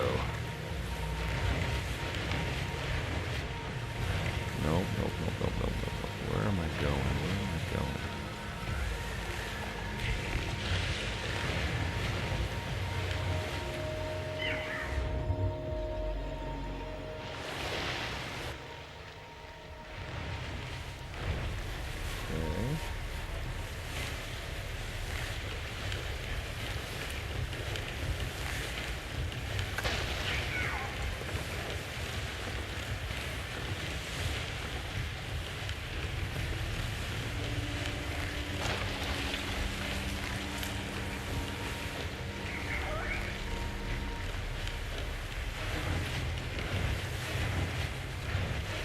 It. Okay, so there's nothing I missed over here. I need an eyeball to destroy these intestines, or maybe I can. Oh, I can. Okay, I did it. Okay.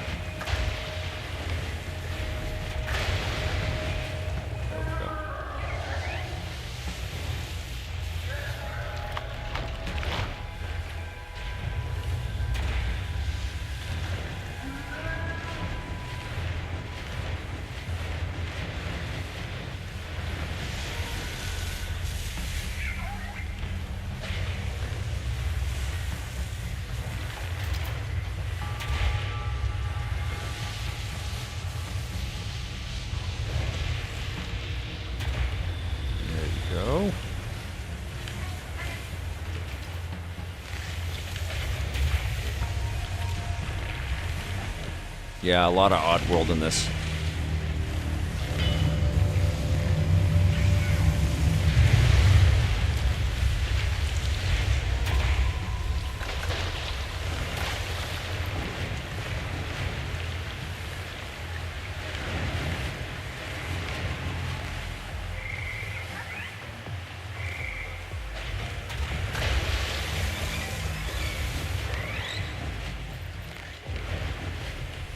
It is very weird, right? There's nothing quite like this out there.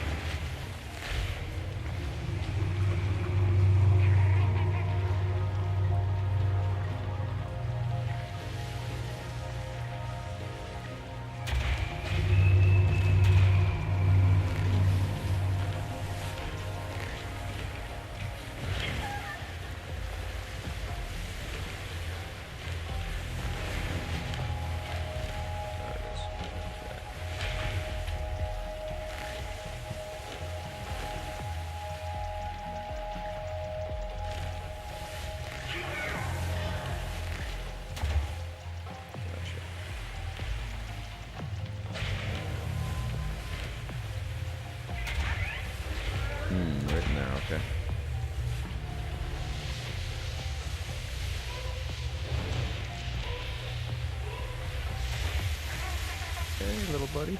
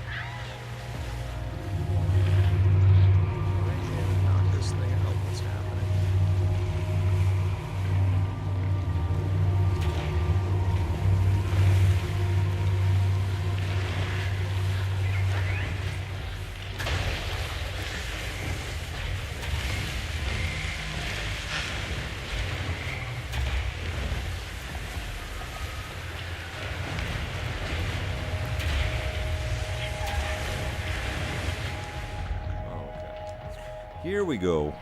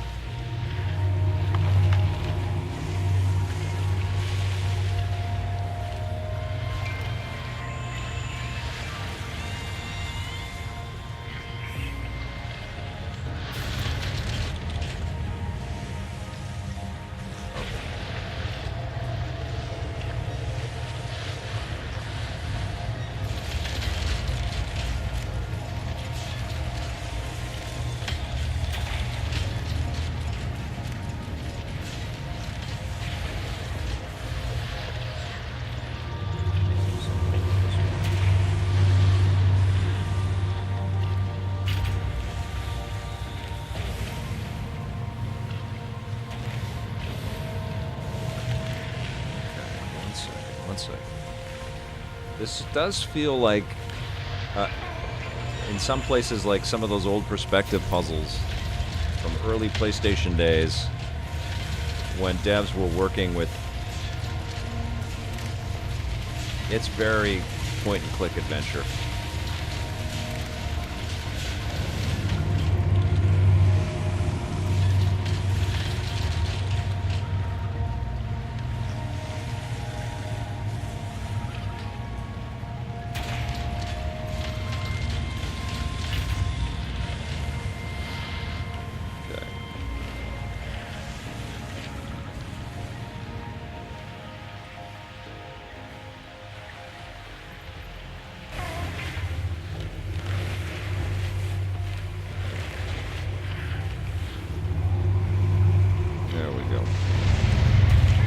Got you.